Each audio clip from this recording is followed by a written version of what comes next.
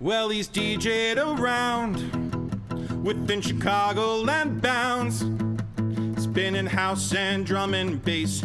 He'll shove some techno inside of your face. He's owned every system since Atari. Admitted Grease Monkey, he's not sorry. He's making Italian cheese stuffed meats and saucy pasta laid out in sheets. That's lasagna, arcade streamer for years. Neo Geo stained with blood, sweat, and tears. And the Hong Kong Sega Blast City entertains a 17-pound kitty. Yeah, Egon and DJ Psycho in one, hacking everything just for fun. Psycho will take it apart and make it greater. He'll engineer your whole network. He's no mere administrator with the DNA of Warsaw and Krakow. He's on the south side of Chinatown now. If you got a high score, look out from below, cause oh no, oh no, oh no, here comes the DJ Psycho. Ow now, ow now, ow now, here comes the DJ Psycho. Oh no, oh no, oh no, here comes the DJ Psycho. M1. Good evening, ladies and gentlemen. It's a new year. It's officially 2023.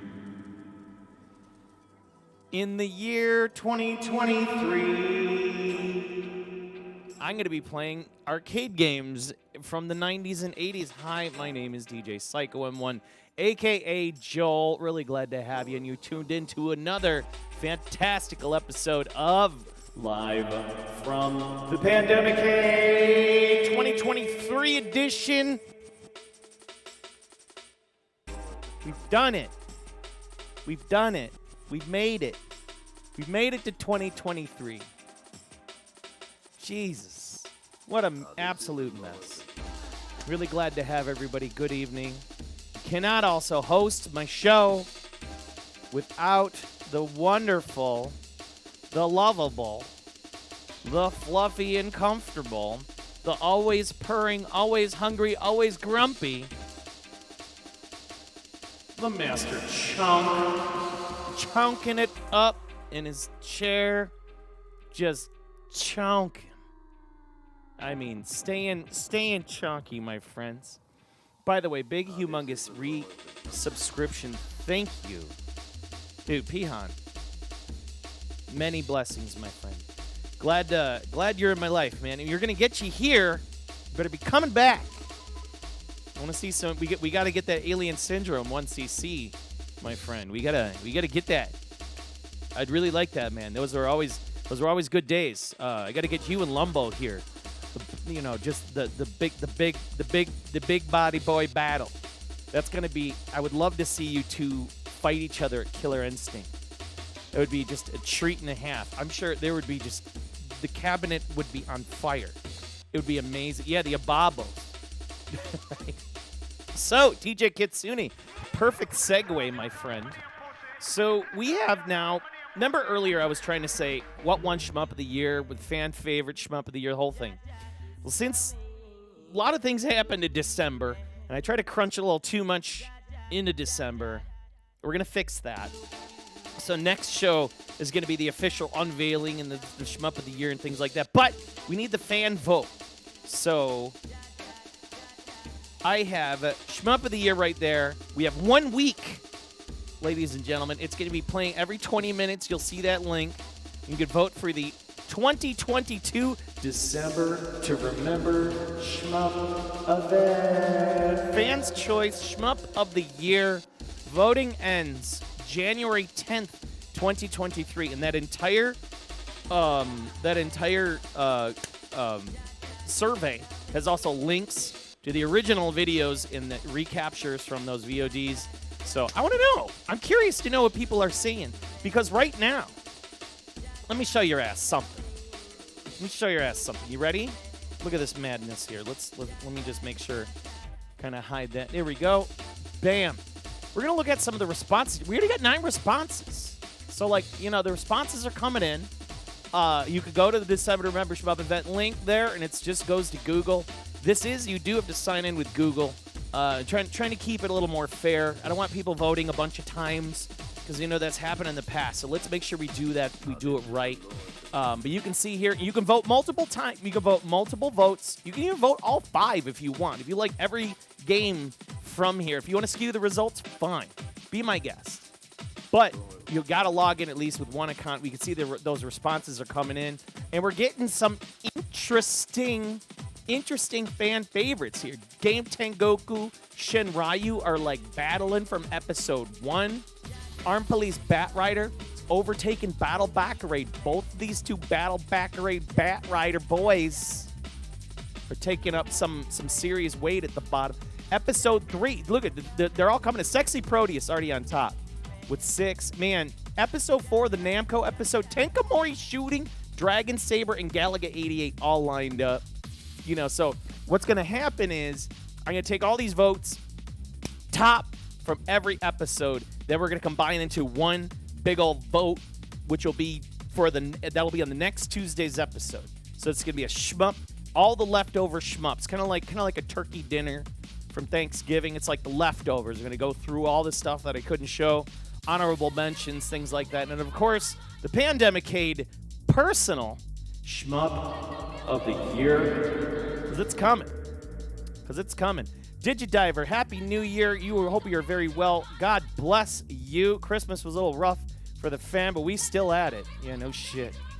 I bought a Raspberry Pi Pico, learning electronic things. Hell yeah, may make a homebrew something. Good for you. Hell yeah, man. Homebrew console too. You don't know. One day at a time. Did your votes? Aquos gets his votes in. Zion Farm. Let's take a look a little bit further here. Fan favorites, episode 6. Mushihime-sama and Dodon Paki is leading the top. And then, of course, for the Toll Plan Day, Twin Cobra Truxton, Fire Shark, Batsugun. Batsugun, I think, is going to win straight up. I mean, come on, you can't go wrong. It's like the top of all Toll Plan tops, but you never know. So this is going to be interesting to see. I mean, since we started looking, 14 responses, we got 5 responses there. So I'm really excited to see what transpires from that, I know I'm trying to do what we can, but we're fitting it in. We're going to get it wrapped up. We got a lot of time in the next couple of months, hopefully, with this winter. Hopefully we actually get some snow around here in Chicagoland. At least we get some of the cold weather. Keep me inside, keep me productive and busy on these streams, man, because, man, I got to get my ass off the couch. I played too many games this holiday season. I played nothing but Call of Duty. I just want to say I beat Call of Duty. I got 150. What is 150 level? 150 rank. I'm like prestige top. I have everything. I beat Call of Duty. I'm done with it. So now I'm on Bloodstained, Ritual of the Night. I never played that game, and holy shit, Bloodstained is amazing. I feel stupid for not getting it back in 2019. I feel stupid. The game is so good. It was on sale. It was on sale on Xbox Live for like $15. And like 12 hours later, I'm still playing it. And it's been like 3 days since I bought it, so it's pretty good. Super worth it. Considering the pandemic is nearly over here, I thought about renaming Pandemicade to the Chonk Arcade. That's a good question, Crazy 88. That is a great question. I don't know about that one. I kind of like the Pandemicade because this was built. The house was built during the pandemic. We'll see what happens. PM Collector Boy Unity creates the retro games, but not the modern games. Right. He backed out on that Kickstarter and played through it in Steam a while back. Cool game. You have to check out Bloodstained. Yeah, if you like Castlevania Symphony of the Night, you'll definitely love it. Oh my god, and you know what? I forgot. This keeps happening. It's official. We're flanked by chunks. We have 2 chunks now. This one won't go away. Won't leave me alone. I come into the arcade, he's here. What does that say? He wants to be a part. So, for those that don't know, this right here, this what looks like a ham is the Chairman Chunk. Chairman Chunk in the house on one side, Egon on the opposite side over here. I can't believe what's going on. Plandemic. Oh my God, you never know. You have Hammer and Harry on main, but never played. The adore me, the Chairman. Yeah, the Chairman is becoming a thing. He's becoming a thing around here. So today we also have the 2022 year in review, where it's a compressed chunk of pictures and video and stuff that we're going to go over. Projects, gets, things that we built, stuff we worked on, things that we purchased, places we went, you name it. You know, things that I covered on previous shows. So this is going to be really cool. We'll probably do that after the second game. So we're going to kick off the first game with Hammer and Harry by IREM. I mean, come on. How can you go wrong? I was feeling like, you know, I was feeling kind of quirky today. So we got some quirky games. We got some fun quirky games. We only got about 3 or 4 games here today. But we got some heaters. And I'm gonna tell you first and foremost what we got. We got Hammer and Harry. We're gonna play some Fantasy Zone. How about some Rampart by Atari? And lastly, a game we have not played on the channel that was acquired back in 2022. A new PCB for tonight. It is Strider 2. Strider 2 by Capcom on the ZN platform. We're going to be playing through that. So we're going to be camped out in the Blast City, flanked by chunks. I couldn't, with my community and everybody, I couldn't think of a better spent evening. It is like literally Silent Hill outside with the amount of fog we got. So it's like a perfect, eerie, cool night to play some video games. You feeling me? Cold Clips in the house. Never heard of this game, Hammer and Harry? Marcus, you're about to see, because this game is great. If you've not heard of Strider 2, it's pretty dope. There was a Strider 2. There sure was. There sure was a Strider 2, and it was made by Capcom. And in fact, it has the same sprites from Marvel vs. Capcom 2 in a 3D environment. It was on PlayStation. So it's after they fired the original guy from Strider, they decided to make their own 3D Strider 2 just to let them know. You know what I mean? So it's a thing. What were they thinking of when they made the Western box art for Strider? Who knows? It's probably the same thing they were thinking of when they made the box art for Mega Man. The Western box art for Mega Man. And it was horrible. Horrible. Because remember Mega Man had a gun? And we're like, wait a second, where's his arm cannon? That was, I don't know. That was psychedelic, if you ask me. I don't know. Captain D! Captain D. Play some. I'll give you about 6 credits at this game. This game's amazing. Every time I kind of come back to it, I was thinking to myself, I'm like, man, I want to play like a good platform fun game. Here it is. Hammer and Harry. Here's your dude, right? He comes out of his house. I was like, this is great. And these dudes come along. They just wreck his shit. And he's like, hey. Dandy! And then he's like, I'm going to go beat his ass. Beat some ass. Actually, a Capcom thing. That's why Mega Man, Street Fighter X Tekken. Yeah, that's... Well, Capcom kind of owned that. You know, they kind of wanted to own that. You see a lot of UK... Oh, my God. The UK art is... Some of the UK arts are pretty bad, too. One thing I like, I find funny about UK art is, like, stuff in the UK, art-wise, has, like, a shine to it. And everything has, like, big googly eyes. I don't know what it is. Like, I notice, like, even that with, like, games like no, you're not throwing that at me. Like, everything has big googly eyes. Like, I think of, like, rare games, things like that. Gex, all that. There. So you got a very, very versatile hammer. Because it's hammer time. And they'll be like, bam, bam, bust his ass. There we go. Safety first. 0 today. Let's keep going.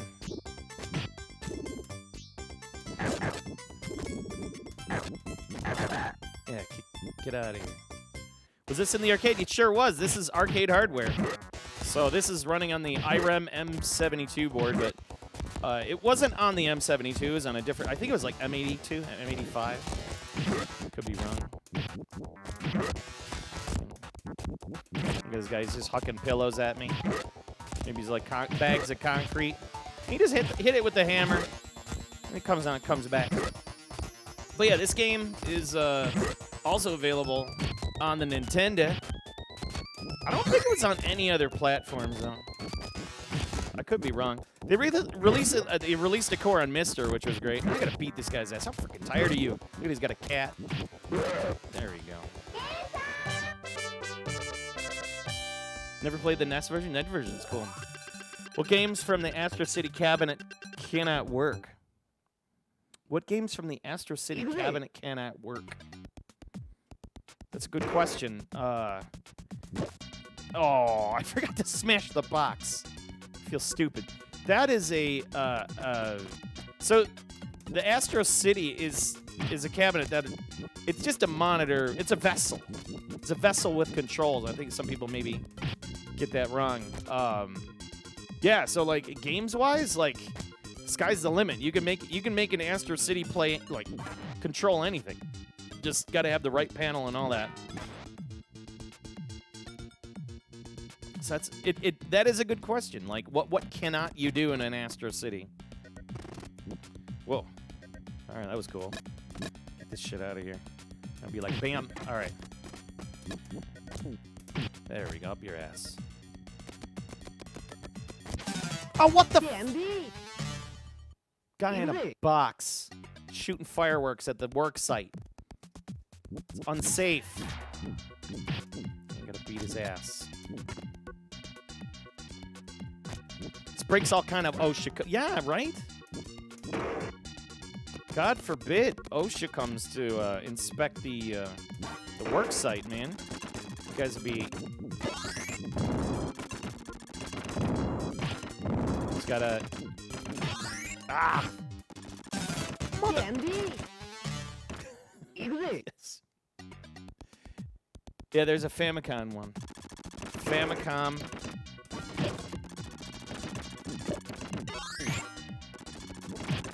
Oh, see, I don't have to worry about that. It's got a bam. All right, I gotta slow it down, man. Yeah, see, I'm going too fast. Going too fast here.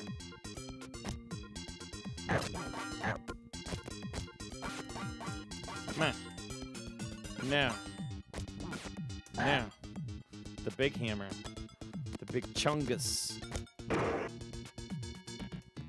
Let's get out of here. Let's keep moving. Jesus. Guys on riding jackhammers, jumping through windows. What's wrong with this work site? All right, then we got the bigger hammer. Yeah, gotta watch out for these guys. Jesus.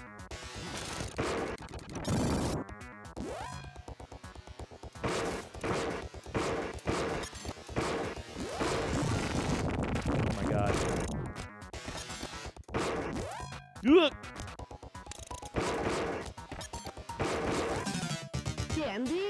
Getting greedy. Got greedy. Worksite must be run by Tim the Toolman Taylor. Glad you don't work in construction. Guy in a box must be Solid Snake. Yeah, always running around in a little box. That's a game I need to come back to again. Good old. I would love to play Metal Gear Solid 4 again. I just don't have a PS3 anymore. And I know, like, the emulation for PS3 apparently was, like, perfected. They made an announcement, like, right before Christmas that it officially runs all, like, 100% games, the recent PS3 emu, or whatever it is. Son of a... I guess I can only do 2. I've used tools on my net. Never needed a big comical wooden mallet for anything. Well, that's what this is about. Oh! So if I stand up, I die. Jiff Tannen. Like Biff Tannen. Butthead. Welcome. I, in fact, like to quote from time to time The good old Back to the Future reference. Hoverboards don't work on water unless you have power. Where we're going, we don't need roads, etc., etc. Welcome to the channel.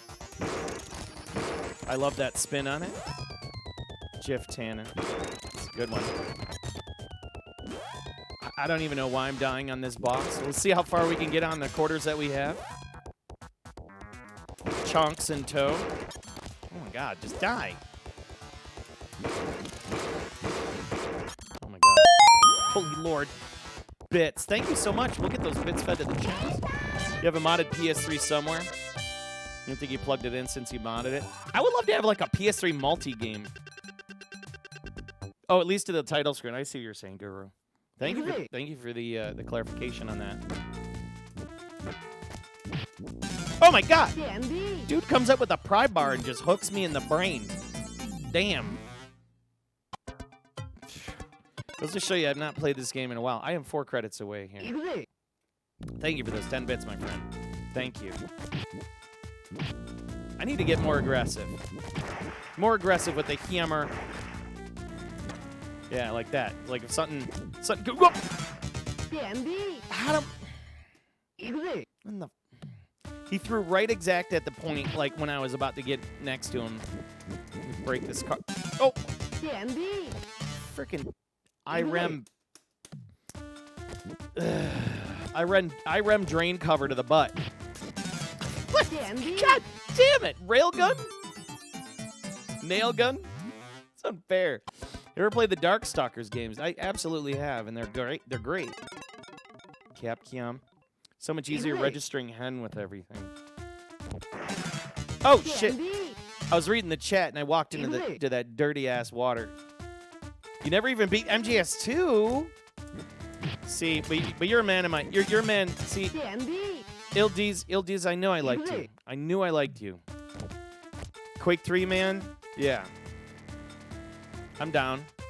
Sucked into Quake 3. That was when like Quake 3 was the hottest. God damn! I gotta hit the thing. I feel horrible. The last time I played this, like I was cooking through it, like it was nobody's business. But now I'm just failing miserably. Yeah, Quake 3 and Quake 3 and Unreal Tournament was real, man. That was top tier. Cause that's when I was doing like LAN party shit, and I was doing like a lot of the stuff with like, you know, we do like the overnights and stuff in hotels and the big damn it, the big game parties and things. I miss those days, the LAN days, man. Counter-Strike, you know. Unreal Tournament, 2003 though. Why am I having trouble with this? Why am I having trouble with this game? This can't be. He's like, can be. Like you smash it and it all comes apart. I feel so stupid. I'm getting shot in the face, man. I'm getting shot in the face by a guy that gets out of his car. He's got a bunch of stolen IREM boxes from the work site. You thief. All right. Got it. And then this one, bam. And then, all right, got it. Oh, Jesus. Those hooks. It's tricky if you don't know what to do. Oh, my God. It didn't let me do the running jump. Son of a bitch. Oh, shit. Get out of here. There we go. I get to beat this guy's ass. The cat shirt. No! He threw a tire at me. You miss LAN parties also. Yeah. Me too. Ever play Command & Conquer? Absolutely. You guys are going to get 5 more credits out of me because I need to come back. I need to beat this asshole with the cat shirt. Get this out of here. I heavily miss like LAN party days, man. Okay, so I can't. I thought maybe I could keep swinging the hammer and I would kick the tire back, but no. The tire has spikes in it. It's dirty. Yeah, we're just gonna do this. Just gonna keep doing this. Just gonna keep doing this. This scumbag. Oh, you can jump on the tire. No one would think to jump on the tire. We're gonna bust in here. We got these guys in here. These dock workers. Like, what are they doing? They're setting up mortars in the warehouse? Like, they're gonna start a fire. It's the most unsafe. It's like what not to do. Give me those pants. I got some pants. Oh, shit. What, I can't jump on top of them? Like Mario? I mean, if I landed on somebody on a forklift, they would definitely collapse their brain.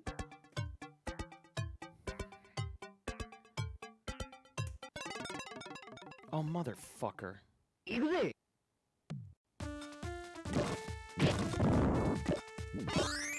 All right. No. You know what? No. You got it. You got me. You're lucky. You're lucky I'm in a good mood right now. You're going to get your damn ninja spirit. First ninja spirit of the new year. Thank you, Hater Shack. God damn it. Ninja spirit. What do we got here? Is this number 3? That's 5, 6, 7. I think I've gotten used to what number it is. It's number 7 on the rotary dial of the fantastic M72 arcade board. Ninja spirit. Ninja spirit. Why do you make me do these things? So I knew somebody would cash it in. You would cash it in, and then this is what I get. This is what I get. I get Ninja Spirit for New Year's. You got it. You cashed in 20,000. 20,000. Oh, that was Mighty Squirrel. Oh, god damn it. Mighty Squirrel. No. No more counter voting. It's 2 days. Missing those days, too. You're always the young little teen of the bunch taking serious hell. Still that run at a big run at Dream Shack. Oh, dude, you went to Dream Shack? That's cool. I'm Dream Shack. Dream Hack. Dream Hack, yes. Dream Hack. That's a huge land. I've always wanted to go to that one. They have that here. They have it here, and my buddy helps run it. And I've been offered to work it, too. And I was like, I kind of do and don't. I would like to do just to see, like, what DreamHack's all about. You know, like, is it, you know, I hear it's better. I hear they treat their staff better. All right, there you go. You got it on PC Engine? Yeah. Have you ever played the arcade game, Crazy 88? It sucks. It's tough. And will beat you up. Nobody expects the Spanish construction. Man, I'm telling you. Yeah, you love this game. MUDs. Oh, my God, MUDs. That's a thing. All right, here we go. Ninja Spirit. You get your 4 credits. 4 credits, my friend. Happy 2023 to you, too.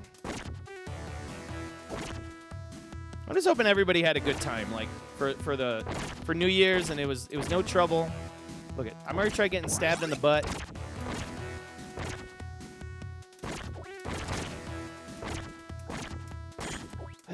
Damn it! Now, meow, meow, meow, meow, meow, meow, meow, meow, meow. Shit. Fucking Ninja Spirit, man.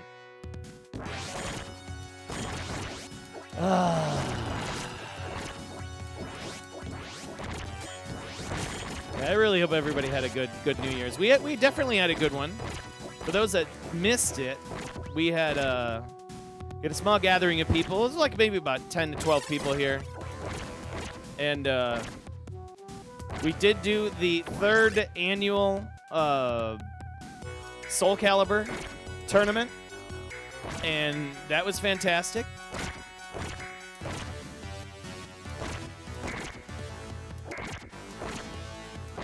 Got so close in so many battles. Everybody had a lot of fun. We had so much food. We had so much food. We had empanadas. We had shrimp, chicken, beef empanadas. We had this custom gourmet mac and cheese from our boy Mac Dynamite, who's a regular in the channel. He showed up for New Year's Eve. We had a whole pat of lasagna. We had custom drinks with like mezcal and all the beer in the world. It was a really great time.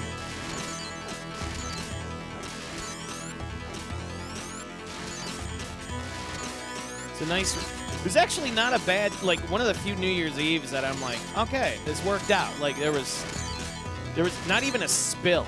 You know, like you get a good New Year's Eve like when there's not a spill, and I think the best out of everything, what makes a good like fun party is when everybody talks to each other. There's not like that one person that hides in the corner, you know? All right.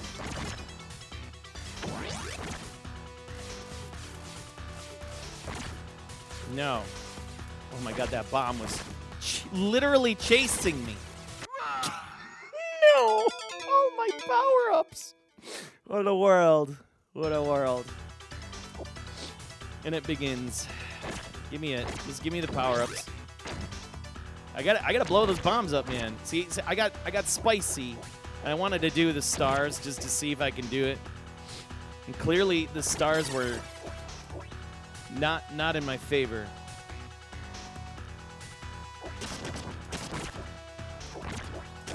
Ghoul FF, what's happening? Welcome to the channel. How you doing? Glad to have you. Thank Ninja Spirit. This game is super dope. I agree with Tech Force Retro. It's a great game. It's really a great game. I think what it is, it's the control. You know, and you got all 4 weapons right off the bat. You can like triple up, quadruple up your weapons, equip. You know, it's like triple your ninjas. You got like everything. Cool power-ups, cool bosses, like just neat stuff going on. You know, Ninja Magic. Everybody likes Ninja Magic. Except when it's used against you. Just keep going. Keep going. We're not stopping this train. Oh, except for that, I do need those power-ups. Oh my god. Give me those power-ups.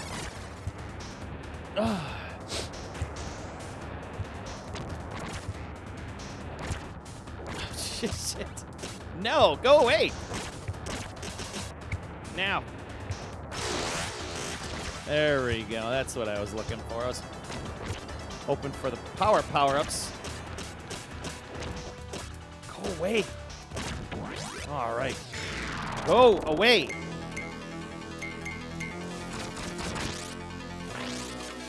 All right.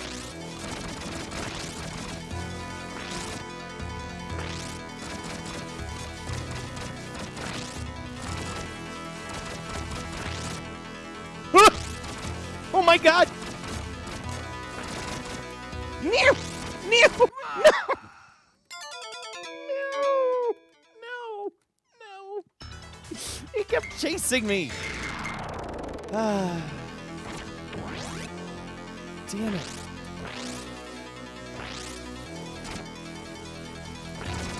Ah! He's the easiest. He is pretty easy. Generally, you know. When he charges you, all I gotta do is jump, and then he'll usually change direction. See? Ah, I feel stupid. Yep. It sucks when you get stuck to the side of the screen, and like the side of the screen dictates, like, there we go, I got a free guy too. It dictates like where you are, and you can't like go left and right. You're eating pretzels. This game blows its wad early. You think so? I don't know, man. 'Cause then you get here. This is the stopping point for most Ninja Spirit.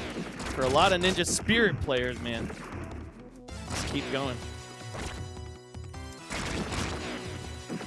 Oh my god.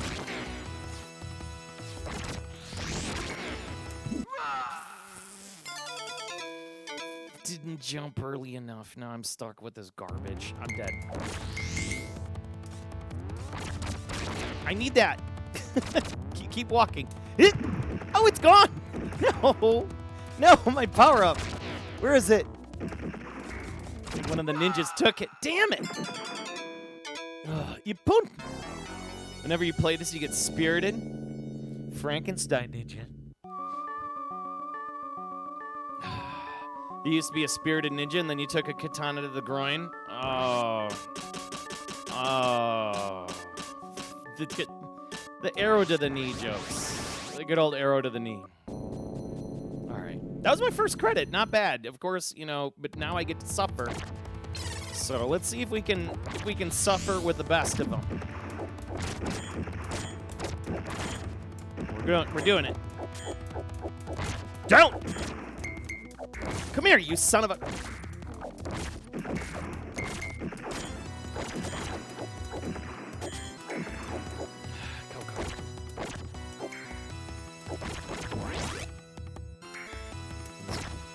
Good, get the hell out of there. Oh, and then this guy shows up. Son of a bitch.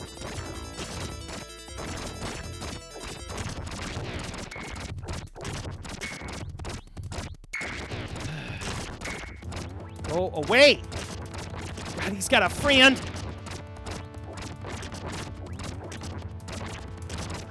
God, he just keeps calling friends! Oh, my nose is running. You just keep calling friends. It's a game of inches. It's a game of inches. Oh, stop. Stop. Okay. No. God damn it. Just let me go.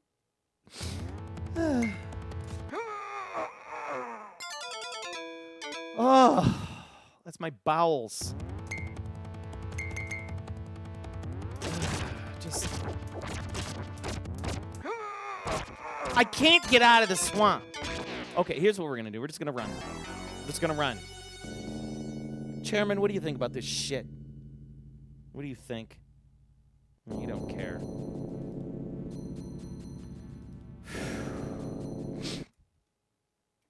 Keep jumping all those guys and use the grappling hook.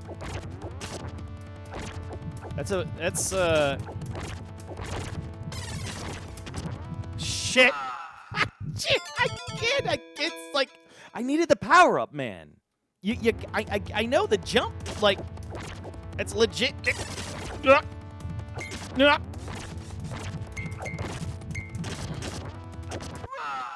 I killed you. Christ's sake. Ugh. Just butts. Butts. This should be just called Butt Spirit. Because this game is nothing but butts. I sliced everything.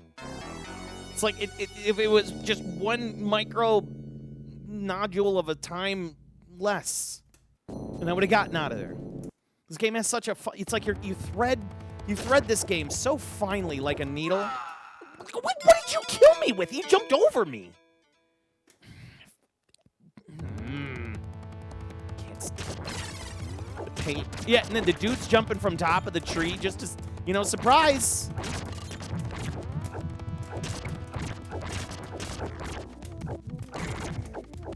Just keep going. Just keep going. All right, we made it to the ninja. I'll take it.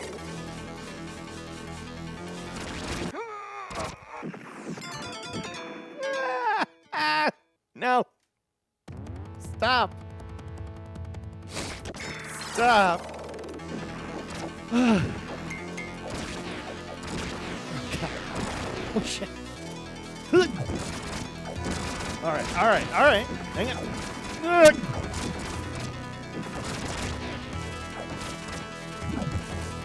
Bomb him. Just bomb him out. Bomb him out. Oh, shit. Why aren't these farmers dying, dude? I'm throwing freaking bombs at them. Yeah. Come on. No. No. Thank you for raising my blood pressure.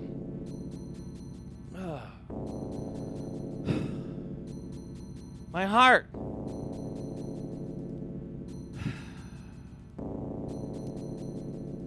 Is there a Ninja Spirit sequel? Well, thank God there isn't. No. This game can go straight to hell. And it follows me into the new year. Just damn it. Ugh. You know what time it is. You know what time it is.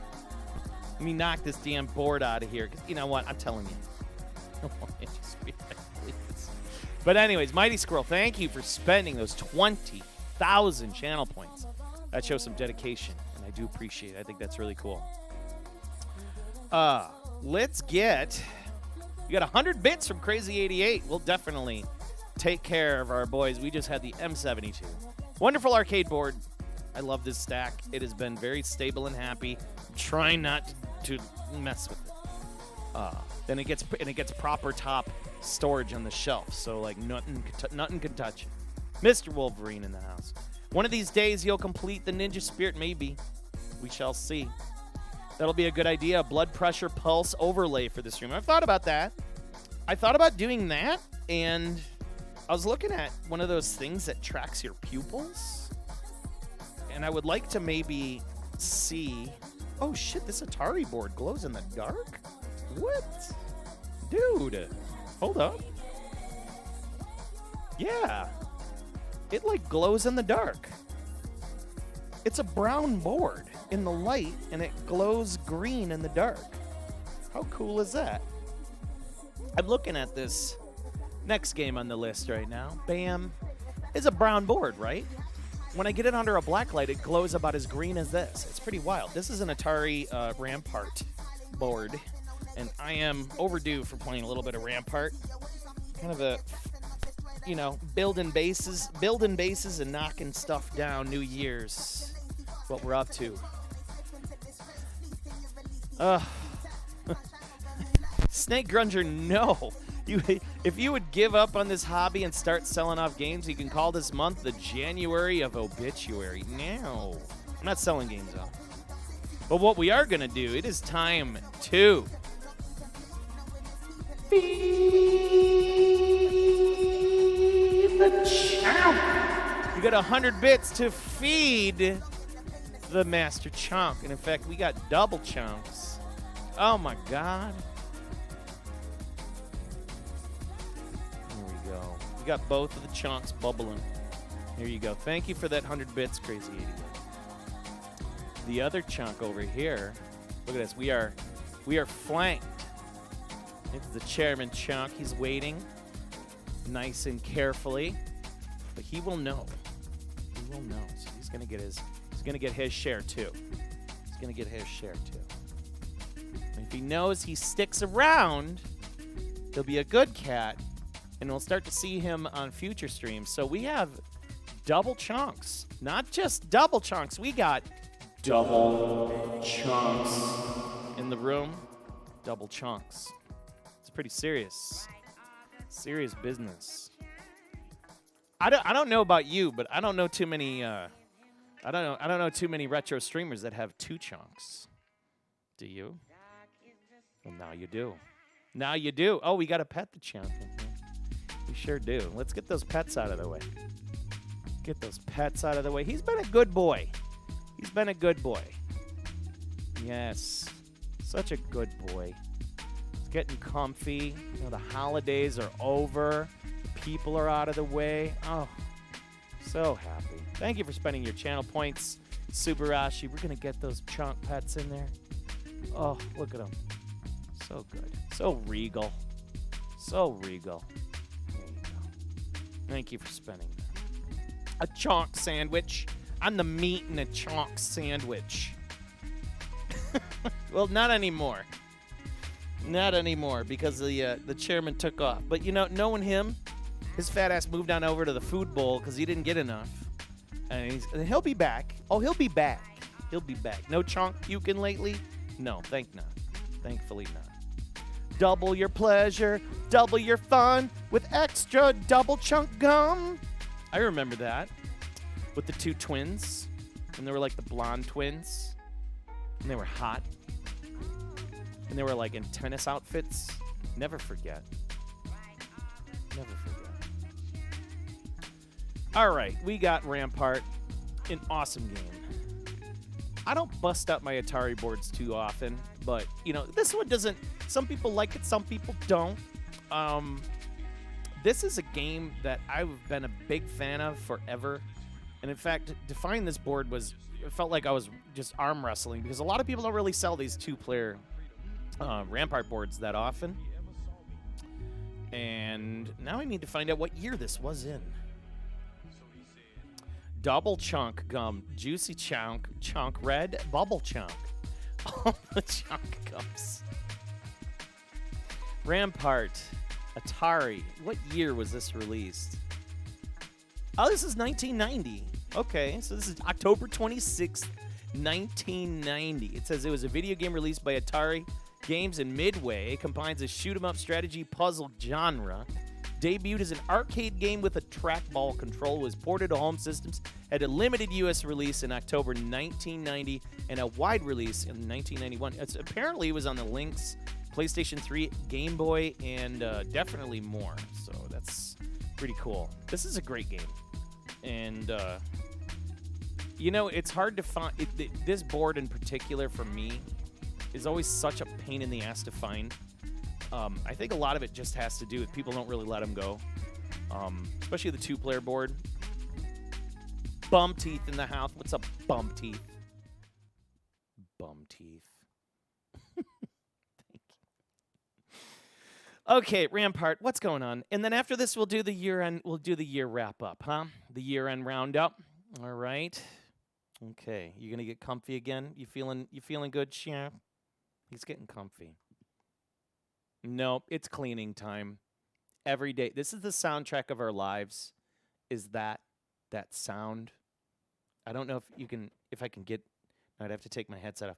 But all you hear is just chonk licking all day, every day. And it could go on for 20 minutes at a time. It's insanity. Chonk licking. Oh, you know what? This is getting cut off real quick. Let me just fix this right quick. My bad. So, hopefully everybody's having themselves a fantastic return to work day. This has been a return to work day for me. And, you know, I'm telling you, we're already thick with business and stuff to do, and everybody's filling in my time on my calendar. You name it. It's a thing. All right, and I think I'm going to shrink this down a hair. There we go. That got a little too big. Okay, we're ready to go. Let's play some frickin' Rampart. What is this game about? What is this game about? Oh, that's right. I have to use the coin mech in this one. All right. Oh, it only says 2 credits. Why will it not take a credit? I wonder why. Interesting. We'll find out. Go. Go, Rampart. There we go. Okay, the test button will reset it. I am learning this now. Yes, Rampart. Yes, very good. Now, it still shows 2 credits. All right, well, maybe that's our free play. Whatever. Okay, so you got two players, 2 sides. You can join forces, or you can be against each other, which is kind of cool. So you can fight each other, or you can fight for the same kingdom, so to say. And what you got to do is you got to protect your castle, and your castle has to remain surrounded at all times. And I also just remembered this game uses a different button setup. I think I have to use the start button to turn stuff. It's really weird. Atari boards were always wired strange. Just strange. Okay, we're going to sit back here. Effing controller. Your dog does that too, except when she's licking her butt. Pity the poor siege engineers once the cannons were invented. Oh my god, yeah.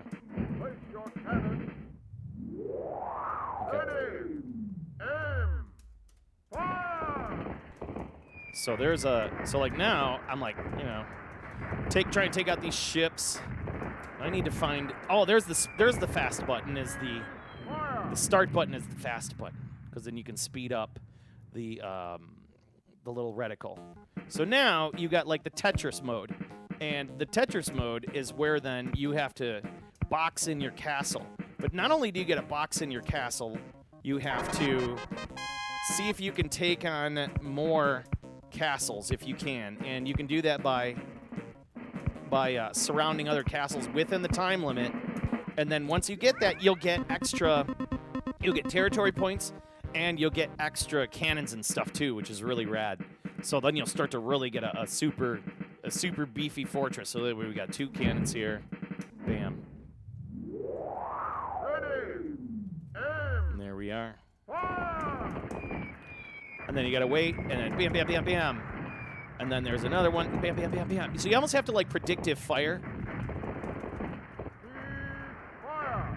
Now, I have fond memories of this game playing in the arcades because it had the trackball. Of course, all the trackball games were always a lot of fun. But when I found out that there was a joystick variant of it, a 2-player, I'm like, I have to find it. I used to have this on Atari Lynx, and I played a lot of it on Atari Lynx.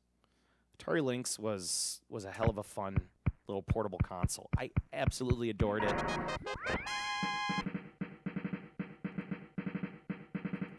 You played this on Midway Arcade Treasures. You didn't know Rampart was on the arcade first, yeah. I wonder if this is on Mister. It is not. No. It is not.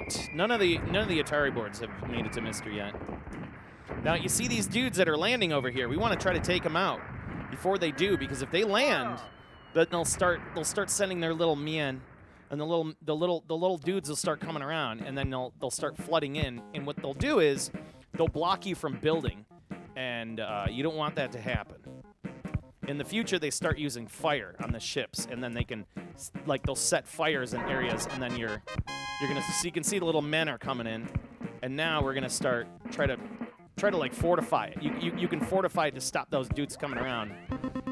And but if they get in an area where you can't build on top of them, whatever you do, which really sucks, you can kill them. But now you gotta deal with all the other ships landing. So try to think of that while you're within the amount of time that you have. So like here, I'm just gonna be like, so they're messing up that castle.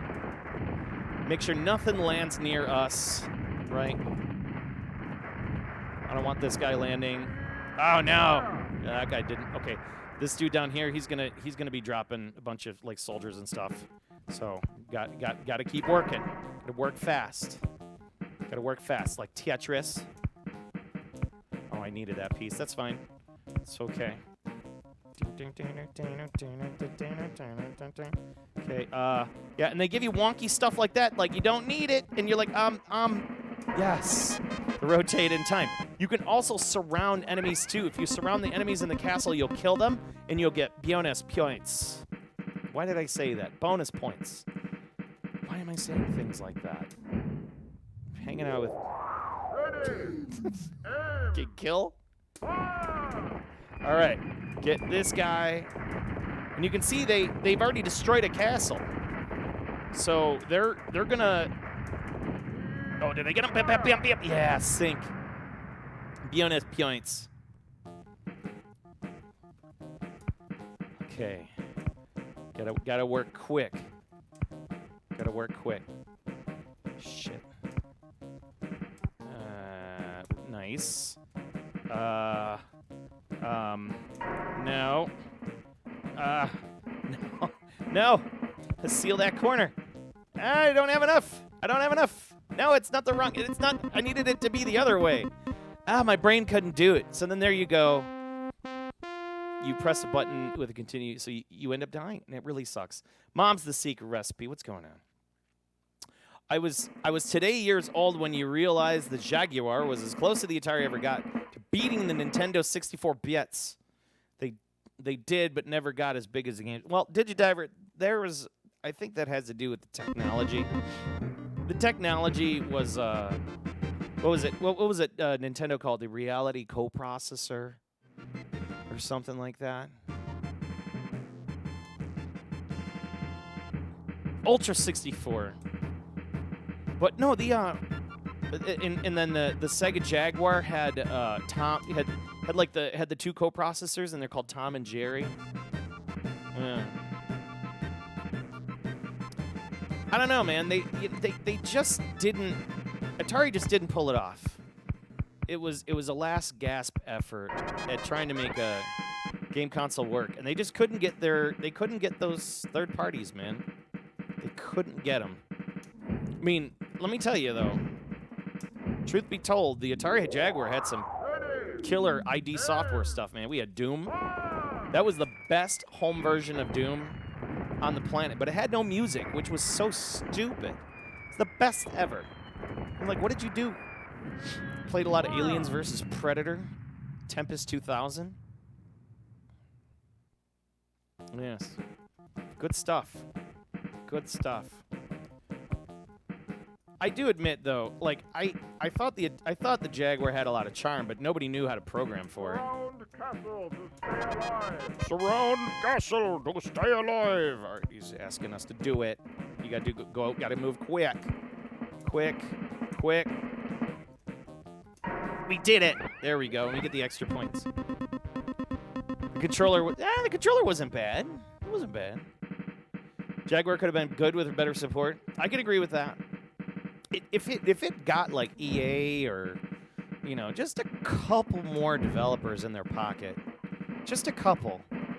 I mean, they really could have done some cool stuff. Oh shit! I forgot. I got indecisive. I lost a placement. I feel stupid. Oh my god.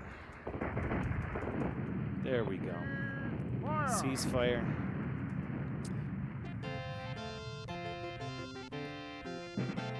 Yeah, I'm disappointed that, like, listen, I'm disappointed that Atari didn't leverage, like, their arcade series of games and stuff like that. They could have landed on so many games and just released them for Atari and got away with it, but they didn't. But also at the time, like, everybody wanted 3D, you know, like 3D this, 3D that. I think that was the bigger problem, was 3D. Okay, let me teach you a little secret. You're gonna put your cannons back here, not on the coast, because you will end up losing them very quickly. And I'll show you why. Because these dudes are gonna start sailing in, right? They're coming in from Tortuga. We gotta knock. We got him. That was awesome. If they start coming in, it gets really, really hard to build on the coast. And then next minute you're realizing you can't do too much. And I always run into times when I can't build, and I always lose a cannon and lose the game very quickly. I kind of do wish the Jaguar, like, just got. I wish they leveraged some of it, because, like, you know, Atari had a sick Batman game. They had like a really cool Batman game, and if they just do arcade accurate ports of stuff, it's like that's all they had to do. People would have beaten a path to their door. You know, maybe add a couple more modes and stuff to it. But no, they want 3D. They want to rush it out the door. It ended up just sucking. Until maybe, like, what was it? What was the name of I'm trying to think of the company that got a hold of it, that made Aliens versus Predator. That was a nice Jaguar port. I like that game a lot. I thought they did a great job with that. Wait, see, and then you got to, like, use these pieces for over here. There you go. This little guy, perfect. Sometimes you got to use those big pieces. You got to move quick. Thank you so much, Def Dread. We're gonna take care of our boys. You know that. Yeah, they did an Indiana Jones game that was sweet as hell. Return of the Jedi. Like, they made some great games. As a kid, you were convinced you needed a Jaguar, a 3DO, a CDI. Oh my God, CDI. CDI was cool to see when you were a kid, and then you realize, like, even I knew the Zelda game was garbage. You know, looking at the Zelda, the first time I saw a Zelda game on CDI, I'm like, no, this doesn't look right. The Mario games didn't look right. They didn't look right either. They looked broken. I'm like, the graphics are. I knew immediately, like, the graphics are too slow. Like, the processor and the CDI, you know, there was an entertainment machine. They were trying to do something way too hardcore with that. You know, like trying to get it in people's homes and trying to sell video disc and shit. Video disc was such a flash in a pan. I lost. Oh, just poor quality games all around. You know, I had a 3DO. But I had like the Gold Star 3DO. And some of my most favorite games on 3DO was I'm not going out like this. I'm not going out like this. We're gonna take this guy. Road Rash, Need for Speed on 3DO was killer. I used to play this wonderful game called Return Fire, but that game was only good when you had 2 players. Return Fire was one of my... I've never laughed so hard than playing that. And then they had a really great... I think it was like a fight night or something, or some sort. EA. It was an EA boxing. And I remember it had Muhammad Ali in it. Muhammad. It was a pretty good boxing game. I remember playing that. I remember it was like cool to see blood for a change in a boxing game, and I was like, oh wow, it's pretty rad. And I thought the graphics were pretty forward. You know. Come on, I need a piece. I need the right. Oh, I need this. I need this. I need this. There we go. Shit. Yeah, the Street Fighter was pretty good, but then you had to buy 2 of the 6-button controllers. So, like, it didn't come with the 6-button controller. You're just stuck with it. It sucked. That sucked. Yeah, no, you're not getting a shit. You're not getting a shore, buddy. No, you're not. Dropping off your homies. No, you're not coming here. Knockout Kings, thank you. Yes, Knockout Kings. Oh my God, Knockout Kings was wonderful. Wonderful. I'm a sucker for a good boxing game. You know. And, I mean, even to this day, in fact, over Christmas break, me and my buddy were playing the UFC game, like with the kids, and just beating the crap out of each other. Great game. I mean, like all the because that's the same crew that made those Knockout Kings, and I like those titles. Those are great games. Great games. Michael, row your boat ashore. Not if I have to say anything about it. Yes. Start wrecking. Oh my God, he almost got to shore. He almost got to shore. Ah, but he's on fire. He's on fire. Didn't it have Butterbean as the boxer? That was, I think, the newer one. But yeah, there was one with Butterbean, and they had like 4 or 5 different characters. Super fun. Coleco 3333, you know what's going on. The Rampart. Rampart's where it's at, man. Rampart's good business. This is a great game. Great game. Once you know Rampart, you know that this is a game for real gamers right here. Simple. You know, think of Tetris. Tetris with like, oh man, look how slow this is. You gotta take this guy out here. Bam bam. Fire 2, and then take this guy. 1, 2. Oh shit, this guy's gonna get to land. No, he won't. Yeah, it's trying to stop him from getting the land with what you got. Okay, we're gonna see if we can branch out here. Branch Davidians. We're dividing. I don't know why I said branch Davidians. I don't know. Texas, Waco, Texas, something like that. Oh, yep, right there. Bam. Oh, God. Oh, he had only 1 piece to go.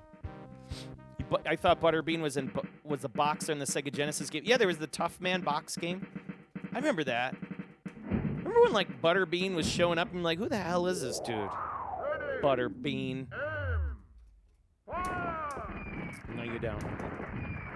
You don't land the short.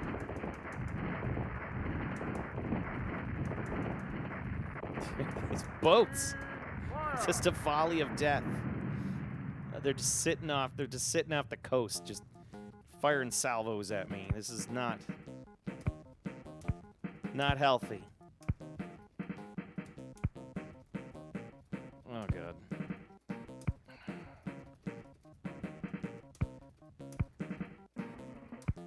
Oh, no. I need the smaller pieces. No. Wait, yes, we did it. We did it the last second. But no places. Oh, we got one place. Oh, 2 places to put a cannon. We're still good. We're still good. It clears up the the extra shrapnel. All right, now we got to deal with these dudes. We have to eliminate this horizon of death. Okay, the black boats are the worst. They're fast.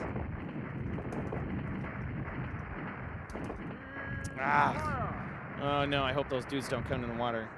I didn't throw enough cannonballs their way. Oh god. Okay. Yeah, and you can see now they're using the fire. So once the fire starts coming in, you can't build on that area, and it stays lit, which is really sucks. All right, I don't know how we're gonna do this here. There we go. See if we can box these suckers in. No. Okay, it's getting serious. Kumigor, what's up? How you doing? Happy 2013, my friend. Gotta take care of these boys right here. These boys right here. Just get wrecked. Alright, then we're gonna take out these dudes. Stop this. Just nobody coming to land here. Oh god, I'm gonna die. Now I need to just build the wall. Build it right now. You can see they're coming. Oh. Did not mean to get political there, but hey. We can laugh about it now, can't we? Oh, shit. No, no! Nope. Oh, I had one area, just that little extra. No. Super fun. You doing well? How about you, man? I'm doing all right. I'm here. You know, I'm existing. I'm doing. Let's just say this. Like, I'm doing better than I was doing last year. Let's just say that. I could definitely say that I'm doing better than I was last year. Right. All right, we're gonna do one more of this because this game's just always fun. This game is a strategy game. Well. It's kind of action. It's kind of strategy. I mean, I don't know. It depends on how you kind of put it. A Zion Farm. You can find one of these boards. I wouldn't spend more than $200 for. It's a 2-button variant of Rampart because there's actually 2 variants of this. There is a 3 joystick. Excuse me. A 3-player variant, and there's a 2-player variant. The 3-player variant has trackballs, right? And the 2-player variant uses joysticks. So if you want to collect this board for yourself, you want the 2-player. Now people do convert them. I'm not about that life. Let's go veteran. That's sleeping. Yes, this is the Chonk sleeping. He's sleeping there. And Def Dread, we're definitely going to make sure we take care of the Chunk after we're done here. He's got home from some bowling. Nice. Digidive, you're going to head out? You have yourself a good evening. Take care some more. You take care, too. Thank you for tuning in and hanging out with us, dude. Happy New Year. You too, man. I appreciate everybody always stopping in, even if it's brief. For a game or 2, thank you so much. You know, support means a lot. Oh, see, look, he made it. He cut when he was supposed to. He waggled when he was zigging. Zigging and waggling. My lord. The zigs. Build it up. You got this great like Tetris-like music going on. I don't know, Zion Farm. Like, it isn't really strategy, so to say. It's like, it's Tetris. It's I don't know. It's like point and click Tetris. It's its own thing. It's its own thing. It's so simple. Simple little Atari arcade game. It, to me, is timeless. I mean, I had this on the Lynx. And the Lynx was awesome because it had the voice, too. So, like, you heard... And I remember my dad always loved this game, too, because he would hear me play. and I would crank the volume just because it would make them laugh. It was one of the few memories I do have of my father and, you know, me playing games. I always just this game in particular. I played so much of it. I mean, it was like in my, you know, like when you had, I don't know if how many of you that old out there that had like a Game Boy, and they had like your Game Boy pouch, and the Game Boy pouch had like the 5 games that you would take with you on, like, you know, on the weekends with your parents, or like, you know, or when you go to your grandma's or something like that. Rampart was always that one game that was like, of the 5 games I'd take with me. You know, it was always in that. It was always in that collection. All right, so we try to keep everything nice and close. Yeah, digitized voices always made it much more fun. You know, because again, we're talking in the 90s when like digital voices were just not that clear in a lot of games. Oh shit, this guy's gonna get off. He's gonna start unloading. Yeah, now you gotta build it up. Build that wall. See, that's where the strategy comes in, like that type of stuff. You know, I guess if you want to call it strategy, you know, you have to think a little. You have to think ahead. You know, you're. Oh no! Oh no! Oh no! Oh no! Wait! Oh my God! So close. At least we walled off we kept our cannons, which is good.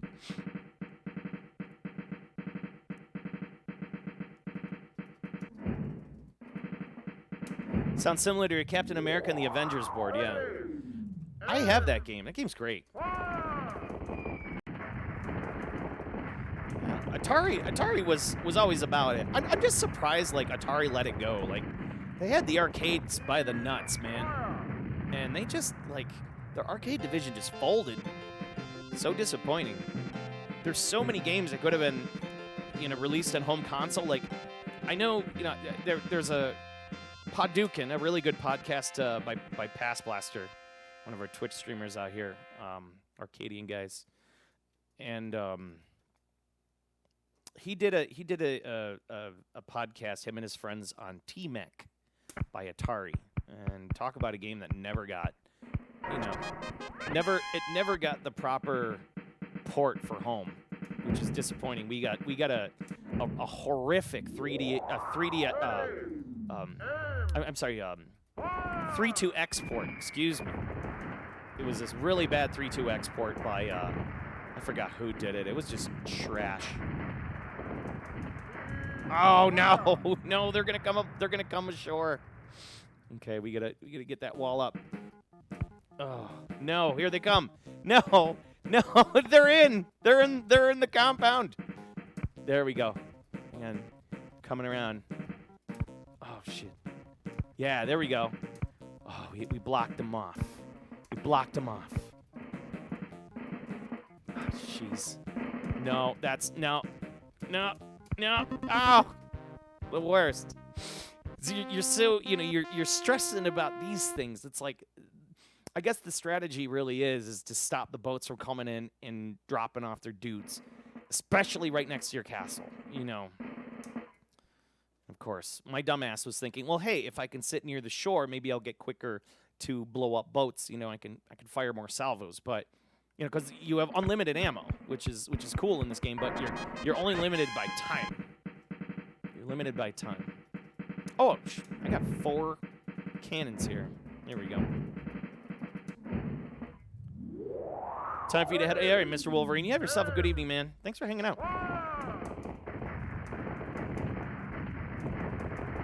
So I'm using the start button because the way that the damn buttons are configured with these Atari boards, I have to use the start button instead of a button that's over here, which would be way more convenient. But Atari didn't know what JAMA was at the time. It just seems like this beginner JAMA. But yes, I'm using that to kind of speed the cursor along. And that's, oh, good, we need this. See, this is where it gets dangerous. Just keep building. You don't have to connect it to your castle. I just put the bricks out because you get extra points when you put bricks out.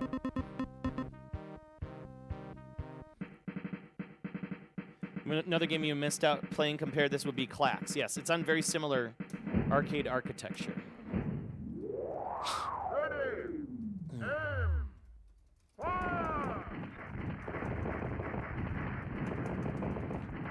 I was like where you just hammer the button. Bam, bam, bam, bam, bam, bam.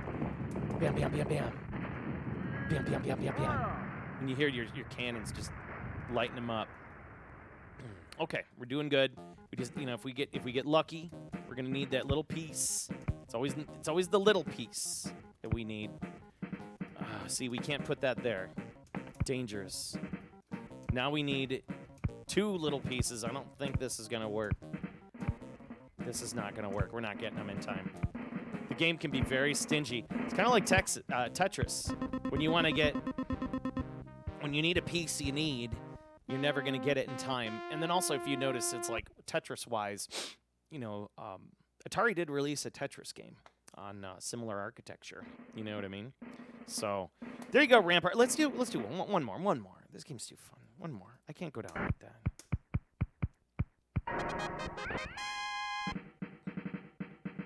Yeah, I was looking at that Freedom Planer game you were playing, Guru. Looks pretty rad.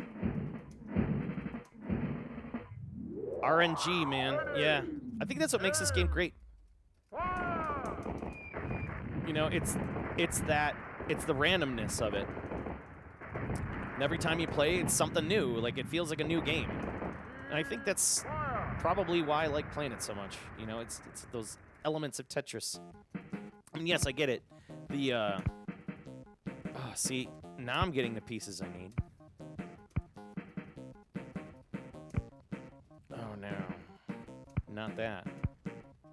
See, now I'm worried. No, wait, yes, that'll work. That'll work. Come on, quickly. Quickly. Oh, I was going to try to get 2 more pieces. See, this is dangerous, because if I build here, this is dangerous, because if I build here, they're going to take out this wall, and it'll be like, you just pockmark the wall, and then you can't get those little single pieces, and it ends you. No, it's all right.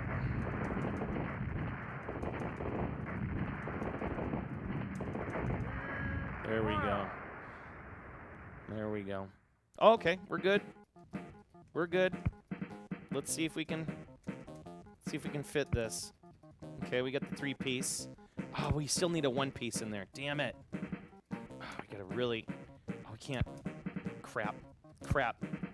I need the single piece. And get the single. The single. I need you over here. Oh shit. Now. Play the DOS version. Oh, it's probably just as good. It's probably just as good. Like, you know what? It's Rampart. Like, it's so simple to play, years to master. I'll tell you one thing. Like, I don't like the trackball version of this because you have to keep rolling to spin your pieces, and like sometimes it just feels like you can't get the piece to where you need it to be. And I have that problem with the trackball version of this. That's why I kind of like the joystick version of it. Other people disagree because then the trackball version, you can target chips a little easier. And I'm like, well, but you can still kind of do that in here. You just have to hold down the start button on a JAMA cabinet to get your speed up, and it fixes your problem. So like you can see I've effortlessly causing some trouble in this game. But yeah, Rampart, it's always a great game. You love the Game Boy card of this is yellow plastic. Not sure why they decided to do it. It's kind of neat. What were some good DOS games I played back in the day? Oh, man. Good DOS games, I would say, like Police Quest. I played a lot of Police Quest. I played a lot of Joe and Mac. Was it Joe and Mac? It's the one where you have the dog and the rabbit, and there was like all the Lucasfilm games were really great. I love playing a lot of the Lucasfilm games, the Scum Engine stuff. Yeah, Jazz Jackrabbit, so good. Oh yeah, Dune, played a lot of Doom too. Oh, you know what? I also liked Panzer General. I was a big fan of Panzer General. I really like that game. Some people, it isn't a very acquired taste. Played a lot of that. I played the original Warcraft. I like that. That was a lot of fun. I mean, yeah. And then I guess you could probably say Command and Conquer. You know, those games were all pretty dope. All the Westwood games were always super cool. You know, TIE Fighter. And then you have to hit the turbo button on the 6633 processor to get it to 66 megahertz so you can speed your computer up. The 4060X2. I remember that with the turbo button. Commander Keen. Yeah, Commander Keen. Return to Castle Wolfenstein. You know, the classics. The classics. The classics. Oh, yeah. Early LAN games, man. Early LAN games. Well, we got 100 bits from Def Dread before we take our break here. And let's make sure we take care of our little man because it is time to feed the chunk. We're going to feed the Master Chunk. He's getting up. He's getting up. He's getting his little scratches going. There we go. There we go. Look what's happening. Look who's just waddling his sausage body in. Look at him. Look who it is. Look who's begging for treats. It's the Chairman Chunk. Chairman Chunk is in the room still. You know, not good enough to hang out with us for the entire stream, but definitely will be there to beg for bits. What a beggar. What a beggar. I'm just waiting for this guy. What is it? Somebody said earlier at the party. He said, I'm just waiting for this guy to come around with like a freaking cell phone, stick it in your face and say, what's your Venmo? Put your Venmo in. That's what he wants. Chairman Chunk. There you go, buddy. Thank you for spending that 100 bits on us. As, of course, anytime you give bits to the channel, we will feed the chunks and make sure that they are healthy and happy and very chunky. Yes, indeed. Yes. So, here's what's going to happen. I'm going to wire up the next board, and then, holy Lord, I better turn that down. I'm going to wire up the next board, and then we're going to go over the 2022 year in review. So we have a lot of video and pictures and all sorts of stuff coming up. So very excited to share all that content with you. Once again, this is Rampart, a really neat little arcade board. It's a very little guy.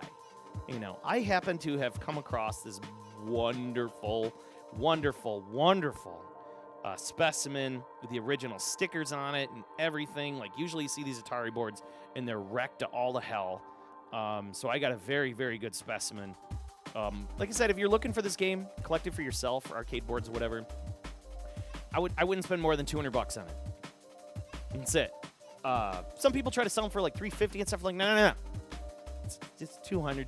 It wouldn't go any higher than that, you know. But it's totally worth it. Rampart is a smaller board you would have expected, given how some of the earlier are huge. Correct, Guru. But there's not a lot to this game. You know what I mean? You have sound ROMs. Look at, there's still unpopulated spots here for adding more memory. So a similar game like this would be Atari's Batman. Was another game that ran off of this. Very similar architecture to Clax. You cannot convert these boards, which is kind of a thing. So like Atari didn't kind of stick with a flat architecture. It did make me wonder though, like, if this was its locked down, you know, Rampart, this board is very indicative of a Rampart board, the whole layout. So I'm always wondering, like, what other versions of Rampart maybe use these extra ROM slots? Or was maybe a prototype with, like, more content out there or something? I always wonder about that. You know what I mean? So anyways, everybody that's been tuned in, you've been tuned in to Live and Direct from the Pandemicade, where we're about to go over our 2022 year in review. I'm going to wire up the next game, which will be Fantasy Zone. I'll try to get a 1cc this guy. But before we get on to that, I'm going to take a break after we get everything just kind of plugged in and running. And then I'm going to take a quick break because I've been chugging water. Trying to rehydrate after the new year. You know how that goes. Give me a second here. Changing games on the board here. There we go. Fantasy Zone. Let me just get this all plugged up here. Fantasy Zone. Ooh, I have to turn that down. Yeah, the Atari boards tend to get a little dark too, so I have to turn up the cabinets to see them. Fantasy Zone. Wow, by Atari, could you imagine? You know, Atari and Sega, and Atari and Nintendo were close to making deals with each other, which blows my mind. And all Atari had to do was just agree to work with Japan, but nobody wanted to work with Japan back in the 80s. I find that really crazy to think that, like, how Americans and Japanese just didn't really work together game-wise. Like, you know, the Japanese was very strict about what they would release and where they would release it and who they would talk to, and their honor system and all that. And then you had, you know, your like American executives, and they just couldn't seem. There's so many times, so many of the game companies together. Like, I mean, Sony and Nintendo, for Christ's sake. Like, that could have been the Nintendo PlayStation. It could have been, right? For everybody that knows the history behind the Super Nintendo and, you know, and Sony and what like that. You know, so like there's so many different cross-ups. They had so many chances. That always make me wonder, you know. In fact, Nintendo even approached Atari to sell Nintendo Entertainment System. But since like the video game crash was going on and stuff, like they just didn't want to do it. It was crazy, you know. All right, so I will be right back. I'm just going to take a real quick break. I'm going to leave you with some music, and then we're going to come back. The 2023 year in review. Lots of good stuff, lots of talk in here. And be excited, because there's some good stuff in here. And I will be right back. Thanks for tuning in. And yeah, give me like about 3 to 5 minutes here. Be right back.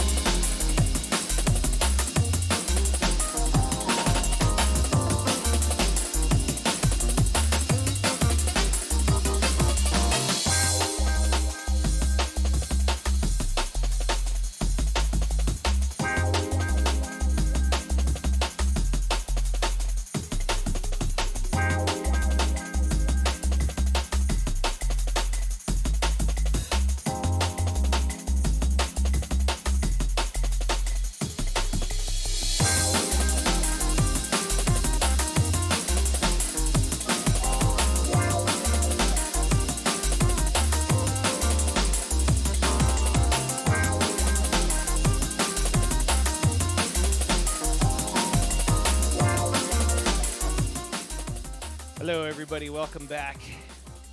That was a good break. I've been down in tons of water. I got this great Fortinet Yeti cup. Oh, from work. Thank you, Fortinet. You gave me a real nice Yeti cup. Not mad at this. Fortinet, they make really nice routers and switches and stuff. And I love that cup. It like keeps everything ultra cold. I'm just like, man, what technology? What great technology. Sick Jazzes, Happy New Year to you too. Hope everybody had a chonky Christmas. Yeah, we did.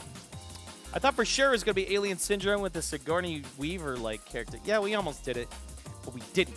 Hot damn, on your 21st place a Missile Command Recharge. It was like total. Do you like that game? Since we were just talking about Atari games. How was that, man? How was that Missile Command Recharge? Oh, shit. What am I doing? We're doing the 2022 year in review. What am I saying? I'm like, where am I going? I'm just like going right into the next game, right? Real quick, don't forget, before we get started, you get the 2022 year in review. But also, don't forget, you're going to see here in the chat, Shmup of the Year, right? This is for fan voting. Vote for the December to Remember Shmup of the Year, Fans Choice, right? Fan Choice vote. So get in on that. Click on that link. It'll bring you to the Googles. And this is a safe link, and you can vote on each one, or you can vote on multiple shmups for each episode. And that's okay, too. You can keep doing that, and we're going to try to keep this vote going through January 10th. The next episode, we're going to tally up all these votes, and we're going to have a live vote for the 2022 Fan Vote Shmup of the Year. Plus, then we'll have my Shmup of the Year, things like that. So we're going to do both. Very exciting. Very excited. So starting in August 2023, it'll be Taito's 70th anniversary by the time you know. Jesus, 70th anniversary. That's insanity. Yeah, company's been around. I mean, you think about how many companies have been around, man. They've been around. Okay, here we are. 2022 Shmup of, what am I saying, Shmup of the Year? I'm like all over the map. Give me a second here. Here's the recap. Got a lot of stuff done. Let me tell you, we were busy in 2022. We were busy in 2022. And, you know, my goal at the beginning of the year started with this exact picture.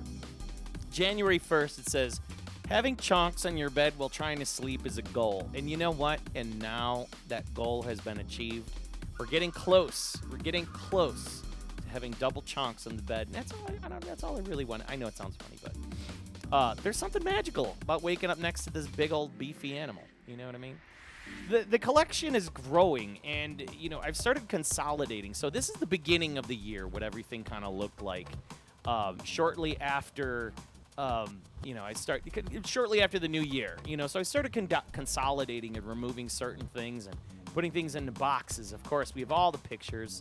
I submitted my fight stick to a design contest, and I keep finding it popping up on the internet. So if you ever see this fight stick, that's mine. I did the Holland Oates fight stick there. So first game of the year, of course. Oh, first game. Deployed of the year, because of course we have the partnership with Prince Arcades in Bolingbrook, Illinois, and there's Jeremy right there. First game that we had in our feature cabinet was In the Hunt, so that was game of January. Really good game. And then also we had some Kelly here playing a game that she hardest found level here. We're playing Paradise Yeah. Lost. I've killed 600 people. She likes He's this killed Paradise 600 Lost people just VR. wrecking motherfuckers in this They're game. like zombies and shit. And look, animated violence is It's strong. just Make murder. sure of that. So, yeah, it was Yeah. fun. She found game before. She liked it. There There you go. Just nothing but murder from Kelly there. Murder. I can't zoom in fast enough. God, I can't get this evil picture off. Now that needs to become a an emoji. We picked up first board of the year. Picked up. I recovered and cleaned this Brave Blade, so it was really cool to find that. Mom's the secret recipe. I killed 600 people. Yes. Thank you, Ildies, for that vote. We found a Brave Blade at the beginning of the year, so I was pretty happy to find that, and I found that real cheap. Next, we started working on the Astro City and kind of getting the monitor squared away. We pulled out a MS9 out of storage, and we get it all tuned up and looking crisp. And so the Astro 2 got its MS9. That is its Hitachi MS9. So it used to have an MS8, and we ended up pulling that guy and mothballing it. And let me tell you, that MS9 looks beyond crisp. It's just bonkers.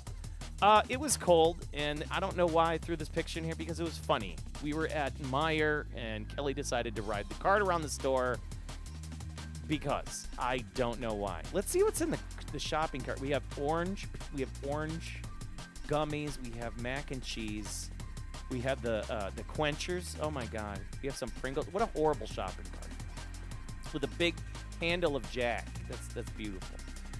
We ended up picking up a NOM 75, and I got this in a deal, in a trade deal, and a Metal Slug too. I got that in a trade deal for a bunch of parts that I traded my Goldie Cap from my Goldie Cap. There's some guy that just reached out to me out of nowhere and is asking what I was doing with certain parts. So we ended up trading up for those cartridges. I thought that was a good deal. I scored a Twinbee Yahoo. This was towards the end of January. So yeah, we've been pretty busy getting all those boards, collected this year. So we got a lot of good gets.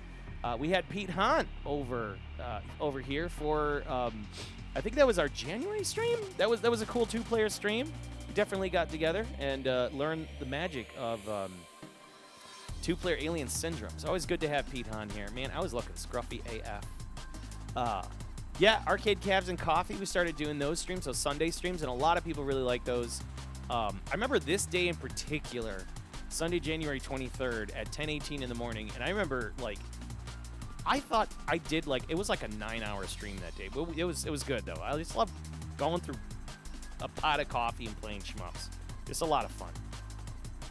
You've seen a Meijer greeter go after an able person using a Metro cart, Motorola cart. Watch out! Oh no. It's also good for kicking the crap out of Giga and Salamander 2 as well. Yes, sir. That picture of Kelly is like a little girl looking back at like a burning house meme. You mean this one? Like, my house is burning. Okay.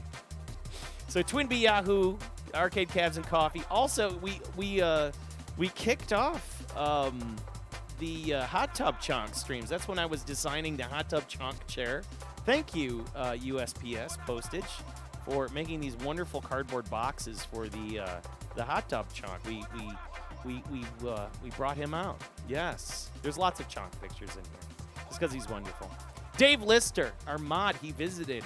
That was a super fun stream. He's actually going to be here at the end of this month too. It'll be good to see him. But Dave Lister, our mod right there, he's a wonderful man. You listen to him. He's a good dude. We went to Galloping Ghost. Of course, we saw the Quake arcade cabinet, which is just ridiculous. A couple other gets that I was monitoring. I was like, I really like 3DG. What do you know? We ended up finding one. Gradius Gopher, Gradius 2. And this is back in January. I was looking again. I was playing these games. You know what I mean? Truxton. Gotta have that Truxton. Ultra X weapons. Good time to visit Galloping Ghost per usual. The Sailor Moon game. Real fun, that Sailor Moon game. Gotta love that art. And crappy, especially this guy. He reminds me of my buddy D. Just a funny guy. Other games that I have been looking at. Valkyrie Dancets. That's on the Namco system too. So I'm actually building a ROM set that is a patched English ROM set for this, and it's an arcade Legend of Zelda game. But it's not Legend of Zelda, but it's just like it, and it's awesome. So we're going to be building the Valkyrie Dancets ROM set very soon. Very, very soon. Another game I was eyeing, Gun Frontier. Well, guess what? That one showed up. And it's just every time I come by, I always take a picture of a game that I'm interested in. I definitely like that. Still, once again, really happy to always see the Radmobile moving. We had the Space Harrier running. Just happy to see this triple threat here. Space Harrier, Radmobile, Afterburner. That's all you need. Full motion cabs. Glorious. Thumbs up. I agree. Bonk's Adventure. I would love to find this PCB. It's impossible to find at any reasonable price, and I just don't even know if... I don't know. It's like, this is the reason why I go to Galloping Ghost, is to play games like this and go, do I want it? Am I going to play it? Nah. Would it be cool to have? Oh, hell yeah. It's a neat arcade game. Yes, I said that, arcade. It's not PC Engine. It's not TurboGrafx 16. It is arcade. Kaneko made that. So, it's pretty interesting. Let's see. What else did we look at? Oh, of course. We played some Darius Burst EX. Wonderful. Saw an elevator action invasion cabinet this year. Pretty cool to see. You don't see this thing too often, and it's neat because it has these doors that open and close, and it's a gun game, kind of like Time Crisis, but the doors open and close. So it's like, it's not elevator. It's really interesting how they did that. We also played on I've never seen this before, a Mock Storm. Got a chance to play a Mock Storm. You thought it was called EA Death Parade. Yeah, something like that. Right. It's probably the Japanese name for it. Because look at it. Yeah, the other one's just called Invasion with real dumb text on it. It's like they Americanized it, so whatever. But Mock Storm is cool. I'm a big fan of Ace Combat. So to see the version of Ace Combat running in, one of those big old domes is really cool. Just a great game. Neat to play. Kelly lost her mind when I showed her there was a Luigi's Mansion arcade game with, like, the suckers and all the things. Really enjoyed that, of course. It was a good time. And, of course, you cannot get mad at the world's largest Pac-Man / Galaga. Where's my music? Where did my music go? Do we got music? Oh, no, it's just slowly creeping on in here. There it goes. Let's just fast forward a little bit. Intro's taking way too long, dude. There we go. Very nice. Now we got some music. So, world's largest Pac-Man, of course, is great. And per usual, we had this absolutely absurd stream of Neo Turf Masters at the end of the night. Good times, of course, with our mod Dave Lister. Always great to see him. And once again, he'll be back. And looking forward to seeing him back. In fact, towards the end of this month, we'll probably end up having a stream with him on board as well. So, should be fun. Then we picked up another board for February. We picked some Toll Plant goodness, some Demon's World. This board I ended up getting for $70, and it was in an operator stash, and it was just covered with spider webs and eggs, and I was able to clean it up and make it super duper nice and neat, and it just looks great. I mean, the board looks great, everything. And on top of it, it even had a real cool marquee that I got out of it too. A really neat mod came out for the Neo Geo called the Eye of the Typhoon. Actually, it's not a mod. It's a unreleased prototype game. It was like, I don't know if it was like a mod or a game that somebody developed, but that game's really cool. Eye of the Typhoon. It's like a fighting game with all sorts of wonky weirdness in it. Worth checking out. Then we're in February. So February, Prince Arcades, of course, we're working on. We got a new monitor in my feature cabinet, so that was kind of nice to get that all tuned up. And the feature cabinet game for the month of February was Monster Maulers. So that was a real big crowd pleaser. A lot of people like Monster Maulers a lot. Famous Sega picture with Chonk in it. We took this one this year, so I'm actually thinking about making some stickers out of this. So would anybody be interested in a Blast City cutout of the Blast City cutout with Chonk on it?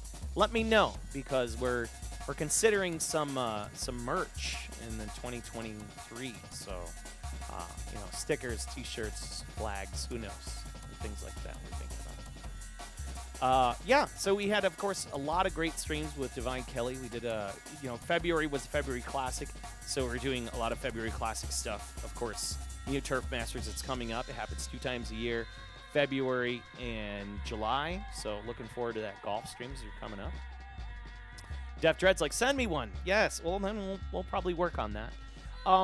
This was cool. I was working with that guy in China before it got to Arcade Projects, and he was talking about these SSV ROM boards, and he shipped me a couple for messing around with. The ones that had Visara and Visara 2 on it, the one board, and then the other one that had Ultra X weapons and Change Airblade, which is a really cool game.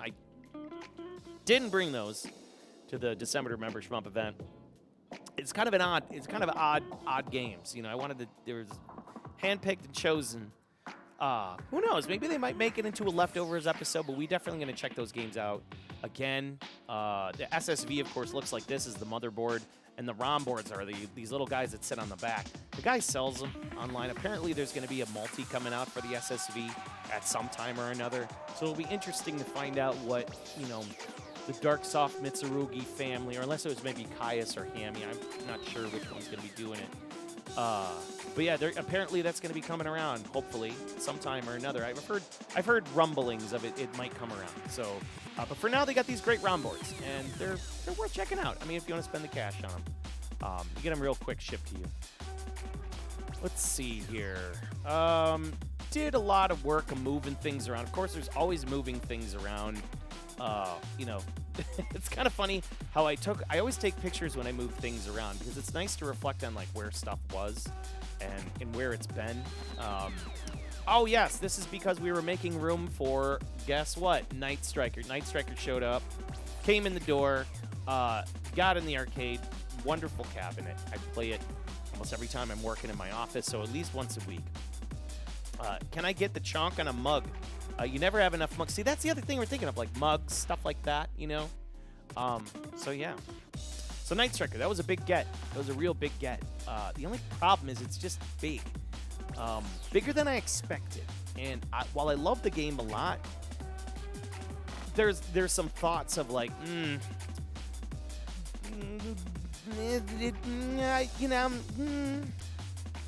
I love the game a lot. I love it. Like, I wish I had more room and space. And I think that's the bigger problem. Because once I got it in the door, I'm like, wow, I love this cabinet to death. But it's a big cabinet. Then we also picked up a Haka Mecha Fighter. This was impossible to find. And there was a guy in Spain that had one for ridiculously cheap price, in great condition, and we got it. And Haka Mecha Fighter was one of those games where it's like one of those weird games where you search the globe. Anything NMK is impossible to find these days. And those boards, just for whatever reason, are just very limited. And whenever you find them, or see them online, they get snapped up right away. So Haka Mecha Fighter was kind of a hard one to get a hold of, but we got it. Of course, it did a bunch of work to Night Strike, from cleaning it up to repairing it, documenting, taking pictures. I mean, I was rewiring it. I've done so much. A little bit of electrical work here and there, polished the shit out of the cabinet. You name it, I did it. I really worked super hard in that cabinet. And even now, it just, day by day, it gets more perfect. So, yeah, a lot of work in that thing. This random chair, I don't know why it's on my mind. And I saw it, and I'm like, I know Kelly was looking at it, and she's like, I like that chair. I don't know if I like it, but it was on my mind today when I was assembling this. We also picked up a Magical Date by Taito, a weird-ass dating puzzle game by Taito, which is just nuts. Super worth it. It was like, I think the guy was selling it for like a paltry $75 with arts. I'm like, why not? I'll take Magical Date. There's like a weird creepo spot in it where you like get to dress your date up, and then at certain points of it, you can take pictures of her. In looking at the arts, the control arts, it shows if you get like a panties shot and stuff, you get like extra bonus points. It's screwy as hell. It's a weird dating game, yeah. New Turf Masters, the February Classic. It's in the house. It happened. It was good times. You can see the arcade was pretty happy. You know, we had the Night Striker room there, and I was trying to find a place where it would fit. And that's a bigger problem. You can see it's just kind of this monolith in the room. It's like we have these colorful, beautiful candy cabs, and then you have the monolith. The Night Striker is just, it's so dark. It's just this big black monolith that just is there, and you can't help to just not see it, you know. Next board of Get that we got in it for the month of February, found a Fire Shark. Fire Shark, I think I got from a guy in Texas, and it was in a deal with a bunch of boards that I repaired. I built him a multi, so I got a real great deal in that Fire Shark. Really happy to add that one in the collection. Fire Shark, cannot go wrong. Toe Plan Classic, hands down, always great. We played that on the the 7th episode of the December to Remember Shmup event. Don't forget to vote on that, right? Oh my God, the Neo Turf Masters February Classic continued. All of our goofy photos from us playing Neo Turf Masters, of course, we're going to throw those in.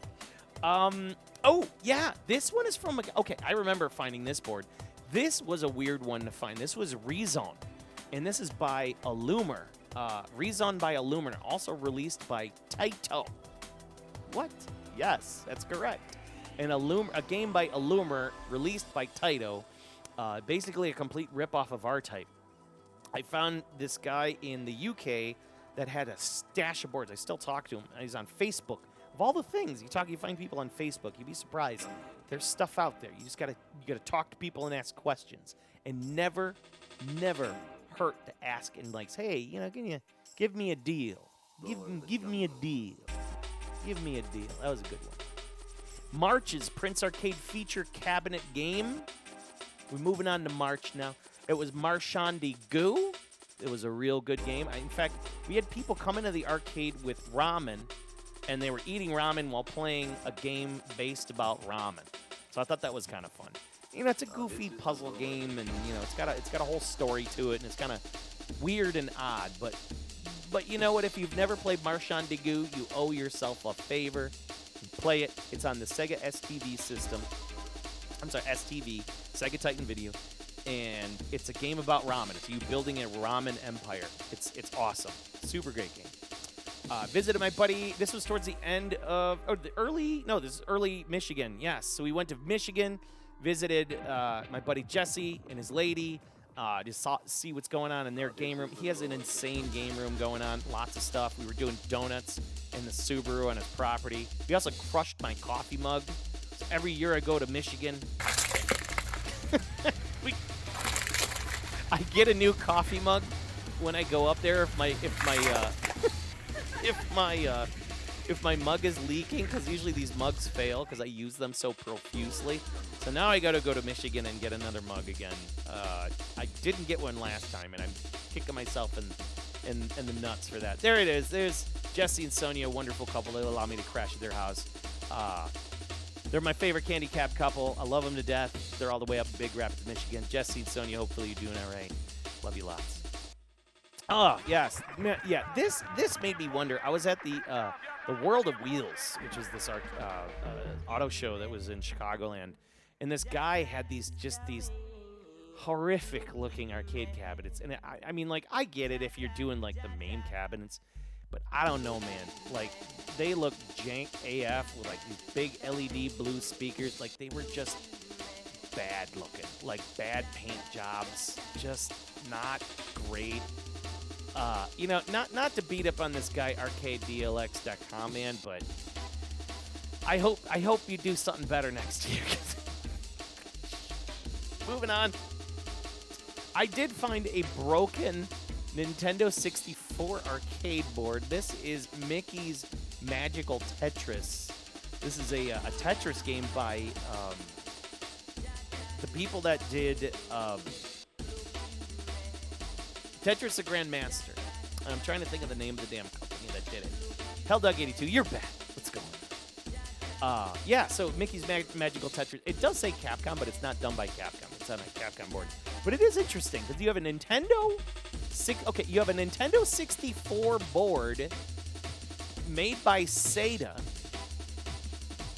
with Capcom branding, and the game is not Capcom. So it's like 4 companies involved. It's so many different companies involved in making of that. That board does work, and I want to play it more, but it overheats quickly. So I have to figure out why and solve it. So I'm going to fix that board. It's on my list of stuff to figure out why it just decides to overheat and stop working. Oh my God, yes, the heart of my cabinet, the Irken Labs Jamifier. So this was the first big failure I've had in over 4 years. And the Jamifier that was in this cabinet, this is the heart piece of equipment that runs my cabinet on a regular basis. And it's a JAMA to JVS I/O. My cabinet has JVS in it, and it ended up cooking off. And it was just a bad day. Never forget. Never forget. So that was a thing. I remember the Jam-A-Fire cooked off. So we had our first like arcade fire this year, and it wasn't too great. And I had to. Luckily, the guy from Irken Labs, he makes this guy. His name is Invader Zim of Irken Labs. I'm not joking. And he sells these wonderful pieces of equipment. In fact, I have 2 of them now. I have one in here and I have a backup. But wonderful pieces of equipment. They allow me to split my video and audio and my control very nicely and power everything. So they just wonderful pieces of equipment. And this is not a testament to their failure or anything. These are like very early units and stuff like that. So he's gotten a lot better. He's enhanced all of them. So there you go. Middle of March, we got a chance to visit the Lick Arcade himself. My main man Chris out there in Pennsylvania, in the Coal Hills of Pennsylvania, allowed me into his home to see what his arcade looked like before he even did it. And you could see how ridiculous this looks. Just a wonderful human being. We had beers. We drove out in the middle of nowhere. He showed me Robert Cop. He collects these ridiculous toys. He had like that.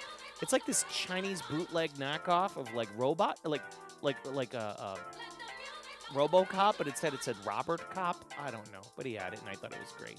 We had some great beers at K-Town Pub and Tap House and Barbecue. I don't know where the hell this was. It was in the middle of nowhere. Like, nowhere. Something blew up. Yeah, something blew up, dude. Something blew... Oh, these chairs you're talking about? Yeah, some patio furniture. He does have this sweet Arkanoid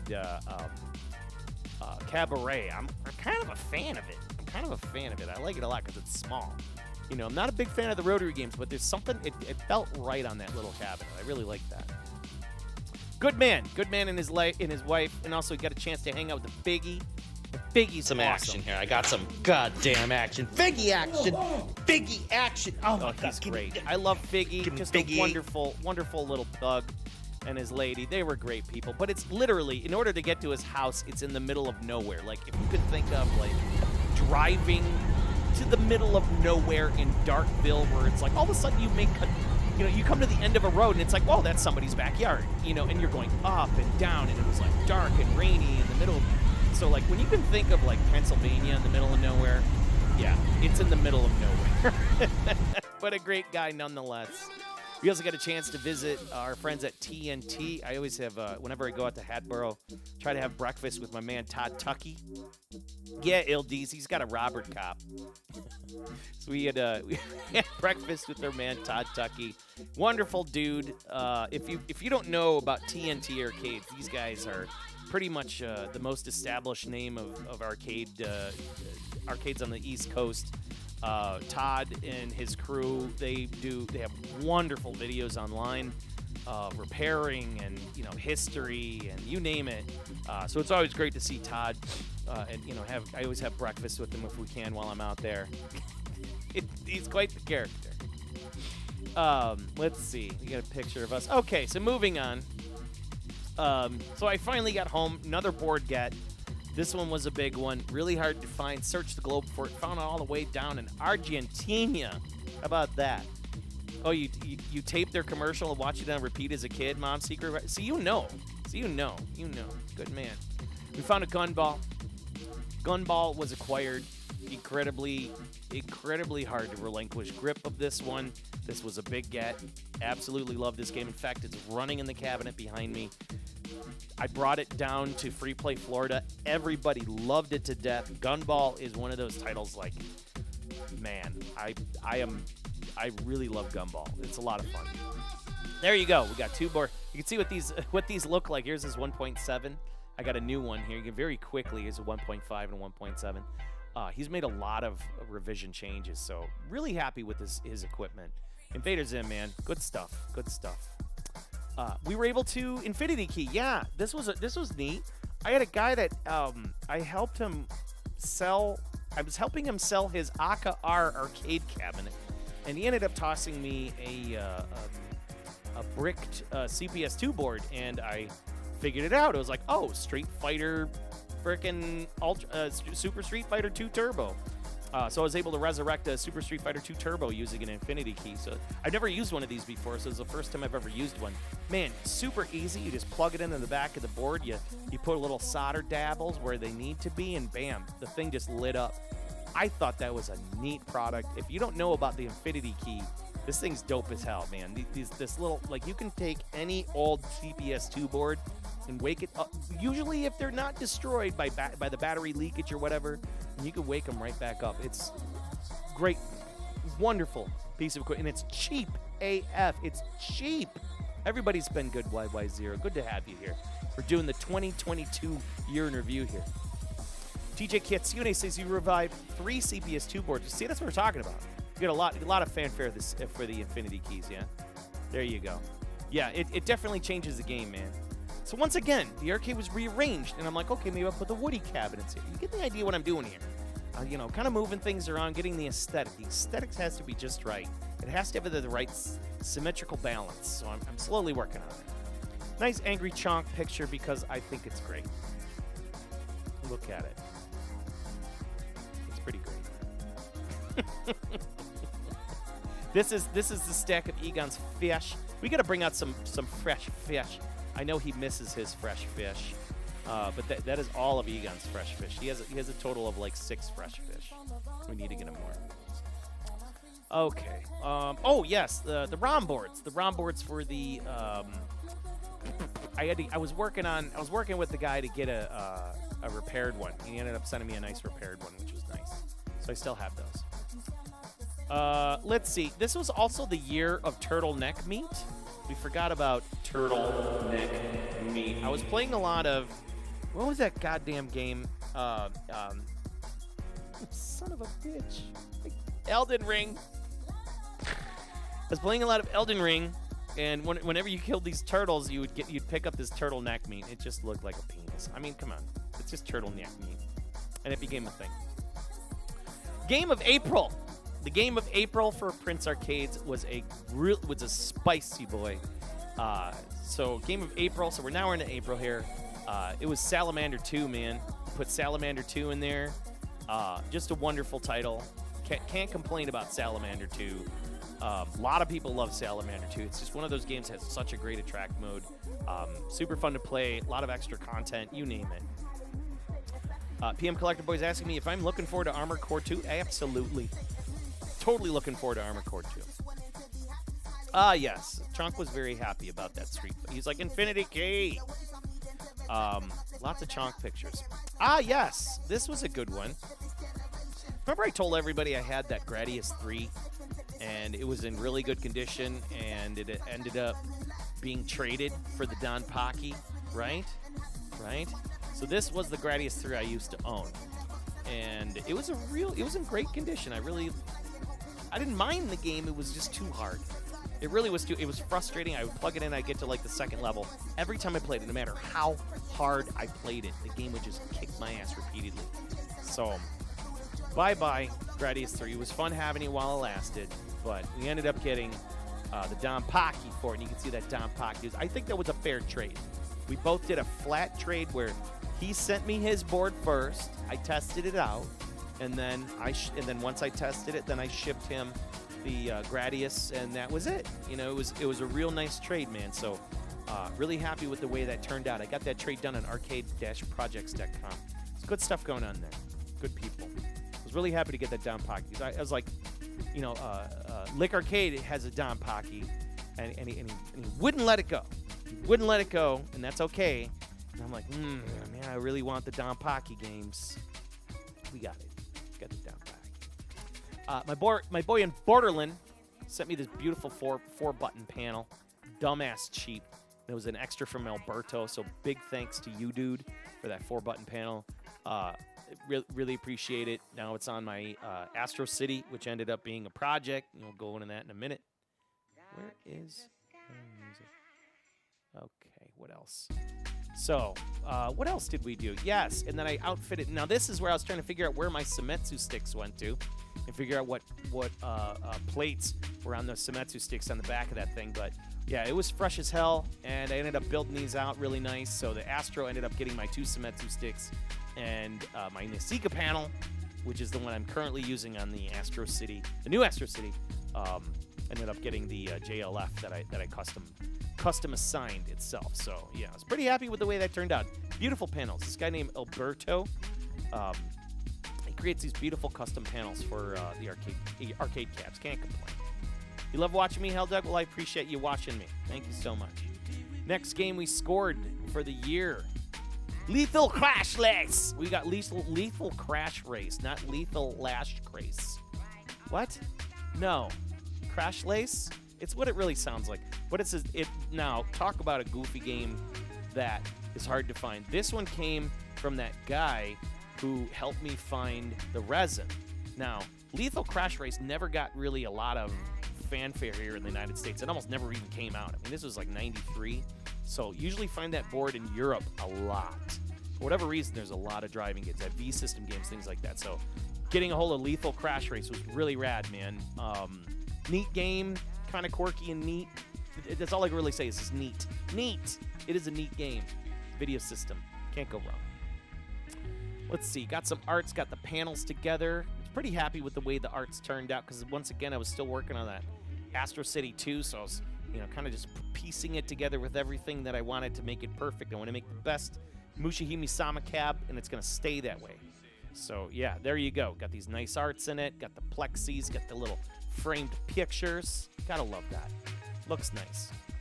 We had a really good moment, and this was kind of this was a big moment. This was the first time sitting on the couch, we got double chunks on the couch at the same time. It was a momentous occasion. Very important. CPM Collector Boys knows Lethal Clash Lace.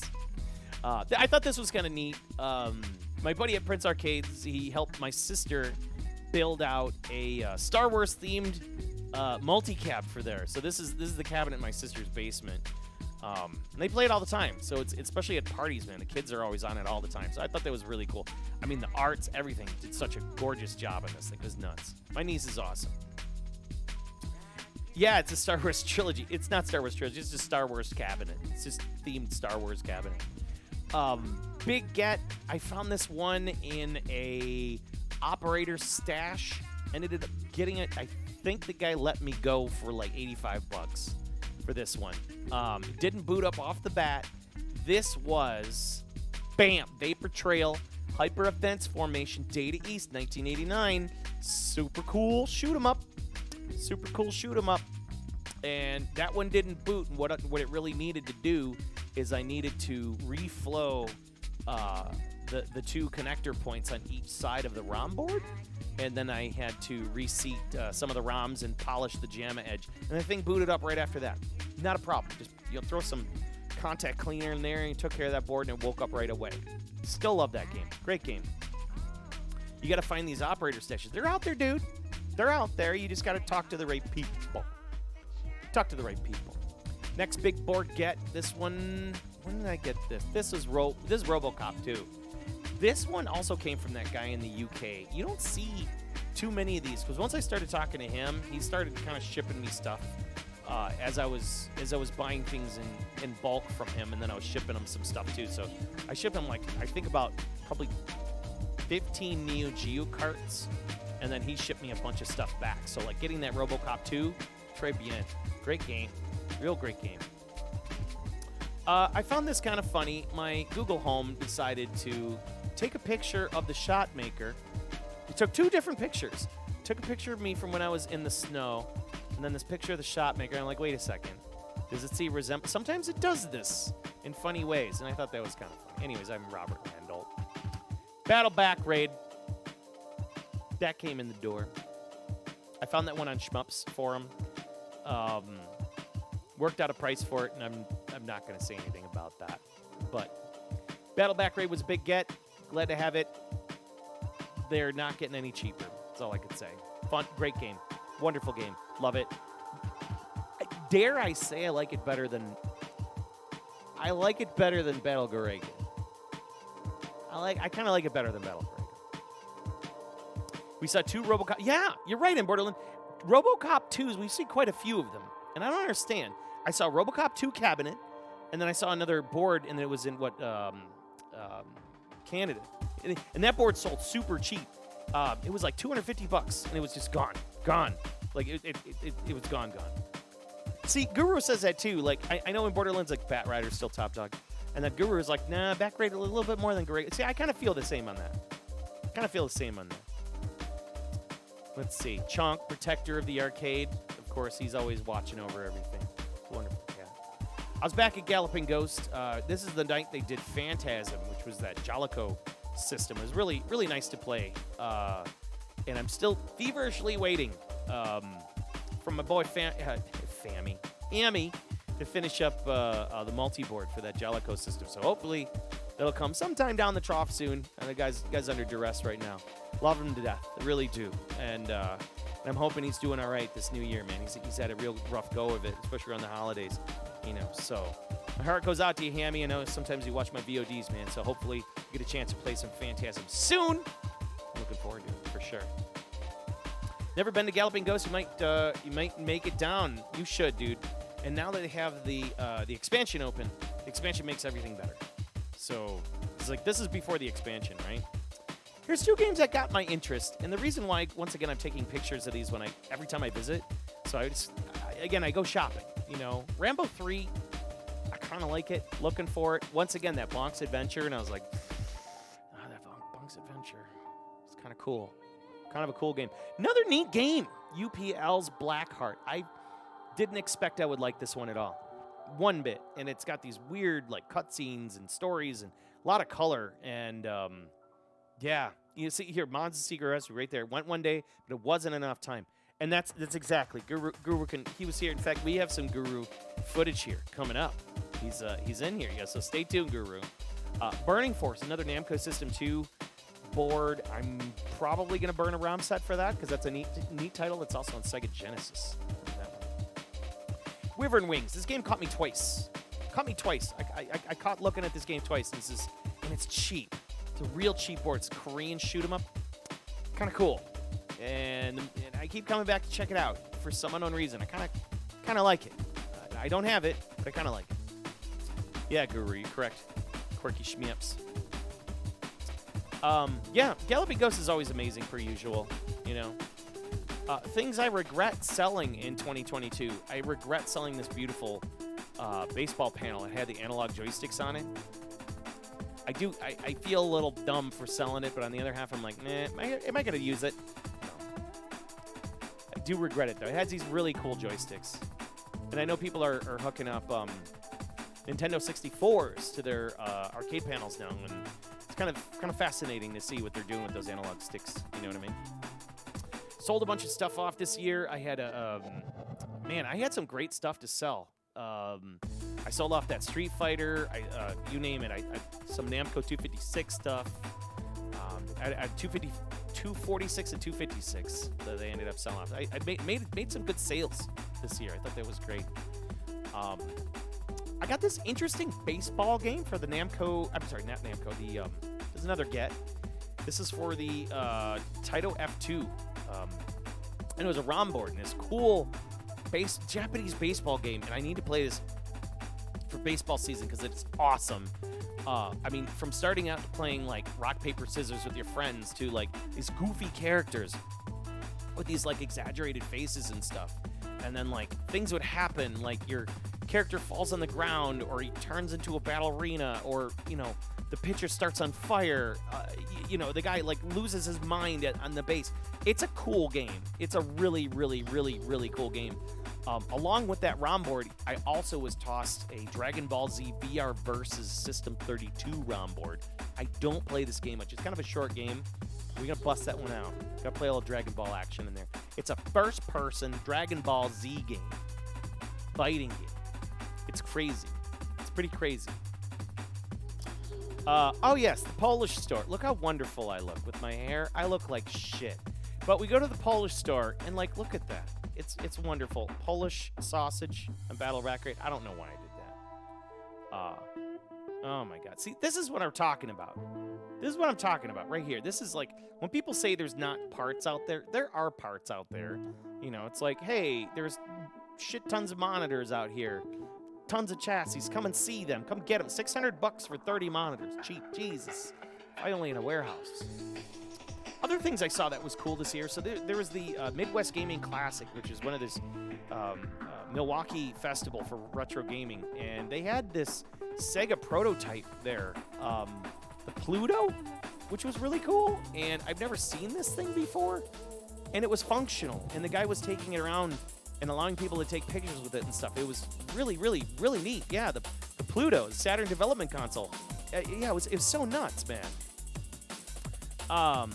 But I thought that was just a neat device to get a chance to touch. I mean, it runs like a Saturn, you know, it's no different, but it is kind of chintzy feeling.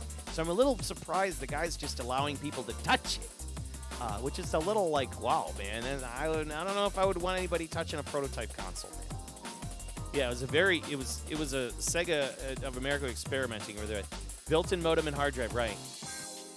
Yeah, Adam Koroliak has in his possession a loan from the owner. Yeah, there are only 2 known to exist. Yeah, I'm just like, what are you doing? Like, why are you allowing people to touch it? I don't know. I wouldn't be telling people to touch that thing, man. Yeah, you should make it. The Milwaukee Retro Fest is freaking amazing. I ran into John Hancock, nicest YouTuber on the planet, nicest guy on the planet, super duper nice. Love talking to him. We had a lot of things in common. Just a great guy. Aero Cities, a couple Aero Cities are there. There's not a lot of candy cabs and stuff there, but it was nice to see that they had some candy cabs available for people to kind of mess around with. You know what I mean? The immortal John Hancock. You know what I mean? There's a great button there. I love to press it. It's just push to play polka. Great.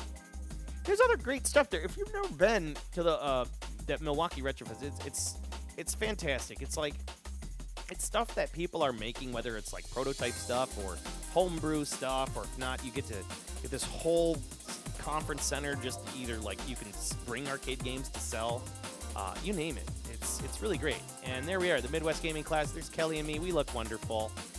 I even met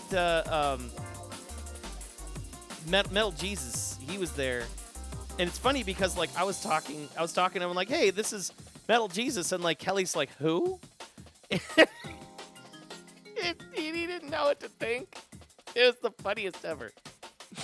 Yeah, Midwest Gaming Classic. Yeah, there it is. Somebody had like a package of Clack cigarettes there, like still in the packaging. I thought that was pretty ridiculous.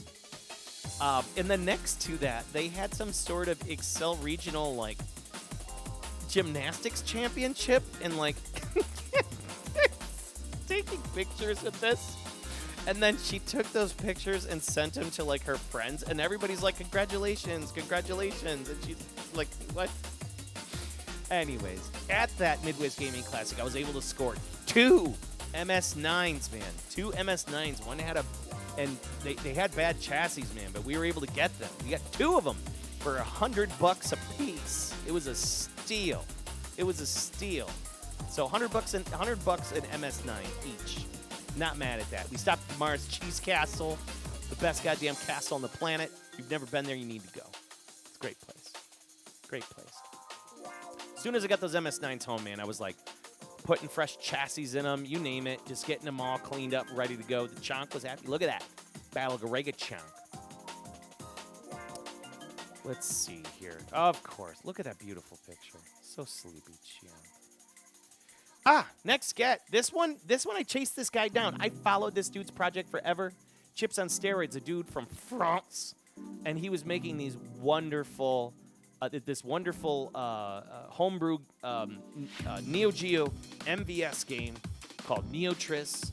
I happen to have gotten one of the kits. He only made 51 of the kits. 51, including a prototype. And then that was it.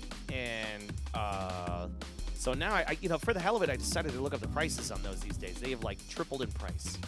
I don't know if I'm getting rid of it. It's a great game. The music is cool. I think it's a neat project. It is a full-featured kit with, like, the posters, the stickers, everything. It's a cool-ass game. It's really cool, Neo Geo Tetris. Not mad at that. YY0 is asking, what the... Wait, hold up here. Let me show your ass something. You see this? He says, what in the F is a cheese castle? It's a place where they got lots of cheese. Get tons of cheese. All sorts of cheeses on Earth. There's meats, cheeses, you name it. Go in there, and they got a bar, and you got beer, they got liquor, and cheese curds, and sandwiches, and it's a total destination point. It's freaking amazing. You need to go. It's on the it's in Kenosha, Wisconsin, right on the border of Illinois and Kenosha. Let it triple again. Yes. But yeah, Neotrips was really cool. Great package. Really glad to have it. Really glad to have a copy of that. Not a lot of people do.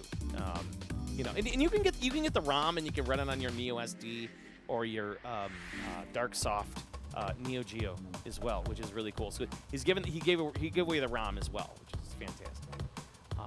Let's see, on that sweet Demon's World. Okay, yeah. So for the month of April, we did Demon's World at. So now we're in April here.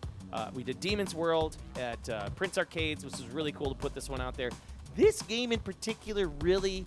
He says probably one of the most next to Pyros and Pyro/Wardener and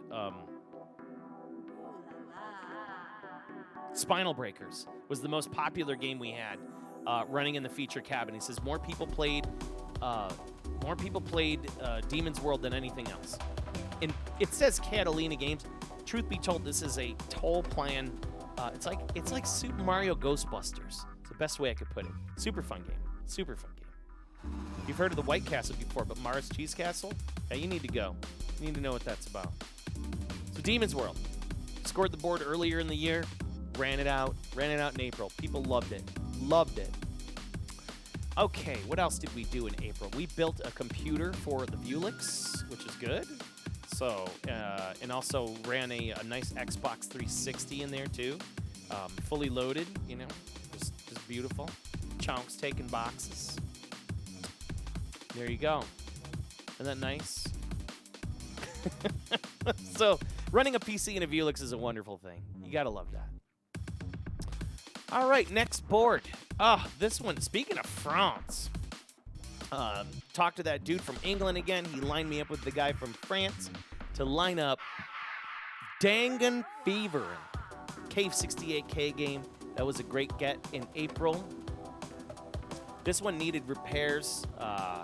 All of these caps had to go. Again, it came out of a repair stash pile.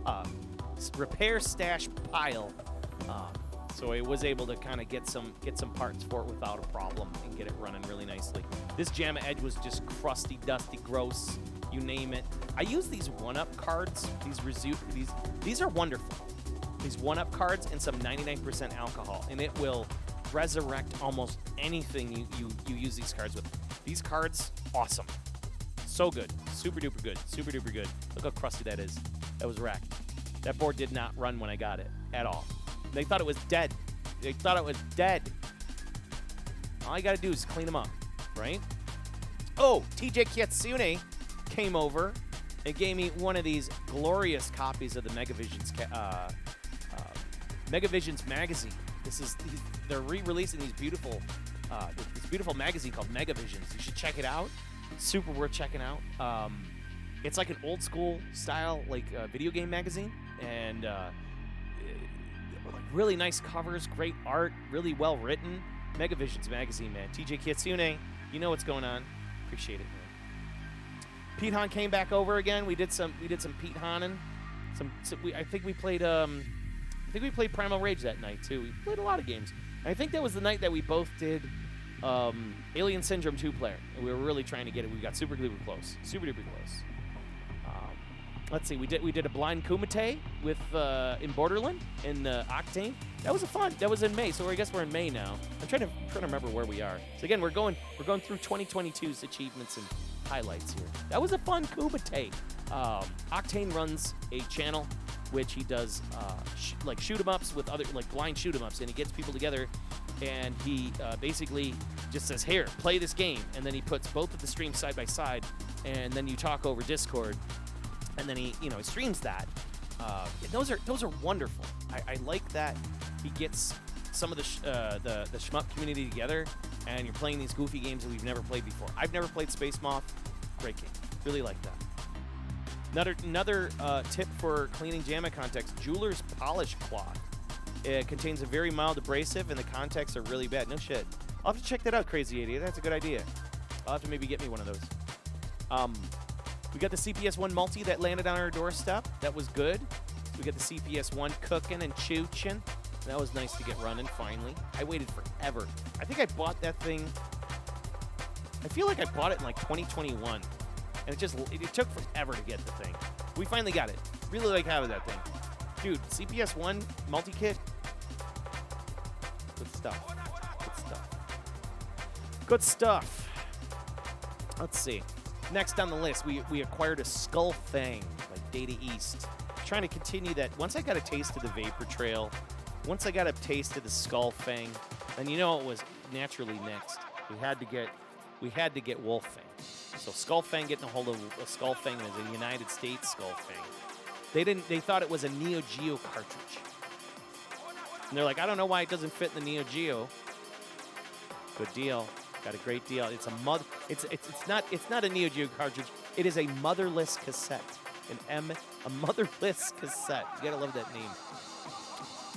Namco System 2. This is when I finally found a cheap Namco System 2 that I can experiment on. This one had Cosmo Kang. So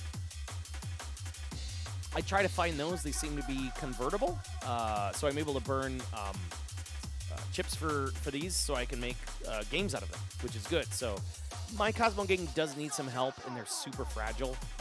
This board didn't work when I got it, but we're able to kind of get it running. It still does. It is still pretty flaky. Like, if I bend it or touch it the wrong way, it'll and I'm like, nah, damn it. So I got to figure that out. Hey, Ivana. What's going on? Poor thing. The motherless cassette. This was a bummer. I got this dumbass cheap, another dumb cheap game, Bells and Whistles. The problem with it, though, it is broken. I bought it broken. I was hoping to fix it. The background is all scrambled. The rest of the game works fine, and I can't seem to figure out why the background is scrambled. So I'm slowly still trying to poke at that one, whether it's a reflow of the custom on it or whatnot. It's in my stack of stuff to fix. So Bells and Whistles is definitely one of those neat titles. Got the game, I think it was like under 100 bucks broken. Got some cool stuff from my buddy. So I went to help him with his cabinet. He was selling a very legendary arcade cabinet, and he ended up tossing me some nice stuff. So he gave me this little portable, it's like a small countertop arcade cabinet with a 13-inch monitor. I don't know what I'm going to do with it. I might repair it, I might not. I don't know. I might use it as a test station. We'll figure that out. He also tossed me this beautiful Outrun freaking poster. I still don't know what to do with that. It's awesome. So this was the cabinet I got a chance to mess with. If you don't know what this is a game called Aka-R. There's only 3 of them in existence. This was a prototype cabinet from Atari that he has in his basement. And not anymore, because I found out that he sold it to another private buyer. But it was very special to get another bit of time to play this ridiculously rare arcade game. Again, there were only 3 of them. I got Aka-R, and I have full functioning regalia here. Yeah. Now all the bulbs in the Yeah, they're all working. they're all working. Yeah, they are. I can see them. This thing's insane. Monitor looks really great. Super crisp. It's also records the scores too. Does it save a few? Yeah, it looks like it saved a couple. Nice. Oh yeah, save the top 3. Yeah. That's good. That means the save chip is not worn out. Yeah, that's a good bonus. Yeah, which is like a $10 chip. What a pain. Yeah. It's legit. This is the stuff that is in Legit. Chicagoland basements. It's out here, and this was about as legit as you can get. It's the real thing. I have, if you're interested in seeing what's inside of this cabinet, I have detailed pictures of the internals of that cabinet. So if you want to see what the inside of an Aka-R looks like, I have that detail. Are you into the super rare stuff, or I like everything, man. I mean, super rare stuff is fine for what it is, but you got to be able to play it. You got to be able to play. You got to be able to play the game and enjoy the game. I mean, like, yeah, you can find the super. It's like, for example, it's the same type of thing as finding a copy of Stadium Events for Nintendo, right? Why would you buy that? Because it's just because it's rare, All right. but it's, you know what I mean? So like that's where my brain is, you know? But yeah. So no, I didn't want it. You can see me checking out Hi, Akar. We'll check this out. this is a ridiculously rare arcade cabinet, and get a chance to play it. It's called Aka-R from Atari, 1982, 81, 82. Yeah, there's a private collection. We're in a secret basement in Chicagoland, and yeah, it's a very, very special machine. Not everybody gets a chance to really touch one of these, and there's one of 3. Right. There's 2 others. You said there's one in Tennessee, and there's another California. So we pretty much all around the United States. There's one of 3, and this one is in Chicagoland. So we're getting a chance to check it out. Extremely prototype game. It was these were test location machines, right? Right. And the game never didn't pass the test. Didn't pass the test, which is kind of disappointing because it's a fun game. Yeah. Yeah. You play it basically with this. You got a fire, you got a power blaster, and you got a zoom button. So it's a one-player game, like one-player control panel, and then you of course have your Atari Volcano buttons for player 1, player 2, and you take turns. It's a really cool looking title screen. Just a weird game. Let's check it out. All right. So they press the fire button to advance, and then it's like, you can change levels. Oh, look at that! I can do level select. I like that. I'm going to start with level 1 though, because I'm a chicken. All right. So you get your blasters, and then it's like, all right, and then you get this flower, and you have a target. And what's happening is I'm hitting those zones that the enemy is coming in on, and it blows up the enemies. So it's like detonating the zone and kicking them out. But if they get to that hexagon in the center, then I have to deal with them. I have to get closer, and I have to physically fight them off. So we're trying to keep the enemies from getting into the center where my shield is. I'll tell you, the controls are extremely hefty and beefy. It's a very heavy Atari trackball. It's like made of poison plastic resin. It just feels good. It's like that Missile Command trackball. If you've ever played a Missile Command cabinet where it's like this heavy weight, it feels like a bowling ball in your hand. Just keep ripping on it. Oh my god, these enemies are coming in. See, and this guy's here. We gotta kick him out. See, he's running away. Oh, Jesus. Yeah, and you can see he's starting to take chunks out of my ship. Oh, no. There we go. Knock that guy. He's dead. It's a pretty wild game, as you can see. It's like So there's also a super bomb, and we can let that off, and it'll detonate everything within. Oh no, I'm getting wrecked. Ow! And that's Aka-R. A maddeningly amazing and ridiculously rare Atari game. Big thanks to my buddy Joe here at Secret Chicagoland location, being able to play this loud and obnoxious game. Very cool. Thank you so much. Yeah, so pretty neat to see. And there you go, Aka-R. That's something. I hate using the word literally, but it is literally something you cannot just find ever. It's wild running into that thing. So it's pretty neat to see. Better late than never, Stadium Arts. Crazy888 said that right. Yeah, you agree. It's like Marble Madness 2, but it doesn't play well, but it's super rare. But this actually is good. Like, I enjoy it. Now, it's interesting that Atari is coming out with... They made an announcement, not like just last month, that they're coming out with Aka-R, like a new version of it. And they're getting the guy that did Tempest 2000. Damn it, we're talking about the Jaguar. It'll come to me. Llamasoft, the guy that did Llamasoft. God damn it, it'll come to me. But the guy that runs Llamasoft is building Aka-R like 2000. Jeff Minter, thank you, Jeff Minter. So they're actually, Jeff Minter is re-releasing Akahar. So kind of cool. Neat stuff. I didn't know that. And I'm kind of looking forward to it. I'm hoping it's not garbage. He also tossed me some neat stuff. Got some pictures.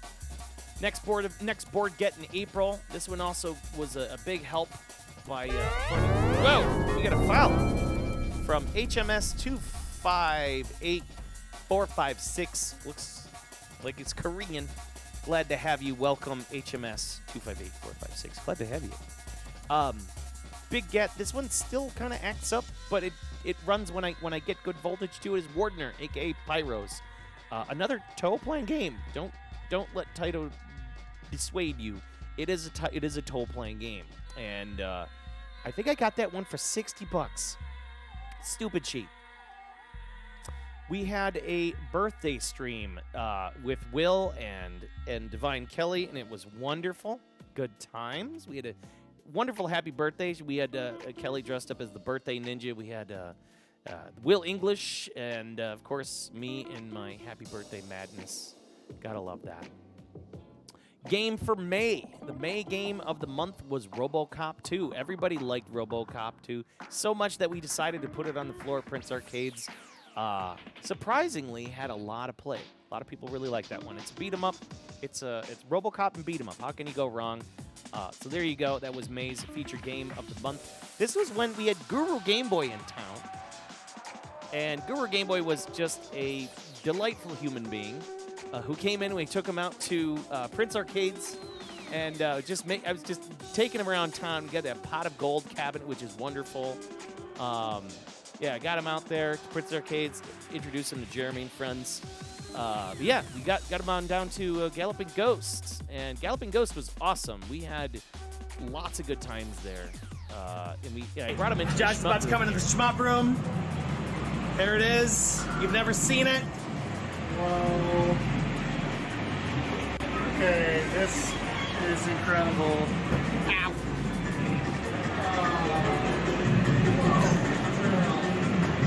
all the shoot 'em ups. There's so much to see.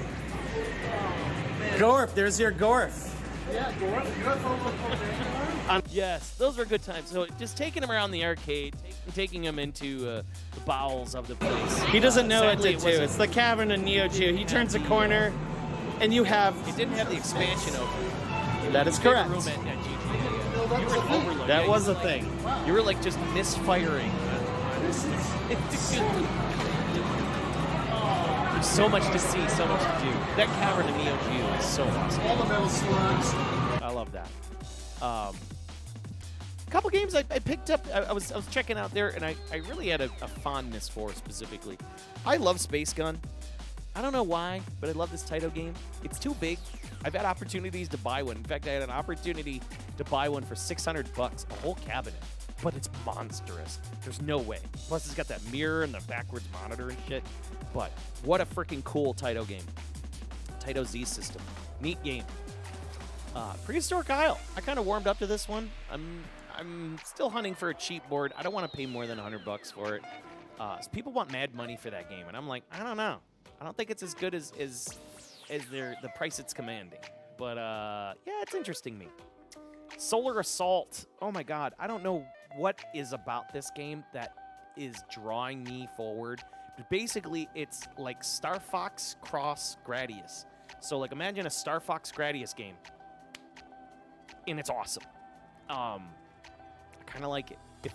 But again, you have to play it with this big analog joystick and this ridiculously huge monstrous system. The Konami, I think it's on the Viper hardware. Yeah, Solar Assault was cool to play. Not amazing, but a fun time. It sure was, man. Space Gun used to play that in a second-run theater in the late 90s. So you know what's going on. Good stuff. Atomic Runner Chelnov. You ever played this? It's kind of cool. It's basically it's a forever running game where you get this little guy and you're just like douche, douche, douche, douche, douche, and you got to jump over obstacles and stuff. Neat game. Data East. I always like coming back to play that game. I probably won't own it. I probably will never own it unless if it was offered to me cheap. But some people want like $400 or $500 for this. I'm like, nah. But it's a cool game. Chimera Beast. I ended up scoring that. I ended up finding a board that'll run it. I found a 64th Street board that runs Chimera Beast, and I built a ROM set for it. That was kind of cool. Zing Zing Zip, another title from Tecmo/Illumer. This one also is not too bad, and I kind of were like, and I never really see this board too often, too. We had a great shmup battle that was super fun. Both of us were scoring pretty high. You name it, we put out some great scores together. Really great to have the Guru in the house. I think it was probably one of the best damn episodes we did in a long time. In fact, you can catch that whole episode on my YouTube channel, and that is available. You can see in the Nightbot just barfed out a link right there. That was a great shmup duel. We did Battle Back Raid Raiden. I think we did Mushi, Batsugun, and Raiden DX. Yeah, and also Vapor Trail.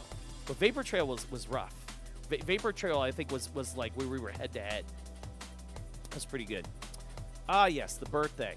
All the birthday stuff. So, of course, Chonk and Virtual Fighter. I don't know why I included that picture. Just because it's great. Uh-huh. Exactly. Oh, yes. We've been asked about the shaved ham. Shaved ham in the house. That's what Chairman looks like when he's shaved for the summer. He looks like a shaved ham. Look at this. He's a shaved ham. It's an event. It's an event. That's also where this picture came from, because it was so hot. It was so sunny and hot. And I always like how Egon just kind of finds his little spot in the sun. That's just a wonderful picture. I'm probably going to end up printing this and putting it in here somewhere, just because it reminds me of, like, this is what it is. It's like everything's powered down. Chunks relaxing. You know what I mean? Yeah, Back Raid, Vapor Trail, Raiden, and Dampaki. Yes. Shaved Ginger Ham. Kelly. She is been killing it at Mario Party lately. And I don't know what's going on, but this started her reign of winning at Mario Party, and it's getting kind of out of control. I mean, she's shaming people horrifically with Mario Party, so it's getting dangerous. But it started. It started this summer. Big fan of Mario. I couldn't contain her. There was too much going on, and her win was definitely not light and refreshing that evening at all. Here we go. Ginger Ham. That is the chairman. Come here, chairman. Chairman's suit, he's like I said, he's like a shaved ham. He feels like a ham. Yeah. He's a very fluffy kid. One more time. That is the chairman. Come here, chairman. Chairman. Ham. Chairman's suit, he's like I said, he's like a shaved ham. He feels like a ham. Yeah. The shaved ham. Okay, and then this is when they started mugging us. You know, this is when, like, Chairman kind of moved in, and we were, you know, getting Kelly moved into the house and things like that. And, yeah, so then they started, you know, this is when they started really becoming friends. So there we go. Here we go, Guru, right there. We got it right here. Who wins what? And you see, I won Raiden. You won Don Potch. I won Bat Rider. You won Vapor Trail and Baccarat. Yeah, man. We had some battles. We had some battles there. That was a good night, man. We were half and half. We were half and half that night. Good times. 64th Street. That was the board. You know, we still haven't played that board. We still haven't played that board. 64th Street. This showed up in June. Good times. With some Psy Battler and Chimera Beast ROMs. So, trying to get that Psy Battler to work. I think there's a PAL that I'm missing, and it's one of these guys over here I gotta find because my sprite layers are out of priority in that board set, and I'm still looking around to figure that one out. But apparently there's a multi possibly coming for this, so I don't know what's going on. But yeah. Another board we scored. Dumbass cheap. I think I got this Tekken for $5. It was stupid cheap. But it was nice just to get classic Tekken. You gotta get the classic Tekken. You know? Becoming friends is Egon asserting dominance, yeah. He looks like a dog. He does. Of course, the arcade cabs and coffee continued on. I did a lot of those in the summer. I really do enjoy those Sunday streams. They're great. I can wake up early and have like a big pot of coffee and you just play for like 6 hours. And then it's like 3 to 4 o'clock, and then I'm ready to kind of ease into the rest of the day. I really enjoy those Sunday streams. Man from the UK came through, hooked it up, sent me a Smarty Pie, and we got that wired up. That was a good get. That was in July, man. And we replaced the Outrun board in the Outrun cabinet, which allowed me to play all the wonderful games that we can play today, including stream from the cabinet. So without that Smarty Pie, we're not able to stream from the cabinet. I mean, I could have possibly done it with the Outrun boards and stuff, but I just don't. Their boards are so old and fragile, I just don't want to be splitting voltages and outputs and stuff from the old boards. Like, I'd rather just leave them alone and mothball them. So the Smarty Pie is the most elegant solution for doing that. I'd rather beat this thing up than a real Outrun board. You feel me? So, you know, beat me up. It's emulation. What are you going to do? But really glad I was able to get that thing running. And a neat project, too. Just a neat project. If you don't know anything about it, Smarty Pie super dope, super dope, super dope, super dope, and it's smartypie.co.uk, and totally worth it. Gasp! We said the E word. Yes, I know. July's featured game of the month was Neo Turf Masters at Prince Arcade. So we put that on the floor, and it didn't get the fanfare we expected. Like, you know, apparently, like, the fathers would come up to it and check it out.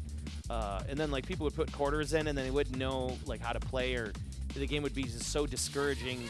People would play for a couple hits and then walk away, Jeremy told me. Kind of disappointing. But, hey, we gave it our damnedest try because we had the July Summer Classic that my buddy Warren Fairbanks runs on NeoTurfMasters.com. You know, we wanted to coincide the Prince Arcade's feature cab with the July Classic, and it fizzled at the arcade, but we played a lot of it online. So, hey, it was fun to put it out there just to see if people liked it. But, hey, Neo Turf Masters, how can you go wrong, right? They weren't ready for it. I can feel that, yeah. Psychographer says, if cost wasn't an issue, what PCB arcade cab would I have really wanted first if I can go back and do it all again? Psychographer? God damn it. Just a Galaxy Force 2. I mean, just come on. Just a Galaxy Force 2. That's all I want. I just want Galaxy Force 2. No, really, I think I got what I wanted. I really got what I wanted. I got the Goldie. I love my Goldie. You know, because that was my bowling alley cabinet, and I got my Outrun. And everything else just kind of came around, right? Easy questions. Egret 2. Yeah, I passed. You know what, Guru? I'm done looking for an Egret 2. You heard me. I'm done looking for I'm done. I'm just not interested in it anymore. I'm just not. Too expensive. Too expensive for what they are. Yeah. I'm having a lot of fun with the Sega hardware. You know what I mean? But I mean, like, how can you go wrong, man? That Outrun cabinet is awesome. And then once I got the Smarty Pie in it, I'm able to play all of these games with Power Drift and, like, you know, Turbo Outrun and Chase HQ, and then the 60 frame a second Outrun and Continental Circuit and all these games that you can put on the Outrun cabinet. It's like, forget it. It's perfect. It's almost perfect. Another big get. Picked up this board. What could it be? Xevious 3D Plus G. That one. What did I get this for? I think I got this for $125, $150. And it popped up in Indiana. Just a United States version of it. Nothing special. It was an unmarked board, and I was just kind of looking for it. 3D Plus G, we got it.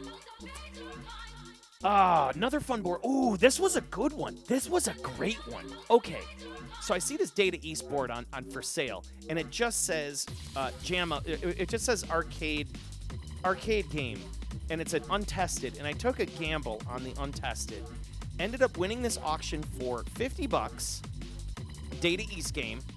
And I'm like, oh, it's a Gen 2 Data East game. So the gamble I took was either it is not going to work or it was going to work. When I fired it up, bam! Freaking Captain America and the Avengers. I'll even show you guys the eBay auction of that one. At $50, nobody bid on it. Nobody. Sometimes you got to take the gamble with those non-working boards, because like you look at the user and like if they're selling stuff and it shows them testing boards and then there's untested stuff in there, then you know it's a sham. But like they were selling some boards, and I think I got another board from them too that didn't work. But the Captain America and the Avengers worked. And that was like $50, and I was so excited. Great game. Great game. Come July, here we are, mid-July, July 15th, we did the fight to knock the other guy out. Dual stage tournament where we had the 4 games, NBA Jam tournament, Tekken 3, Gundam EX Review, and Street Fighter EX2. That was a 7-hour ordeal. That was a battle. We had $50 of Olive Garden gift cards. We had the championship belt, tournament champion. That was a fun evening. We had a lot of people over. Just a great time setting all that stuff up. Chonk picture. Another get I got right before that night, because I'm going to go into the night that we had, the night to fight to knock the other guy out. Will English came up, rolled out the PCs, microphones, lights, you name it. Everybody was here. We had a real good crowd. People coming in and out. Just a real nice night. You know, food, drinks, nothing. Nobody got too shit-faced. It was just great. Chonk was hanging out with everybody. It's just lots of fun. Fight to knock the other guy out. Wonderful tournament. I think we went to it was 4 in the morning. It was nuts. Big Will, NBA Jam Tournament Edition champion. So he's going to have to hold his belt, which is dangerous. So you never know what's going to happen. Big get before that. In fact, it came the same day. It was the Jellicoe Mega System 32 cartridge of the game Tengoku. Game Paradise. That was always a fun get. I had to get that one from Japan. I think I spent... I can't remember what I spent on it. It wasn't over 300 though. It was lower than that. It was like 200, I think, for the cartridge. Let's see. We did more Neo Turf Master stuff. Of course, we're wearing all the bracelets. Got the boobs hanging out. You name it. Good times. What was I doing here? Ah, yes, Namco System 2. So remember when I got that Cosmo Gang board? And I started dabbling in conversions. So I've been building conversions, and this is in late July. And you have to install like a little Schlotsky resistor and get a bunch of chips, the proper chips and whatnot. We turned Cosmo Gang the video into. So once I took it apart, cleaned it up, you name it, so we restored that Namco System 2 board. I learned a lot about this hardware, and I found this really dirty-ass specimen. You could see the ass all over the board. It was disgusting. Excuse me, burping here.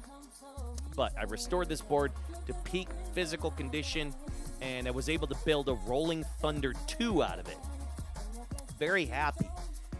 So now that I've got the Namco System 2 conversions down, with the parts that I need to get it running, and now it's just finding the boards and building the chipsets for them. But yeah, that was a fun stream to watch. Yeah, man, super fun. Let's fight to knock the other guy out. Here's a board that also showed up in August. It was Tekken Tag Tournament. Tekken Tag Tournament.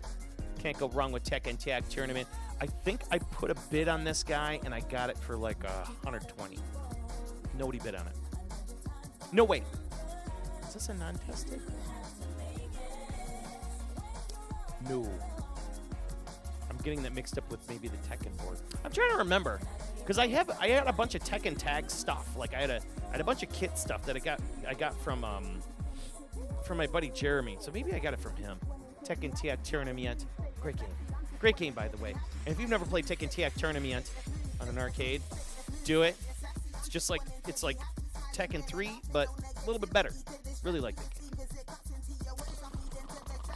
Next, we were starting to dabble in other things. So I ended up finding a Final Round arcade PCB. Final Round by Konami. This is like middle of August. Final Round, got it for 100-something ass bucks. It came out of Europe, so it was like close to about 175 by the time it got here. Converted this board, because I started reading up, since I was so hot on conversions. I was reading on the Namco System 2 stuff, then I wanted to read on the Konami Twin 16. The Konami Twin 16 turned into Gradius 2, so we basically turned a very cheap arcade board into a very good arcade board. Once again, that's kind of what my focus was, is trying to do some conversions myself and things like that. It's so much cheaper to do. Rolling Thunder Trilogy needs to have an Arcade Archives release or something. I agree. Dude, Rolling Thunder 2 is so good. 3? It's amazing. Really great. Really great game. What do we do here? I think we're in, what are we in here? Well, we're getting through this year. This is July 25th, right? July 25th. What board did we put out there? Desert Assault for the Prince Arcades featured game, the summer blockbuster. So if this is the 25th, this means with the game of August. This would be August's game. Desert Assault's got a funny story.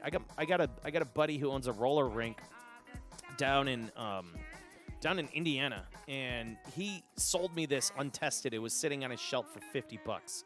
That Desert Assault's freaking awesome game. Best $50 I've ever spent. Super fun game. Really enjoy that one. Desert Assault, wonderful. Just played Elevator Action S Tribute the other day.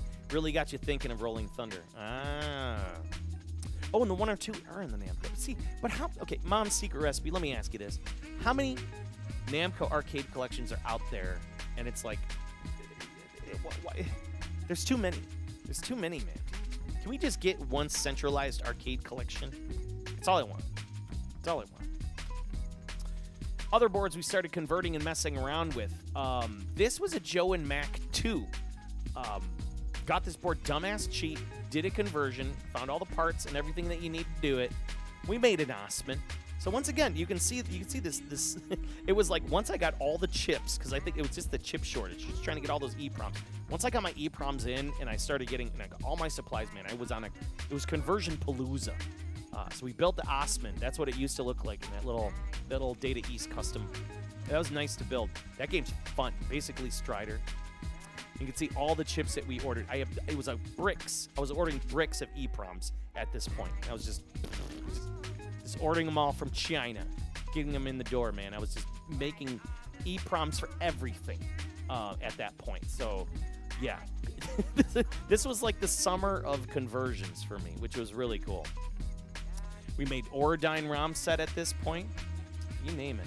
You know what you were excited for? The Capcom Arcade Stadium, because you thought it was going to do it, but then they just released a second one. Why? I don't understand that either, dude. Like, why can't they just keep adding on to the existing one so you have one place to go? Instead, you have to have two, or like you have the fighting one, and then there's the arcade. It's like, that's stupid. Those China EPROMs, man, expect at least 10% to be bad. You know, I've had pretty good luck, but I would say maybe my failure rate on this brick right here is probably, it's close to 3 to 5%, maybe. You know, there's like 1 or 2 that goes bad, you know? But yeah, I was building a lot of, this was a conversion palooza all summer long. I was just building ROMs, dude. The update for the Smarty Pie came around the same time. We got added more games to the Outrun cabinet, which is great. Top Speed, Chase HQ, Continental Circus, WEC Le Mans, Super Monaco GP, Outrunners. I mean, there's just like, bam, no-brainer to buy the Smarty Pie for your Outrun cabinet. You can run all these fantastic games off of one cabinet. All you need is a laptop to update it, a couple parts, done. It's really great. Night Striker slowly getting together. I was kind of finishing up some of the finishing touches on that guy. Even got a nice frame to put flyers and stuff in. It's wonderful. What else did I get? This was a this was a cheap deal I found from another operator statue. He's getting rid of a brand new Rushing Hero System GX board. It had a copy of King of the Monsters. I think he sold me the King of the Monster for $50, and the Rushing Heroes board set for it was like $20. And he just didn't care about it. And I'm like, I will take that because I can use those subboards, those GX boards for Proteus, Sexy Proteus, Gokujo Proteus. Those GX boards are amazing. You have to store them because I think I have 3 bad GX boards now in my collection, and then I have 4 working GX boards in my collection. So it's like, yeah, it's a thing. It's a thing. But I do have this Rushing Heroes game, and we're going to come back to that. We're going to check that one out. We're going to throw it on. I think maybe Kelly and I or some, we'll get together a 2-player stream and bust that out. It's actually on my shelf there. It's kind of a fun game. So for now, as it's serving its place as a GX board as a backup, it is playing a not so bad football game by Konami. Let's see here. Some scores. the Night Striker. Night Striker ended up in the office. It's kind of funny. Because then I finally realized, like, okay, I can get this through my hallways.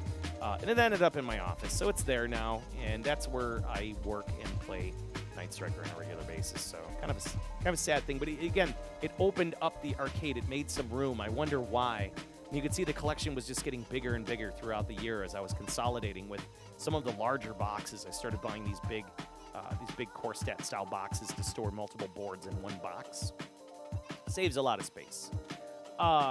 So then, yeah, come the end of August, I was able to work out a deal with a guy in South Dakota where we ended up getting in a car and driving the hell out of the middle of nowhere. Past Little Giant's homemade fudge samples, past all of the windmills, you name it, and we ended up picking up an Astro City, a defunct Astro City at this Arcade 81 bar in South Dakota. So I drove there 9 hours straight one night, stayed the night, picked up the cabinet in the morning, had breakfast, and drove back the next day. So that was quite a drive. But it was cool. Got a chance to walk around the city in the morning before everything. Got to see what the arcade looks like. And he had some really nice stuff. A couple initial decabs. I mean, the whole place ran on quarters, which was really neat. Can't complain about the place. I thought it was just a great little arcade in the middle of South Dakota. Arcade 81. Just look for that logo. Can't miss it. If you end up in South Dakota, in Sioux Falls, South Dakota, you can go to Arcade 81 and see it. It's a wonderful place. Why was he selling the cab?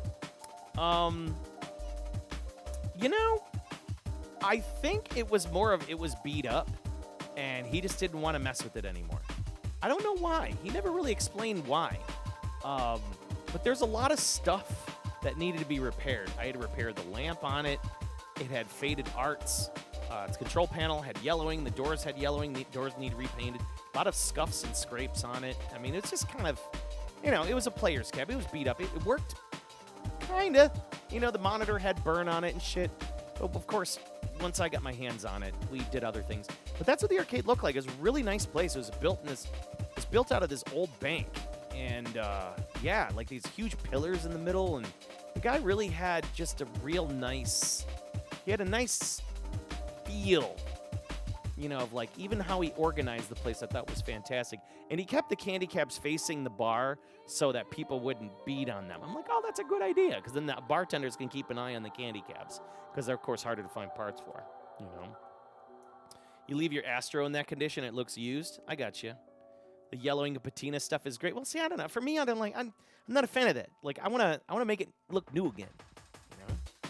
But yeah, so we ended up shoehorning it in this stupid van. And yeah, I drove this thing home the next day, and you could see the yellowing and this. It had tobacco. It reeked. This cabinet reeked of tobacco. It stunk. It was just grotesque. I do love this video. On the way home, it's just me driving the cabinet home. I thought this was kind of cool. I use that for another show. Coming home.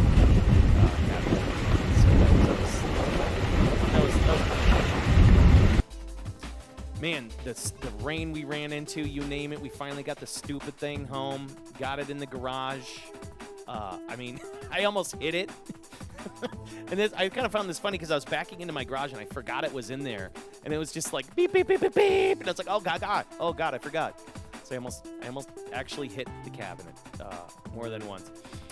Immediately as soon as we got it home, first started working on it right away. The monitors that I got from the Midwest Gaming Classic, I started rebuilding monitors for it. Started getting things, together. Just start rebuilding it. Along the lines, Kingdom Grand Prix showed up at my door. Toplan 2 board showed up. Happy to add that one to the collection. Can't complain. Another rising favorite. I got that one from a guy in France. And then I made a ROM set for it, so it went from I don't want to butcher the damn name, but it went from the original to the kind of the international version. And it's just a simple little ROM swap. It's real quick. It's a 256 chip. You just swap it, and boom, you have a new region. I love that. That Astro City didn't last long. I disassembled the thing piece by piece. And this picture actually got a lot of following and got me a lot of follows on Twitter. They just found it fascinating, piece by piece. In fact, after I did this, I found that other people were kind of doing it too. I kind of found that just fascinating that other people were working on their cabs and they also splayed it apart. But yeah, there's a lot of parts in here, and I wish I could have maybe even took apart the control panel more, but there's just too many parts, man. There's just too many parts. And there was a lot of ass on the inside of this cabin. Pass Blaster, what's going on, my mans? Thank you from Shipamaho Daisuken to Kingdom Grand Prix. That's correct. Great scores last year. Oh, yeah. He still lost that. Thank you. Thank you. I appreciate it. I like the Goldie, too. But yeah, we had this cabinet just torn apart. I washed everything, corner to corner, piece to piece, scrubbed everything. I mean, you can see the cabinet now was like, it didn't reek of cigarettes. You should have seen the black water that came out of it. It was disgusting. And, we rolled it into the house. We just brought it in piece after piece, got it in the door, of course. Kelly just helping out wonderfully. And, the rebuilt monitor, we got that in there. Of course, we had time to take some silly pictures. So it's kind of like a rite of passage. I don't know. I saw this goofy picture of this Japanese guy, and he was maintaining his, I think it was like a Blast City or something. And I'm like, you know what? We need a picture in the community of a person. It's like a rite of passage, I guess, if you're playing a game from an arcade. I'm playing an Astro City 2 from an Astro City. I mean, how can you beat that? So there you go. Fun times, fun times. I thought that was great. So that is the origin of the picture. I was cleaning up the Astro City and I ended up just kind of screwing around. Thank you, Kelly, for the pictures. We reworked the crap out of this thing, man. I had spare parts. I was up and underneath it. Like, I was shoehorned in this thing. Just took it apart piece by piece, cleaned every single part I had in my hands. And sure enough, boom, in its regalia, it was up and running. It flanked my Outrun cabinet very nicely. Very happy with the way it turns out. Crud Kata works amazing for candies and brown nicotine. Oh, dude, I used Simple Green, just Simple Green and water, and Simple Green, water, and then I used Magic Eraser and car polish and car wax. So that's all I really needed for the whole thing. And that cabinet it's just happy. It was happy in the room. It was shining in the room. And then, it's just getting arts, man. You can see how faded the old arts are versus the new stuff that I found. Yeah. Another good get from an operator stash. These were 4 boards. I was going through them. Good operator stash. This is, I think, in late August? Yeah, late August. So August 27th. I got 4 boards, and it was a System 2. Model 2, which I ended up finding out because I looked at the patterns of the ROMs and everything because there was no documentation on it. I was able to save the ROM board on that to make a Zero Gunner ROM board. The System 18 board works. The motherboard works. The ROM board doesn't. So I'm trying to build a ROM set for that. I think the System 16 board works, but I don't have a processor because it has one of those Hitachi weird blow-up processors. I'm going to try to make something out of it. And then the System 32 board, which is unsavable completely. I still have the ROM board for it. I'm going to try to get it running. But, yeah, the System 32 board is kaput.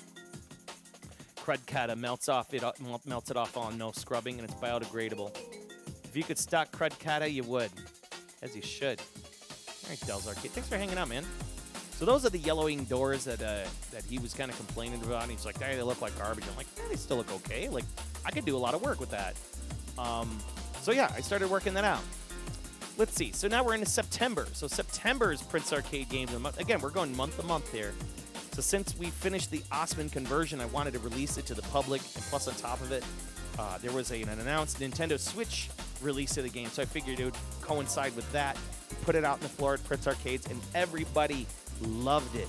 They loved Osman because they just love Strider, and if you like Strider, you like Osman. And if you've never played Osman, do yourself a favor and play it. It is cool. It's like it's exactly like Strider, and that was a great title. Great title. All down at Prince Arcades, Bolingbrook, feature cabinet.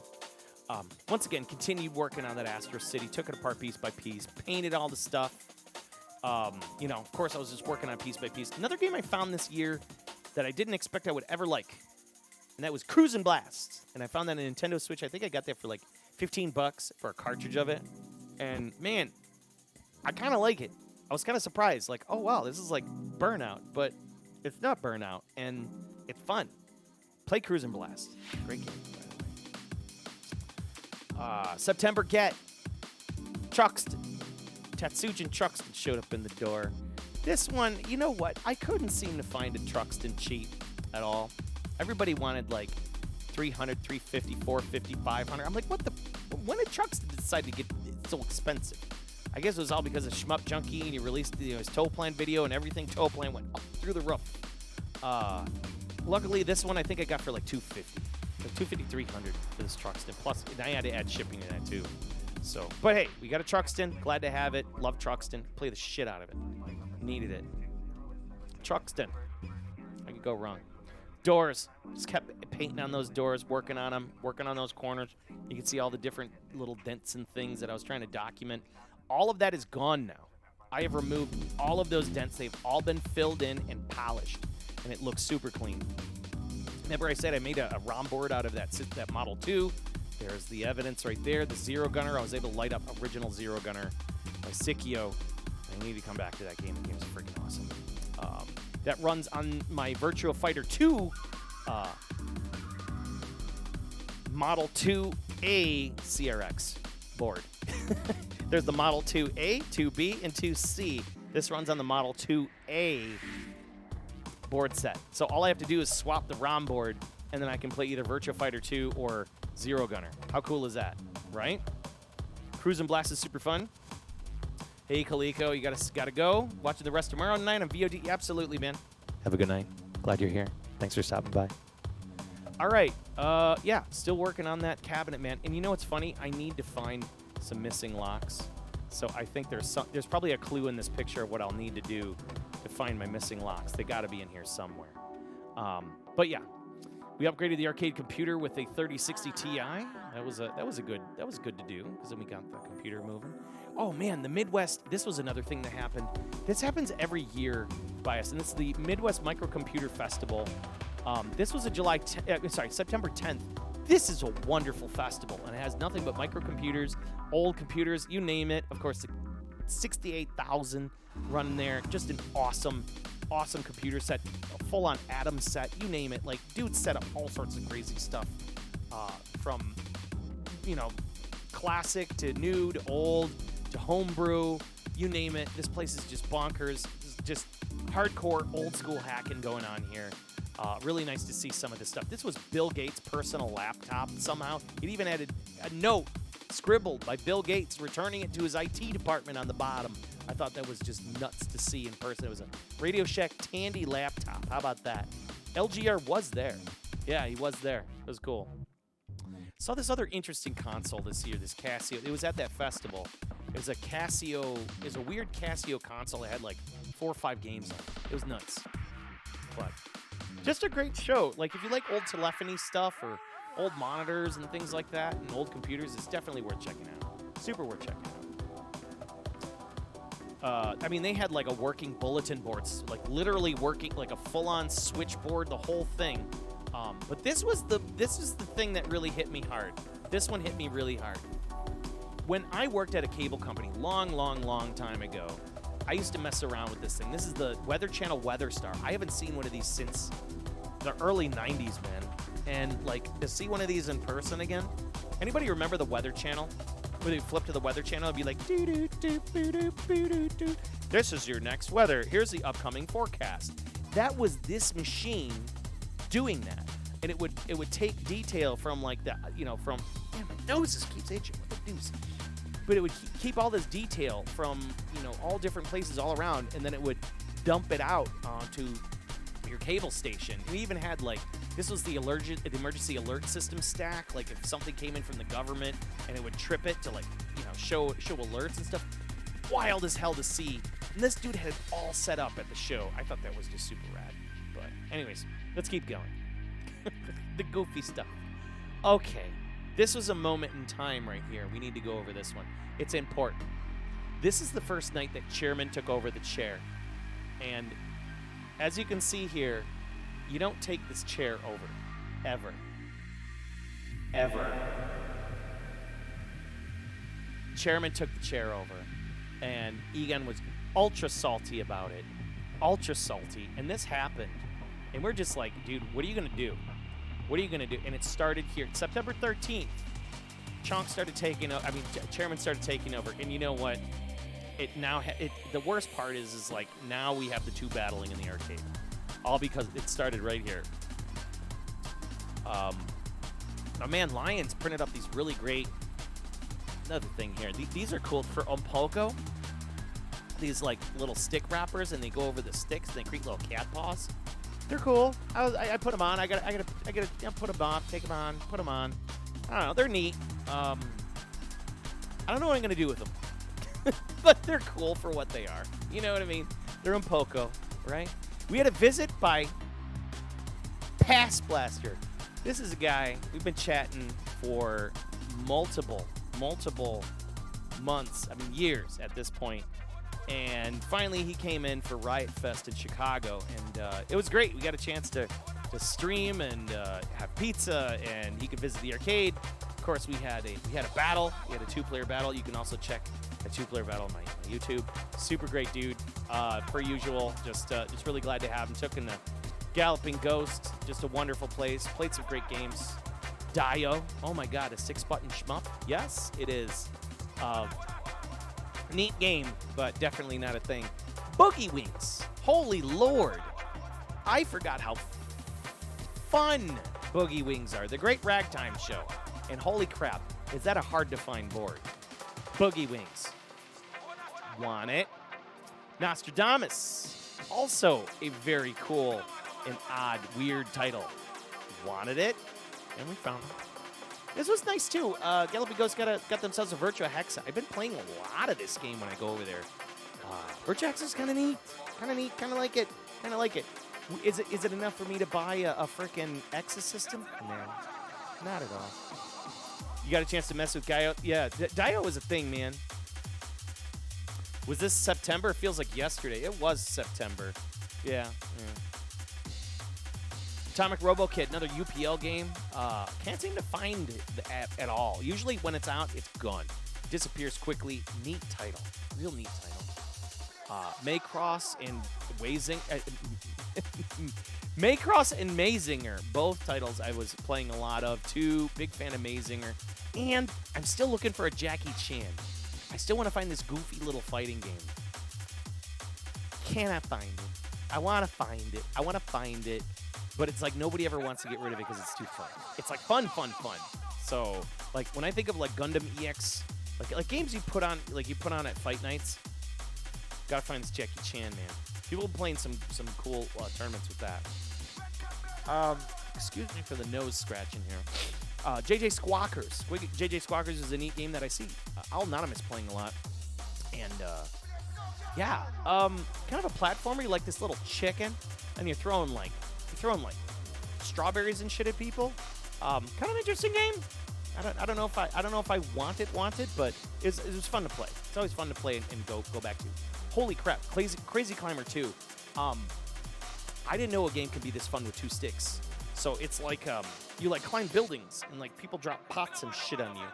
And I didn't know how insanely hard it is to find that board either. That's like insanely rare. Nichibitsu stuff, like later Nichibitsu games, are just like impossible. But cool to play. It's like Galloping Ghost. Always worth checking it out. Once again, I took another picture of that box adventure. I'm never going to find that game. Pass Blaster playing this amazing Varcon arcade cab. Great people. We had them all here. Wonderful. His lady's also great. Scored a V5. V5 showed up at my door. I think that one came from France. Let's see. Yes. I don't know why I have that in here, but I don't have a picture of it. The Astro City, of course, continue the Astro City work, and this was repairing the damn... He butchered the shit out of this thing. So I had to repair this, and I still have to do it. I still have to do more to my Astro City now, because that one is shorting out. But I figured out how to repair these, and I had to, like, cut this damn screw using a Dremel to get the screw out to take the 4 or 5 pieces that are underneath that. Because usually, like, these little leads, they just, the solder pops off, and you can just put the leads back on and clean them up. But what a pain in the ass those things are to take apart. And this is the inside of the Astro Cities, these stupid light fixtures. They suck. Bonk Series has always been super underrated. More people should play it. That Pass Blaster guy is cute. You didn't know there was a CC. Yeah, Crazy Climber 2, dude. Super fun platformer. Let's see. What else did we do? We repaired that shit. Got Grindstormer running. Happy to have Grindstormer. VV Grindstormer, amazing. Got this stupid cheap. Didn't work. Did not work the minute I got it through the door. Got it working. And what it was, as you can see when I got it out of the box, what do you see? It's these stupid cables right here. Any board that has ribbon cables and it's not working, that's the first thing you check. Unseat those ribbon cables, clean out those pins, clean out everything you can. What I usually do is I straighten them, I feel them out to see if there's any like nicks or dents in the cabling, and then you reseat them, and then what I'll usually do is I'll really seat them super good, and then I'll hot glue those little tabs together so that they don't pop open anymore. And usually that holds those boards together. But I rebuilt this with I didn't have to do much of anything. I just had to clean the jam edge and fix those stupid cables at the end. But yeah, we got the Twin Cobra. That was a great get. Real good. Real happy to get that one. I think I got that for it was a little over 100. But the guy couldn't get it working, but it was in such great condition. I was like, what the hell? Let's see. We scooped up a Ruckus this year. Wardener, Pyros. Oh, this was October's game. October's game for Prince Arcades. We did Wardener, Pyros. And this stupid game by Toll Plan, I ended up putting on the floor, and next minute, everybody went crazy. And all of the arcade dudes from around came around. And this one guy, Jimbo Slice, he's this arcade guy in Chicagoland, and he just has this knack for 1cc'ing games. And he's like, I'm going to do it. And he did it, and he crushed the shit out of the score. That was a highly popular game that brought a lot of people to the arcade. If you've never played Wardener, it's basically like, it's kind of like, it's like the game Willow on the CPS-1. And you have like little fireballs, and you jump. It's a platformer. And it's tougher than nails, and it's super fun. Just really great platform. Cygriffo knows. They also when they released Twin Cobra, M2 did Shot Triggers did a Twin Cobra release, and then the DLC, the bonus DLC was Wardener from Toll Plan. So it was kind of cool that those two go hand in hand, and they happen to get them out at the same time. So that was super great. October, oh my God, Kelly put me up in a plane. What a wonderful woman.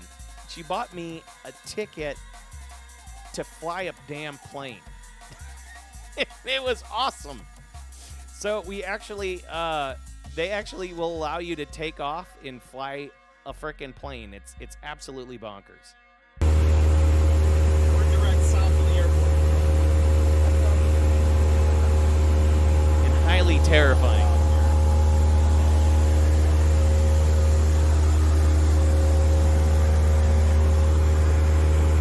Oh my God, I was scared out of my mind. That frickin' plane situation is nuts, because like you're separated by the outside by this much, firewall. There's no real thickness to the thing. The engine is almost in your lap. And you have this, you're being tossed around by all the wind in Chicagoland, and you're just like, Jesus Christ, this is frightening. Cool. And of course, my training pilot comes up wearing this, or it says Tom and I'm like, what? Are you freaking serious, dude? Would you get in a plane with a guy with a Tom and Jerry sweater? And I did, and it scared the shit out of me. Ooh, good question. I mean, go to Simile there. Guru Game Boy. Wardener reminds me a lot of Legend of Hero Tonma. Yeah, good eye rem game. You've crashed in your house in Flight Simulator, so you think you know your way around a place. Yeah, that's what I was telling him too. I was doing that. You know what I mean? So it was, but it was cool. He was actually, he gave me a lot of praise. He's like, because I approached the runway like I had the right glide slope and everything, and then he took over for the touchdown. But I was about 10 feet from the runway before he landed it, so he's like, "Yeah, you did well," and I'm like, "Thank you." I had all the terminology. Thank you, Microsoft Flight Simulator. That was a lot of fun. And terrifying. Moving on. October. My main man, Jason Headland, coming on in. This was October 6th. He came in and he worked on all my monitors. We got them all cleaned up, all rejuvenated. If you don't know anything about rejuvenation, it's super duper rad. It's a way that you can maintain your monitors by kind of like burning off. Basically, what it does is it like heats up the tubes in the guns, so it burns off some of the old crud that's been on them over time, or just oxidates and things like that. So it allows your pictures to become brighter, cleaner, and crisper. But there's an art to doing this type of work, and you use very specific pieces of equipment to do this.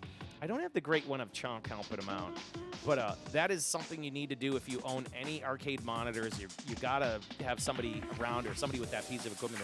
This is what they call Rejuvenator, and also had a heater in it too, and allowed to repair and kind of light up some of these monitors. And I give big thanks to Jason Headland, amazing man, helped with all my monitors. Oh my God, chumps. Gun Frontier rolled in. This is right around October. No, actually, no. I had Gun Frontier when Pass Blaster was here. So around the time Pass Blaster was here, we had a Gun Frontier show up in here. Also an insanely hard to find board for whatever reason. Nobody wants to get rid of them. Great game, by the way. Gun Frontier. They just released on a Nintendo Switch. Play it. Amazing. Let's see, 19XX arts, Chonk on a Night Striker. The collection's getting bigger. Let's see, back to Galloping Ghost. Oh, I was there for the 900th game. This was cool. He had an Atari Firefox. I haven't seen one of these since I was a child at the bowling alley. This is a 1982, 83, I think it is. Laserdisc game from Atari. And it's nuts. It's nuts. It's just nuts. If you check it out, go online, look up Atari Firefox for videos of it. It's amazing that thing is still running today. You have a Rejuvenator? Yeah, you need one, Mighty Scroll. You never know. You never know when you need one. Let's see. Jackie Chan, Violent Storm, Boogie Wings. These are games that I played while I was there. Once again, you see a revolving theme. Every time I visit that arcade, I take pictures of the games I'm hunting. You know? Zing Zing Zip. There we are again. Maycross Mazinger. Edward Grandi. Also another damn hard-to-find game. Nostradamus, right? Back at Prince Arcades. Where are we here? This is when he was working on, let's see, October 21st. So we're getting towards October 21st. Yeah, so it's right close to Halloween. Oh, that's right. Todd Tuckey and friends rolled into town, and we got a chance to hang out with them. There's my boy Brent. He owns the roller rink in Indiana, and he always occasionally gives me some good deals. Check out his shirt, dude. It's a Ninja Turtles arcade frickin' shirt.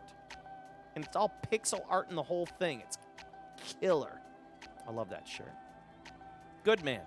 Good man. And there was like all sorts of goofy shit going on. Todd is such a humble, loving dude. It's just great. It's good to see him.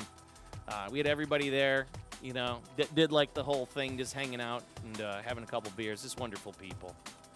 Wonderful people. Arcade Bros seem like decent people. Well, that's how we do, man. That's how we're keeping it that way.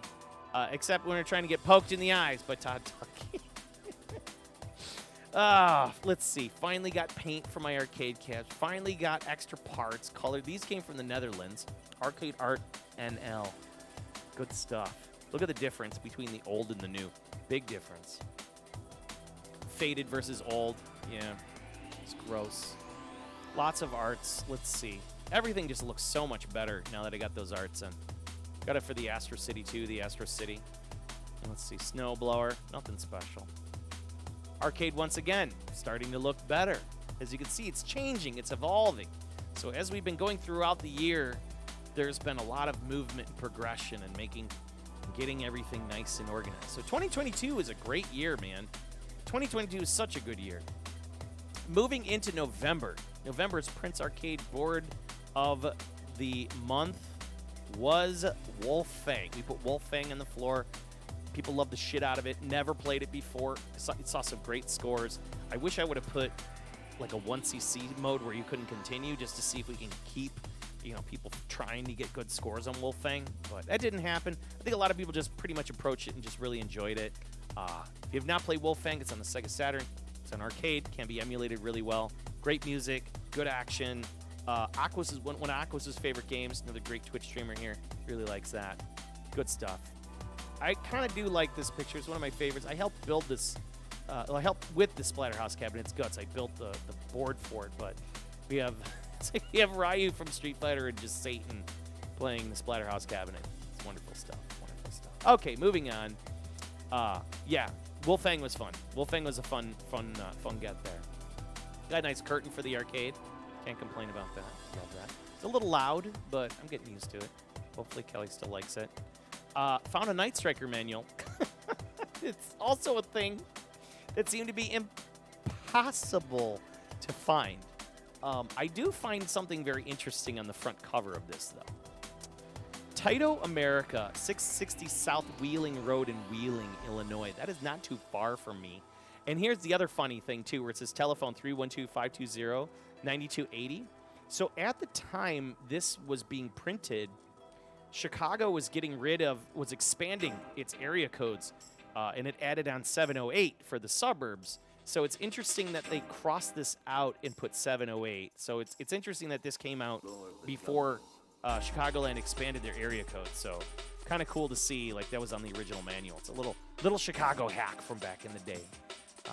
But yes, finally paired it with a nice manual.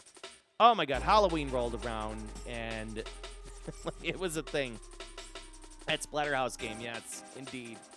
So Kelly and I dressed up like 80s people, and we did this whole situation of us. There we are on Halloween. I did the whole, like, B-boy thing, but then I realized after owning a tracksuit, I'm like, you know what, I'm going to keep wearing these. And, yeah, that was great. That was a good time. So that's what we looked like for Halloween. Had a great time that night. Can't complain. Next big board get. Oh, my God. It did happen. Yes, I did find it. Yes, I did find it. Yes, I did find it. This guy, I had to go all the way to China to find. Nostradamus is just such a bitch to look for. What we got? In the door. Face. Face stuff. Face. Cool. Very cool shoot 'em up. Another guy from Siege made a deal with him on Twitter. Arcade Siege on Twitter, and he sold a Token Mori shooting PCB. Really glad to finally find that one this year. Everything kind of wrapped up over time. Just kept working on boards throughout the year. Just finding boards after boards. Find the Mazinger, the MetaQuester. Took those down to Florida with me. We ended up running into Past Blaster and friends and seeing these beautiful cabinets. Got a chance to play a gun nail. Hang out with my dude Brian Cullen. He's a Chicagoland guy that did a lot of the art for the original like Rampage and stuff like that, so it's always cool to see him. Ran into good old Billy Mitchell. Finally shook that man's hand and talked some shit about Pac-Man. Billy Mitchell, there you go. But the Tampa Arcade Club, let me just say, Free Play Florida was an excellent experience. I was invited by Kavis and Past Blaster and a couple of the other guys in the Discord, and they welcomed me with open arms. Just wonderful people, amazing. Everybody brought something cool to the table down there. It's insane. But that Rapid Hero, there's this Rapid Hero board that I played from MMK. Oh my God, it was super duper fun. Great to see. Got a chance to play it on a Konami Windy. We had 3 of them there. We had a full-on Exa kit there with 4 games running on it. Oh my God, it was amazing. Random Retro from our Discord had it there. It was amazing. Of course, Past Blaster's freaking glorious LMI Mulix just looked great.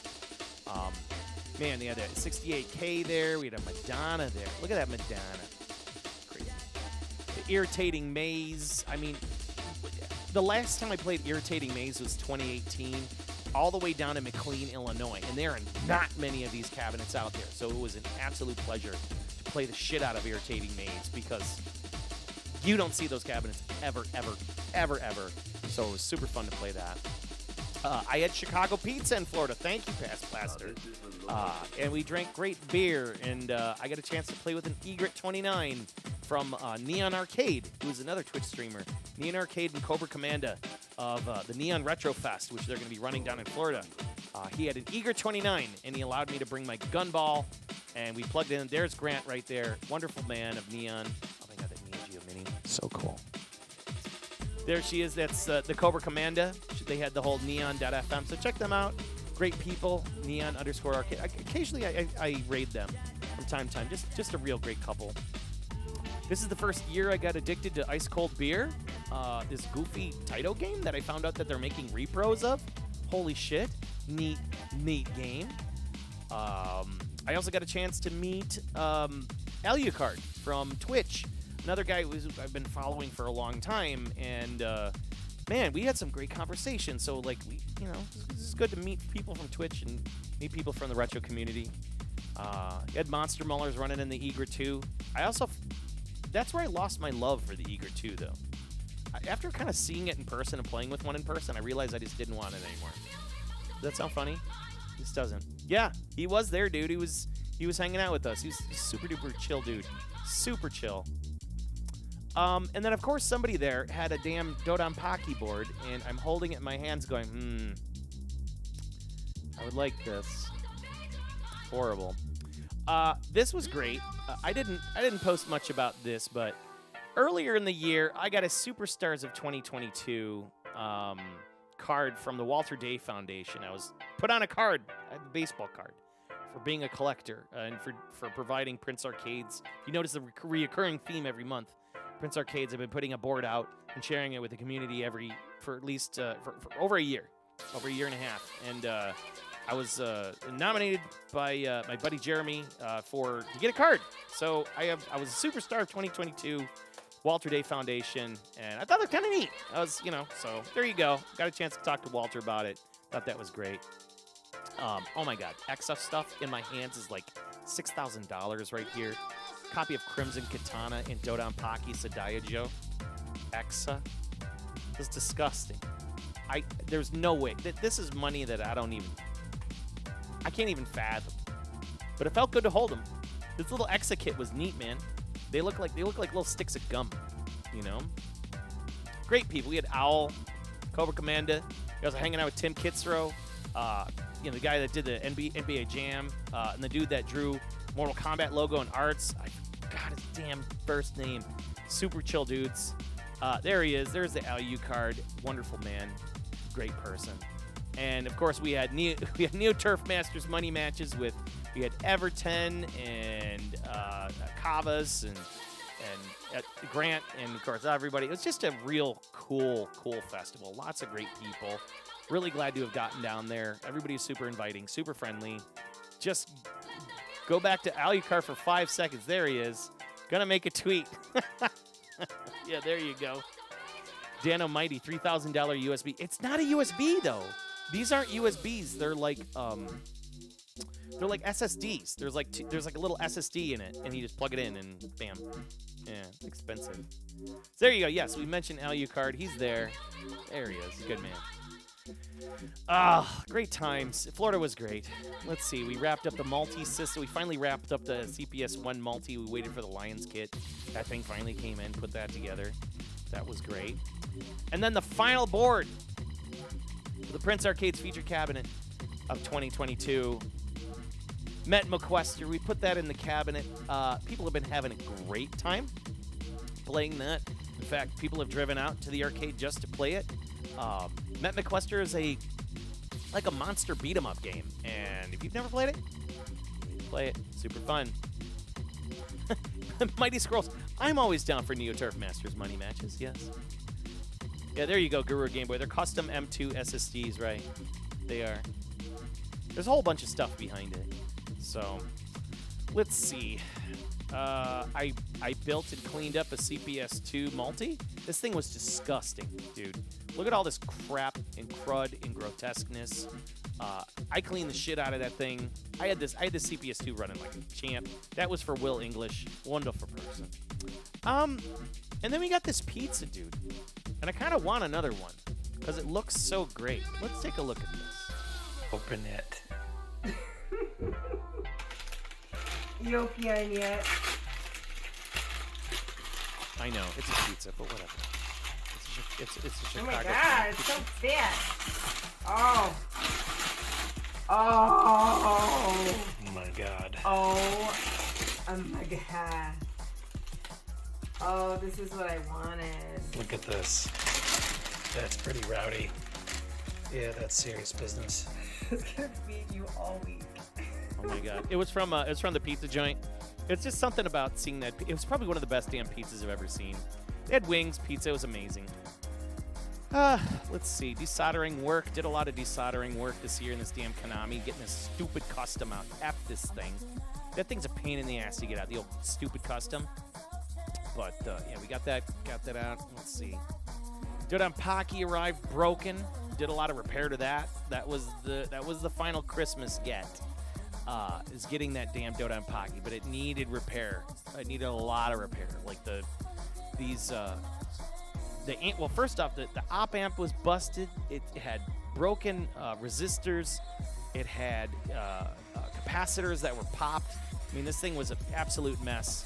But the Hacko 301 made short work of it. Really came together. Super happy with the way it turned out. Very clean. Give it a whole board scrubbing, you name it. Dodonpaki's in the house. Really happy that came here. Got it dumb cheap. Repaired it. Put a little bit of money and time into it. But now she's home. She's got a good home. She's going to stay happy and healthy. And I will love her a very long time. The solder on this board is super ancient. Yes, very much so. You can see like this like crusty shit. It's the worst. So it's like good luck finding, bad solder joints. You know what I mean? Did they store them boards haphazardly? Go figure. I don't know. But like, yeah, you can see like, it was probably in a box with a bunch of stuff just scraping everything together. The board was just a mess.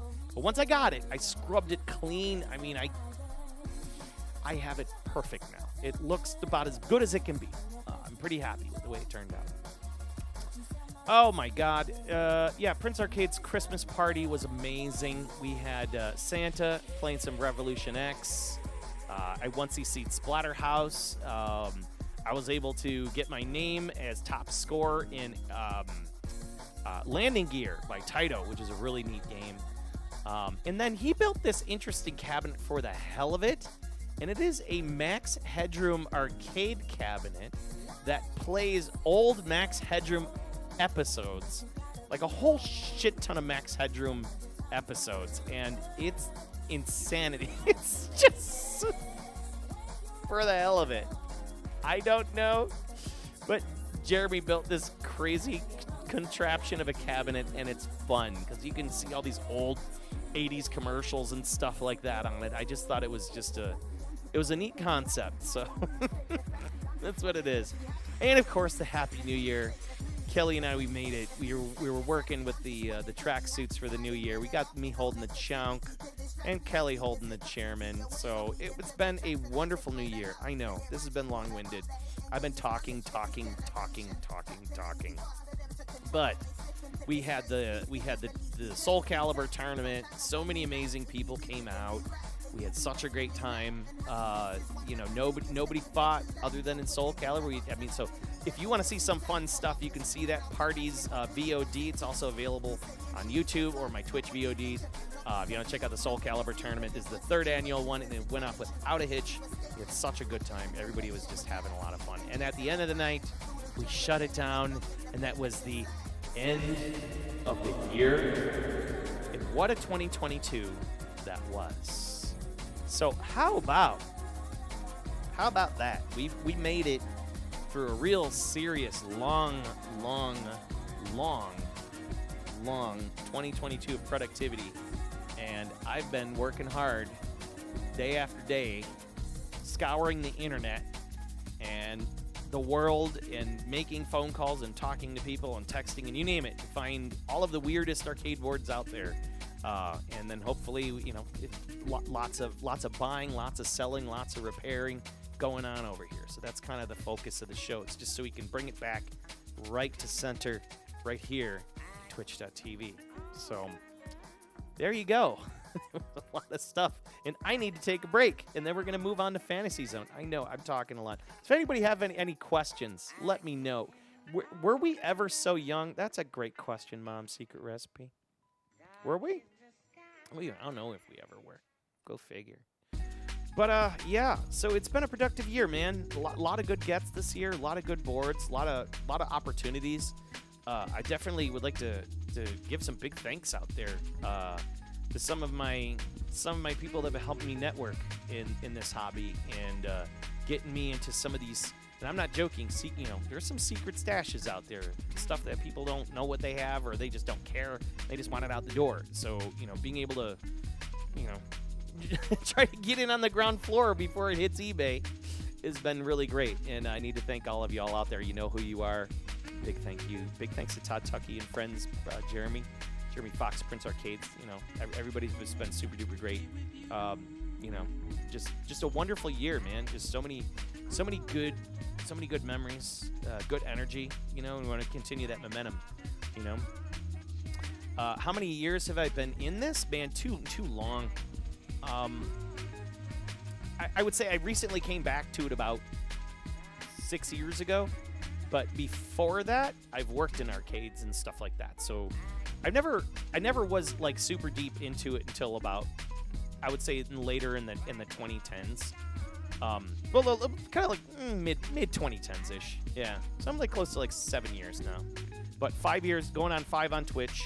But then again, it's like, taking all my old memories and stuff like that, because now I have a house, so of course you can put arcade cabs in a house, and that's what's kind of nice to have, is the space.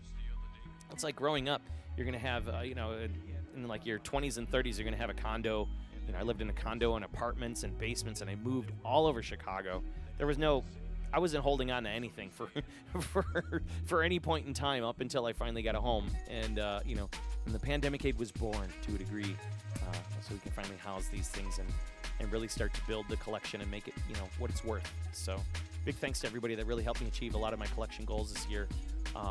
Yeah, and especially you folks, so anyways, I'm going to take a break, and I'm going to take a real quick break, timeout, and then come back, and we're going to play some Fantasy Zone, and then some Strider 2. How about that? Yeah. All right, dudes and dudettes, I'm gonna just for a little bit. I'll be right back. Thanks for tuning in and hanging out for the 2022 year-end wrap-up. Don't forget to look at look at the vote while we're waiting here. Hang on, it's gonna be Shmup of the Year. Right? You can see that right there. I'm putting the link right in the chat. Make sure you get to that link. Make sure you vote for the 2022 fan favorite Shmup of the Year. It's important. You need to vote on that, right? All right, give me about less than 5 minutes. I'll be right back. I'm gonna take a quick break. And coming up next, Fantasy Zone. See you soon.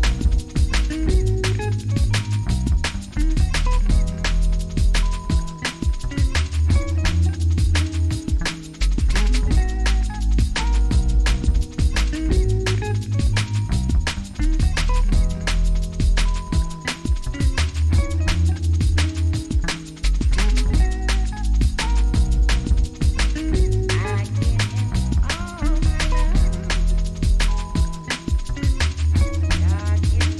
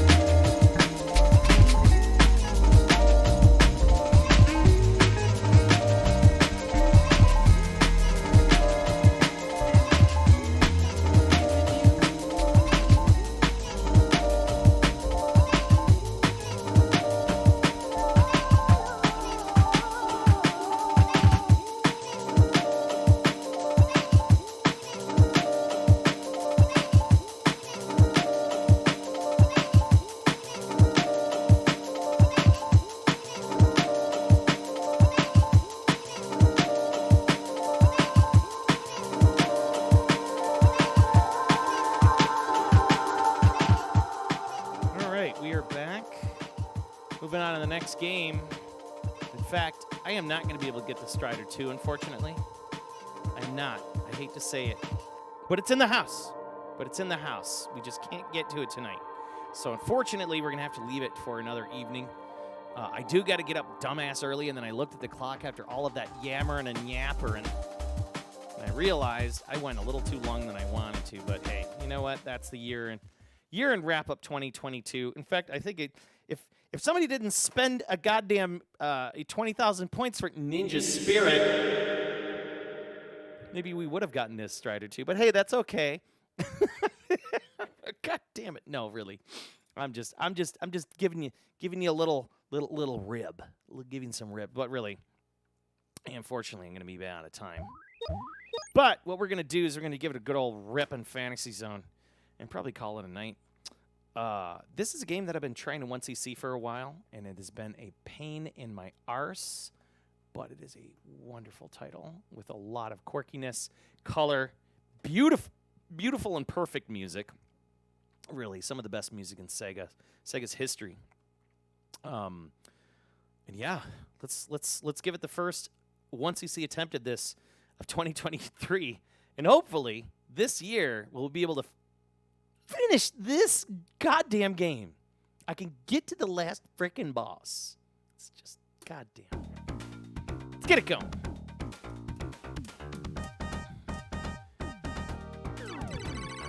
So big thank you for everybody hanging out today. Hate to be, again, long-winded. I actually have way more pictures, too. Way more content. But, you know, after realizing, like, after kind of cutting it all down, I'm just like, man, I got too much. I got too much to talk about. I don't want to put any y'all to sleep, so. All right, come on, Chan. Get up here, Chan.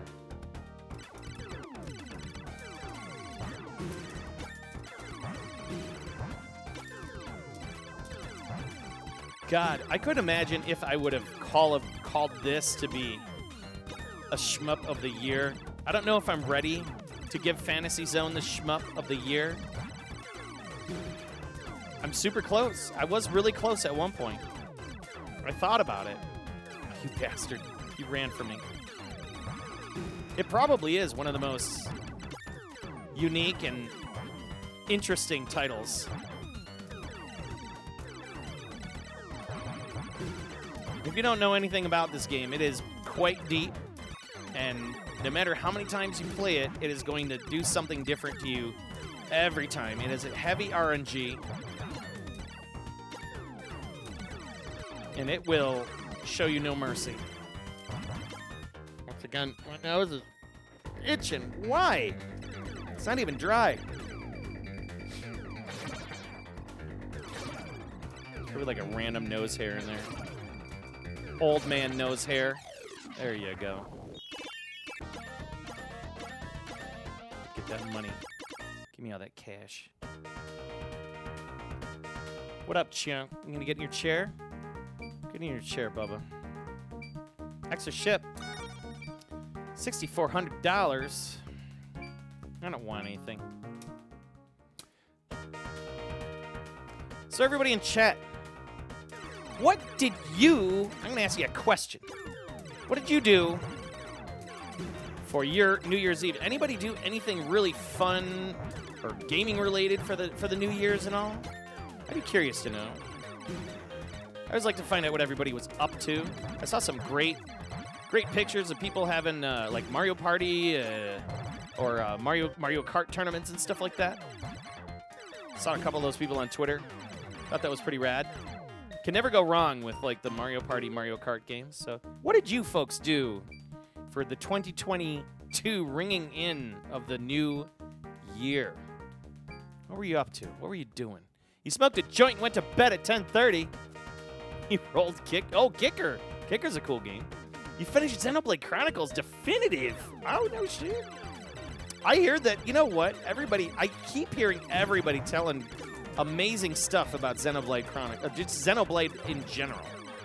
It seems to be this slowly getting worshipped franchise. Like, people are really getting interested and really, really holding that game with high regard. Ideal New Year's for you? And New Year's Day, you played Freedom Planet 2. Yes, I was actually tuned into that. You were just kind of lurking. New Year's Day, we were, like, so wiped from the party. Oh, my God, I should have died there. Whoa! Dude, these bullets! Come on, come on. Shit. Oh, my God. There's a couple times I should have got wrecked there. Give me that money. Give me that money. Give me. I think all of New Year's Day I played Bloodstained. Yeah, it was like Bloodstained all day. Kelly and I almost didn't talk. We were just like, but not like mad at each other, didn't talk. We just didn't feel like talking. Just because it was like, we were just like, oh, I don't need this. I picked the wrong damn. God damn it. Oh, well, I'll do it. It's because of the goddamn potato people. Goddamn potato people. The worst. The worst enemies in this game right here. Effing potato people, dude. They will jump up to snipe you. You'll see the... See when they start spinning? Little bastards.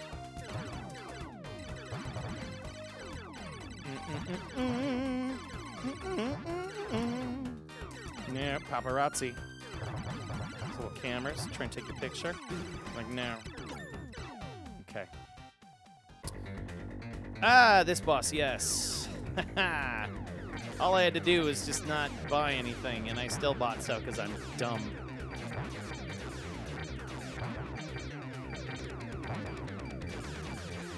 Looking forward to playing Xenoblade 2. Okay. There's a podcast I listen to called Yo Video Games Podcast, and I swear to God, like, if I wouldn't make it out alive of this guy's podcast if the trigger was Xenoblade, because all he does is compare everything to Xenoblade. And I'm like, okay, enough of this effing Xenoblade game. What is up with it? What makes it so great?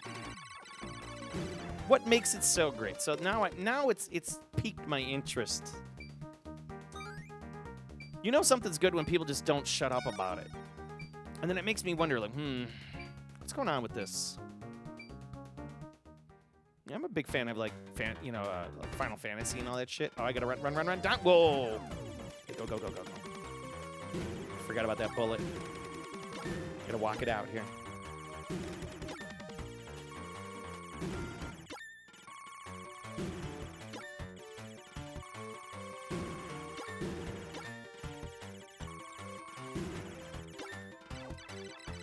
There we go. No, I'm not fighting you. Go ahead, take off.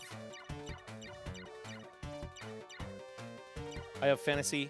Your New Year's drink, eat, chill with wife, sleep, barely made it past the ball drop, getting too old to enjoy behind the scene things. And not do parties.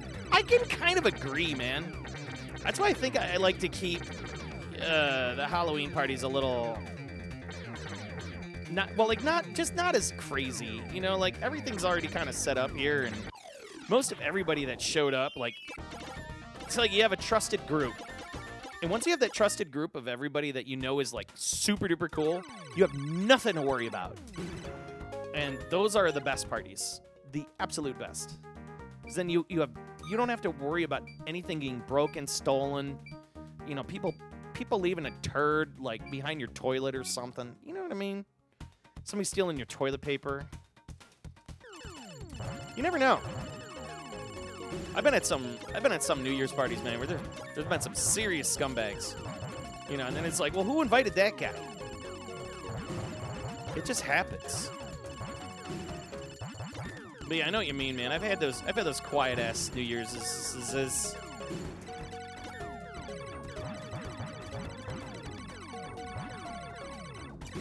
No, shit. No, give me the shop. I just need to get to the shop. Oh, Jesus. Okay, now. Perfect time. 7-way shot. Extra ship. They're gonna hold off. I'm gonna hold off. Okay. Okay. So we want to have the multi-way shot for the final boss here. If we can really pull it off. Get all the enemies off the screen right away. Here we go. Here we go. Here we go. Come on. Come on. Come on. Come on.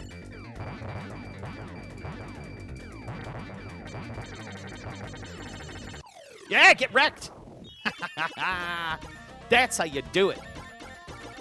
I hate you, Snowman. I hate you, Snowman. Ooh, we got extra for this level.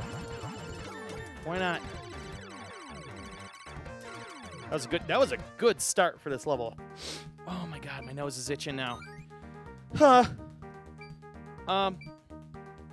Yes. I need to think critically here.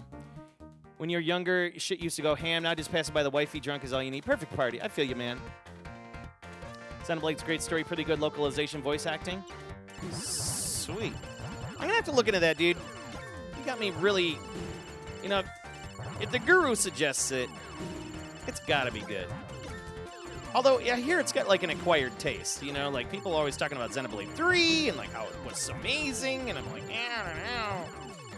How much do I need to hear about frickin' Xenoblade on, like, everywhere? You're like, okay. Okay, I get it. I don't think I needed to spend that. I think I made a bad mistake here. Feels like a cross between ATB and an action RGB. Scratches both itches. Okay. Okay, so it's a little bit of something for everybody. Okay, here we go. Here we go. Here we go. Come on, come on, come on, come on, come on.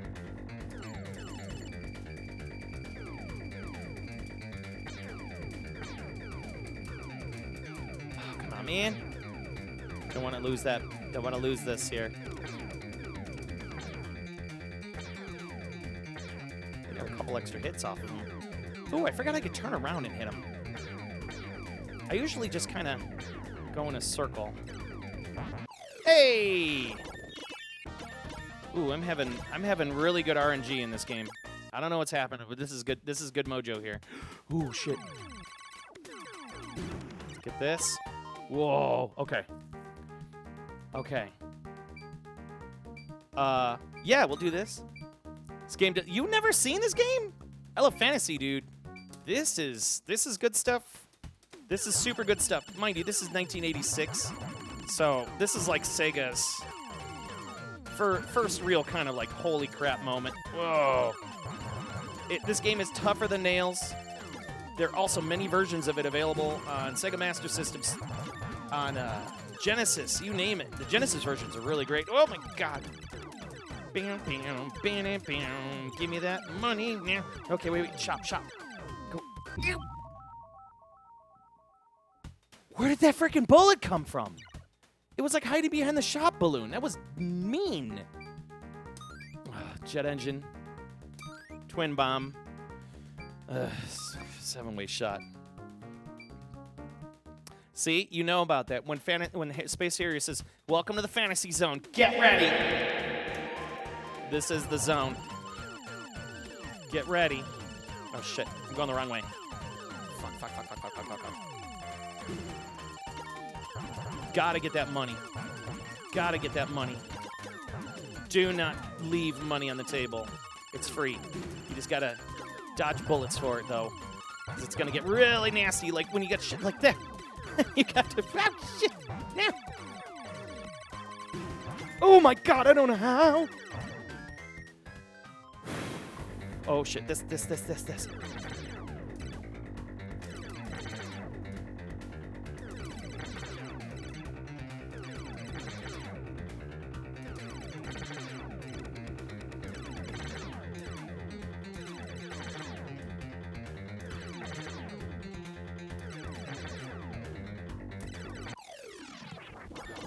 God. I could use all this money. No, I missed it. Okay, all right. Final boss time. I'll just take a laser. Just because I feel like being cheap. How about that? All right, final boss rush. Let's do this. Let's do this. You've missed this one, dude. You missed a damn fine gem of a title. Let's see if we're gonna get reverse bullets. Well, it's never too late to play this one, dude. Oh, come on, you bastard.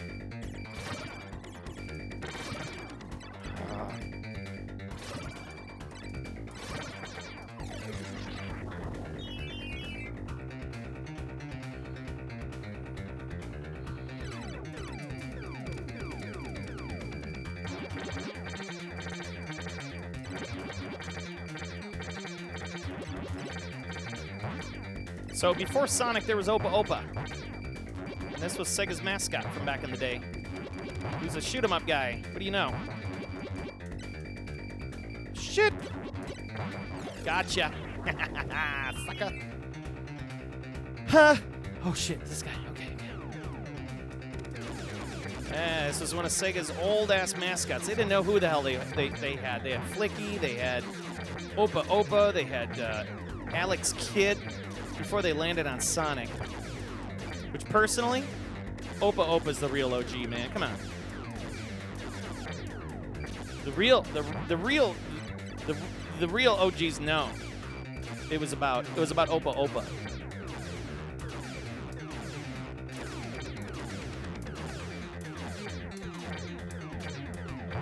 Woo! Fly backwards. Let's go.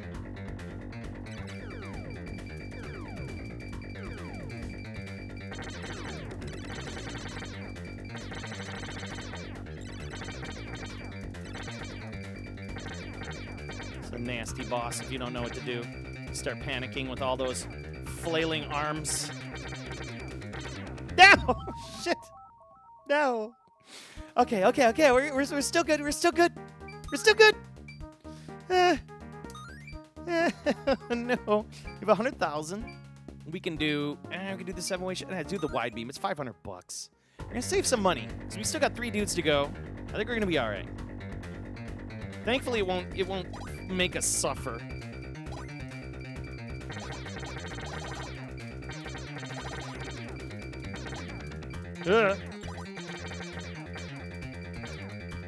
We get those armpits.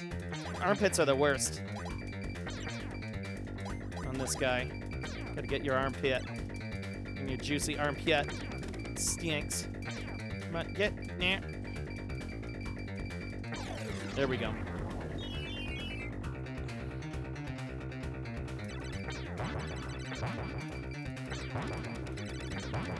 Stupid snowman, man. Stand Maku real quick in here. And we gotta get these guys. And the bigger dudes.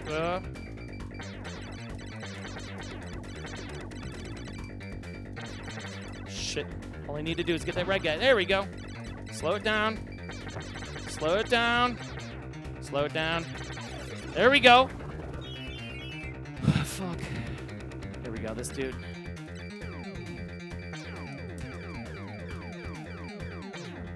Dropping bombs. 2 in there, that's good.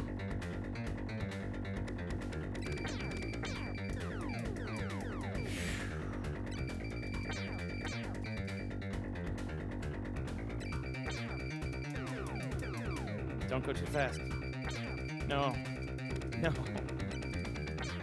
Come on! We're good. Let's get the jet engine. Twin bomb. Still have enough for an extra dude, but here's what we're gonna do. Laser beam. Frickin' lasers. What are some tips to being a decent shmup player?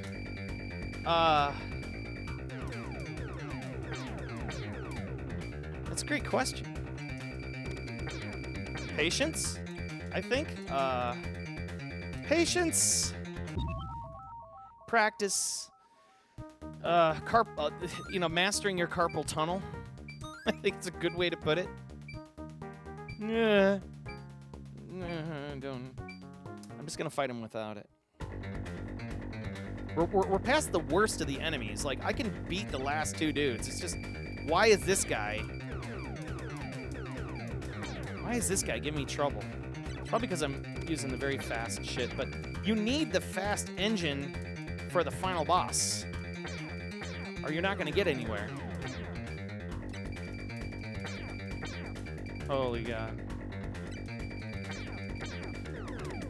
Yeah, mastering your carpal tunnel. Practice, patience, time, love.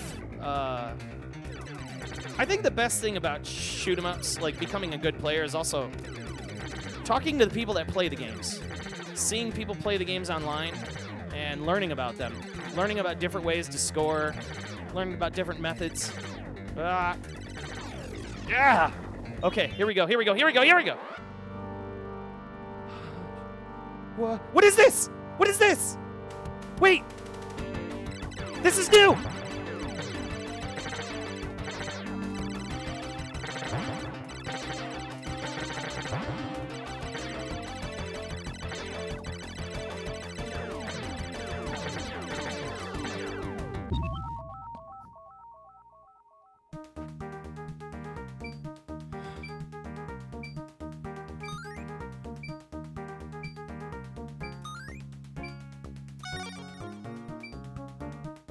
Ah! I didn't buy enough. Oh, God. But we bought an extra ship.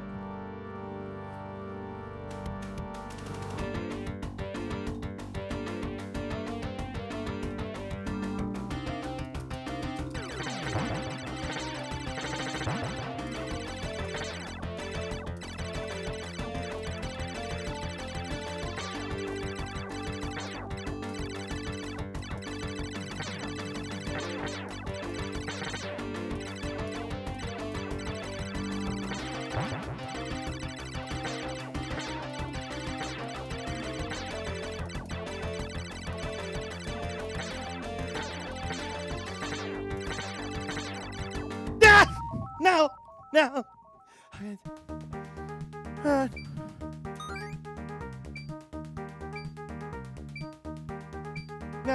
Just... I don't know.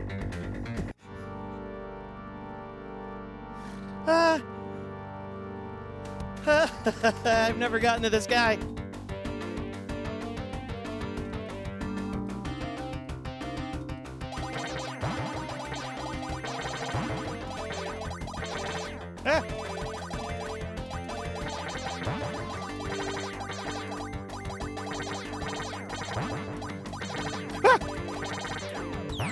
Oh, the bomb killed him! No! All I need are those bombs! All I need are those bombs!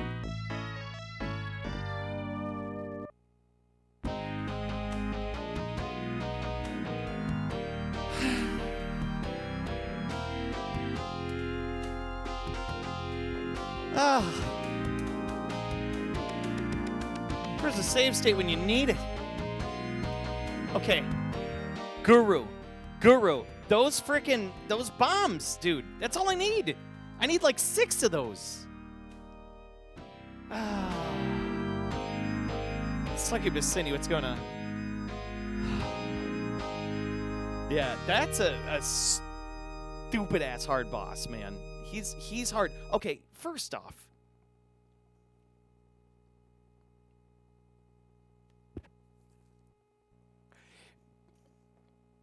when I played this last time, I've never seen the full-size robotic Opa Opa that spits out the little children. I've never seen that before. I've never seen that. Because usually I just see the little spider guys, and then they go through their patterns, and then you die. I've never approached him. I wonder if I somehow triggered that. I don't know, but that's the first time doing it. I learned a valuable lesson today, that the bombs are capable of killing those things. And if I can somehow either get a wide shot in those bombs at the same time and save my money towards the very, very end, as I did really well up until that point, I will beat this game. Let's make it 2023 a goal. to try to beat this effing game. Little D's. I didn't mean to scream at you, man. That's Opa's dad. Do you think that boss was God to Opa? It's possible. Man, I'm so sorry. Go again? All right, one more time. I'll do one more time. You guys got it. All right, one more time, and then I got to end it. I really got to be up in the morning. Really got to be up in the morning. Fact. See, this is what happens. This is what happens. Run it back. It's okay. We'll get it done. We'll get it done. For you, Succubusini will. For there, hey, LDs, what bomb do you need? Which one?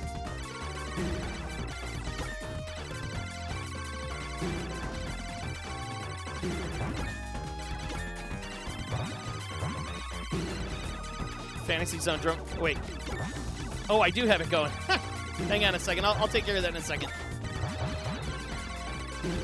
See, that's what I get for turning on my music.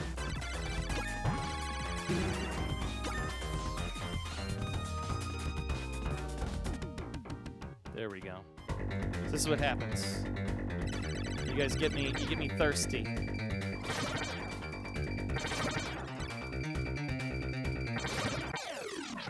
Get me thirsty. Get me thirsty.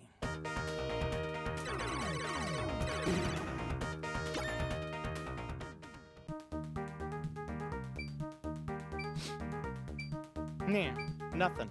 No, I don't need anything.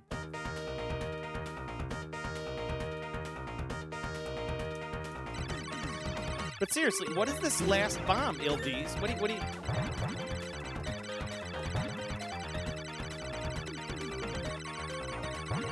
I see what you're saying. Just get a bunch of them and try. I'd be curious to know if I can do it. So I'm not going to buy those bombs all game long. Whoa. Yeah. Okay. There's nothing here I want. But I do want this. I don't need it.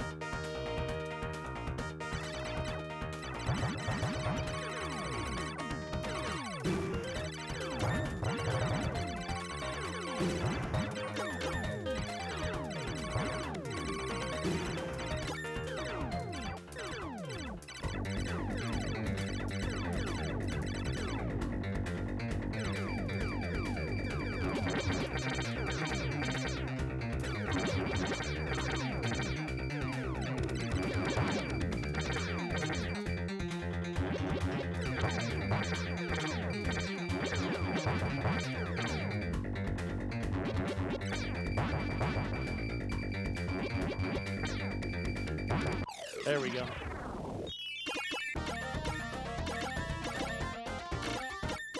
Big chunky drop. This time I'm not going to make the mistake of buying the laser early, because I bought that early like a chump. We'll buy the extra ship. Some people use a heavy bomb to take out all the laser cannons on third stage boss. I've seen that though, where you can be like. I've seen people do that with the laser boss, but I like the classic, just bomb it out. Because at least that's safe, and I know that works.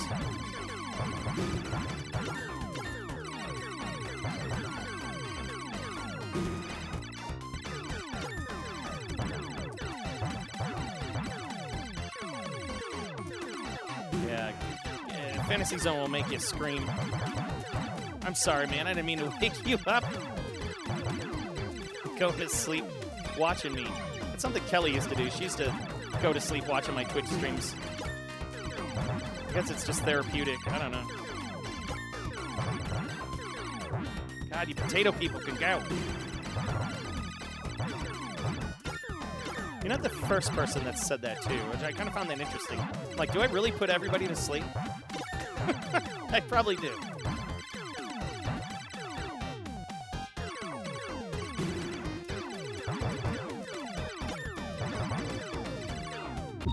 Back. It's a new TV, man. He's leave Twitch on every night. Nice. I don't think it's just me. I'm glad. I'm glad. it's good to know. That's good to know. You know what though? I'm kind of the same because like I got my TV. You know, like everybody watches different stuff. You know. And I definitely know what you mean though. The computer is the new TV for me. Like I almost don't use cable hardly. I don't even know what cable is since 2009, man.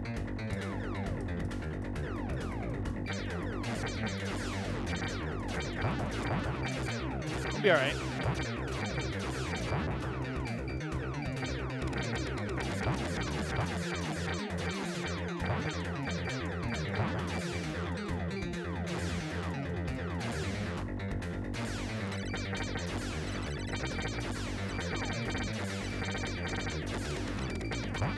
Get him while he's at the bottom.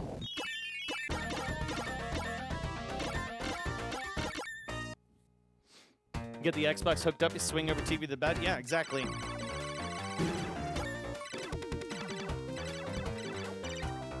Where was my... Now you show up. That was dirty. The shop didn't show up to the last minute. Yeah, it's not as good as the first time.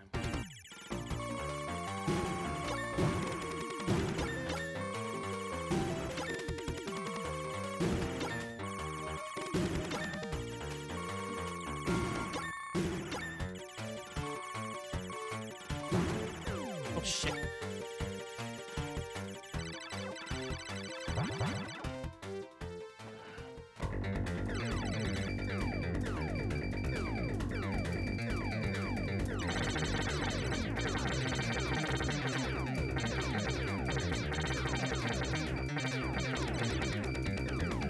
I try to see where the armpit is. 'Cause those armpits are always the worst, especially when the bullets get real hot and heavy in the room.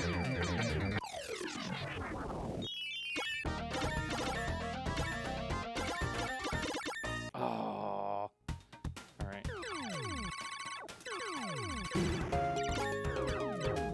Okay. Wide shot. 7-way shot. Nah, I'm gonna make the money anyways, but I need it. I need it. Okay.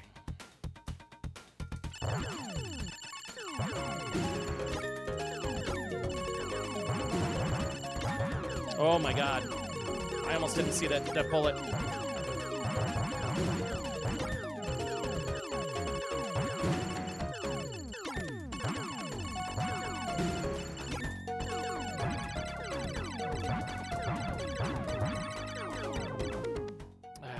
I need this 7-way shot. You need it. I don't want to waste it here. Quickly, quickly, quickly. Must defeat it. Now, now, now, now, now. Okay, okay. Come on, come on, come on, come on, come on, come on, come on, come on. Come on!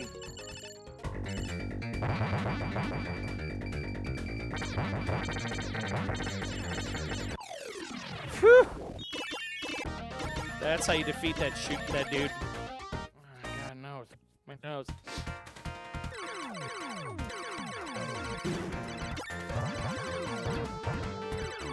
No, come here, come here. Okay, here we go. Shit's getting expensive.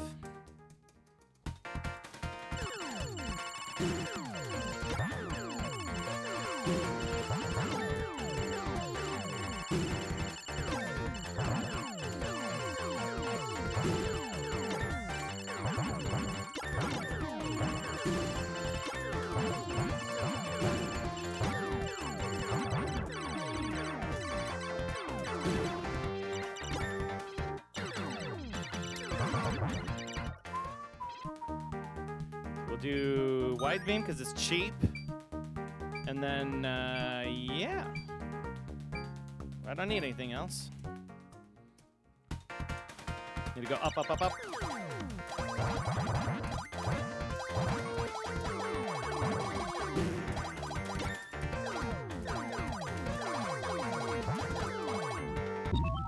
The one random bullet, man.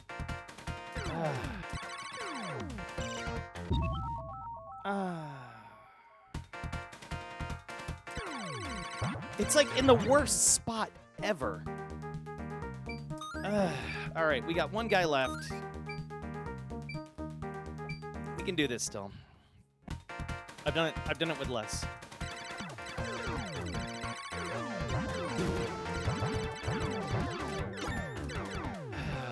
This boss.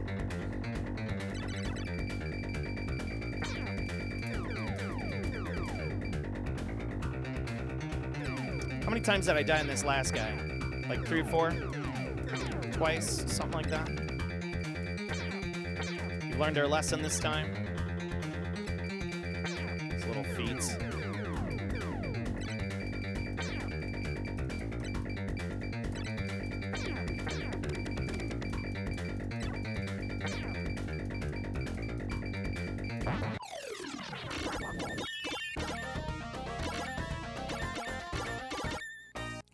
Take it. Oh god, I'm like slammed into the thing. I gotta go this way right away. No! Fuck! No!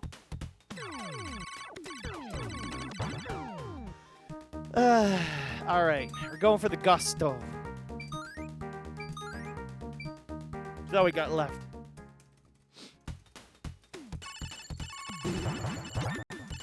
Like I said, this game is super random too. Like, you just get good RNG sometimes, man.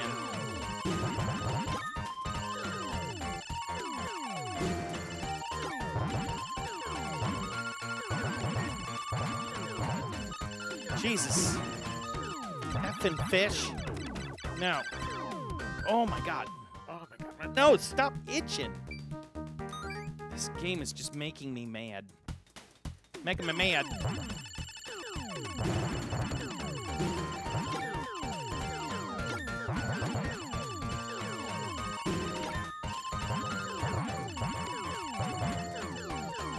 God, these are the worst enemies. Random bullets just flying out of the corner of the screen. Ah.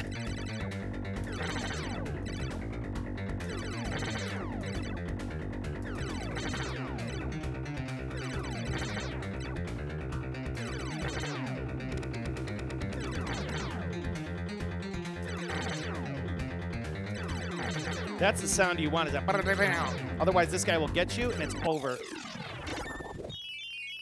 Oh my god, the money just went flying. No, there's a bunch of cash there. Okay, final boss time. Final boss time. We could do this. We could do this. Let's get this, and I'm a smart man. We're gonna buy bam, bam, bam, bam. Oh wait, I can't bomb the thing out. Ah well. Ah well. I guess we're just gonna have to deal with it. Have to deal with it. So hopefully these leaves don't come back.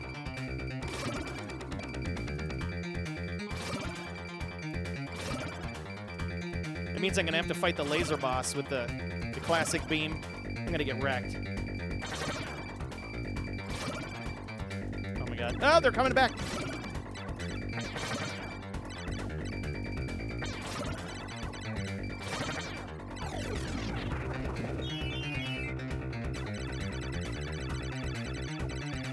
Yeah, you're gonna have to play this Ella Fantasy. This game is great.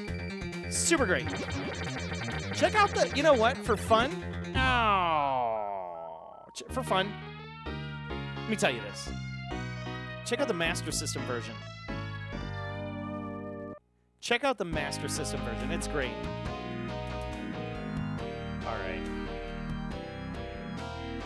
Ladies and gentlemen, it has been fun.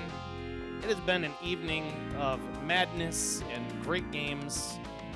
I wish I would have gotten a chance to get to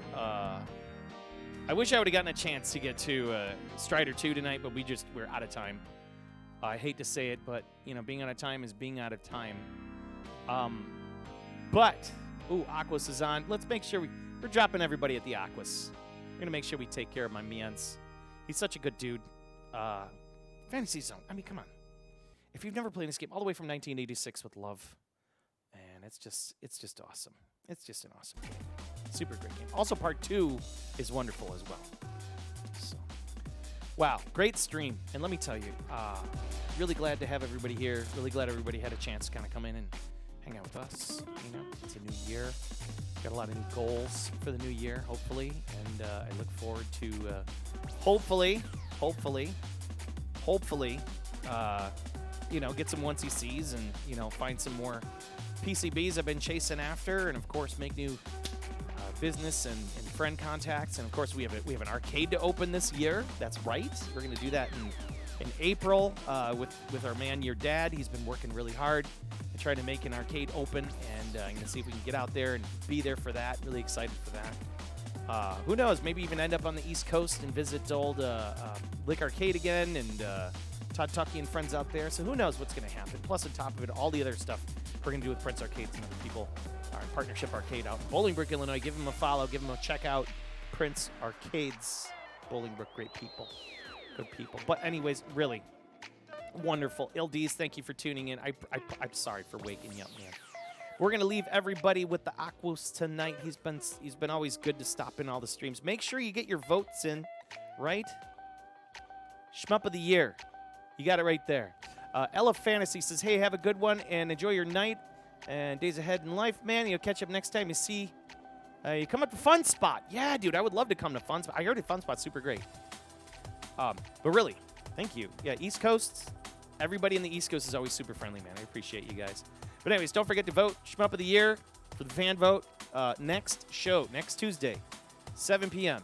We're going to go over all those votes, and we're going to do a final vote for the fan vote Shmup of the Year, my Shmup of the Year. We're also going to have a couple leftovers, some games that I didn't get a chance to go through this year. We're gonna flesh those out. But anyways, lots of stuff coming up this year. Really excited. Wonderful times ahead with Divine Kelly. Lots of 2-player streams. We got Neo Turf Master coming up. The February Classic. Just lots of positive momentum. You know, and let's just maintain this momentum. And it only happens with people like you who've been helping support this little stream, whether it's been bits and subscriptions and follows and reshares and, you know, getting together and doing stream collabs, you know, people coming in to visit. I think that was just super duper awesome. Really had a great 2022. And, you know, it really has been like the community that came out from COVID. And it was just really great to, you know, network and just be with all of these amazing people that I never would have interfaced with unless if it was for Twitch, arcade gaming, retro gaming, you name it. So I think it's just really cool. We're finding, you know, that common ground and that common bound. Don't forget also, we do have a Discord. There is a Discord. You can find that. If I could spell Discord, that would help if I could. You can continue the conversation in the Discord. The link is there. You can stop in and say, hey, hang out with us. We're always talking arcade, retro gaming stuff. Share your pets, what you're eating, whatever. Talk about games, stuff you've seen in the news, cars, sports. And we keep it really cool. No politics, no drama. It's down to the ground, man. And that's where it's going to stay. So stop in there. And if not, lastly, YouTube. Give it a subscribe. I'm not trying to make money off of it. I'm just trying to put all my content in one place. So if you want to see certain boards, certain games, things I've streamed in the past, previous shmup events, previous 2-player streams, you name it, all of those are going to be there. YouTube, don't forget to check those out as well. So with all that said, my name is Joel, DJ Psycho M1, and the Master Chunk in the room. He's all chonked out, and the Chairman Chunk of the Divine Kelly from all of us at the Pandemic Kelly. We really do appreciate all of your support. Stay tuned for the Aquos. We got to make sure we give him some likes and reshares. He's also a wonderful, hell of a great gamer and streamer and just awesome dude. So with all that said, you folks have yourselves a fantastic evening. Really do. Again, thank you for your follows and everything and your support. Have a good night, and I love you.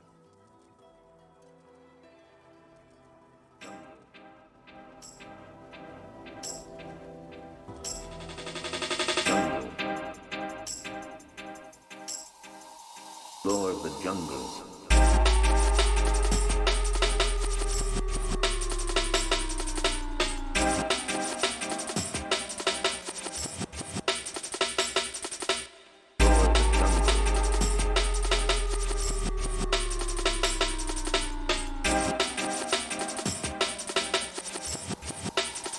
This is the Lord of the jungle.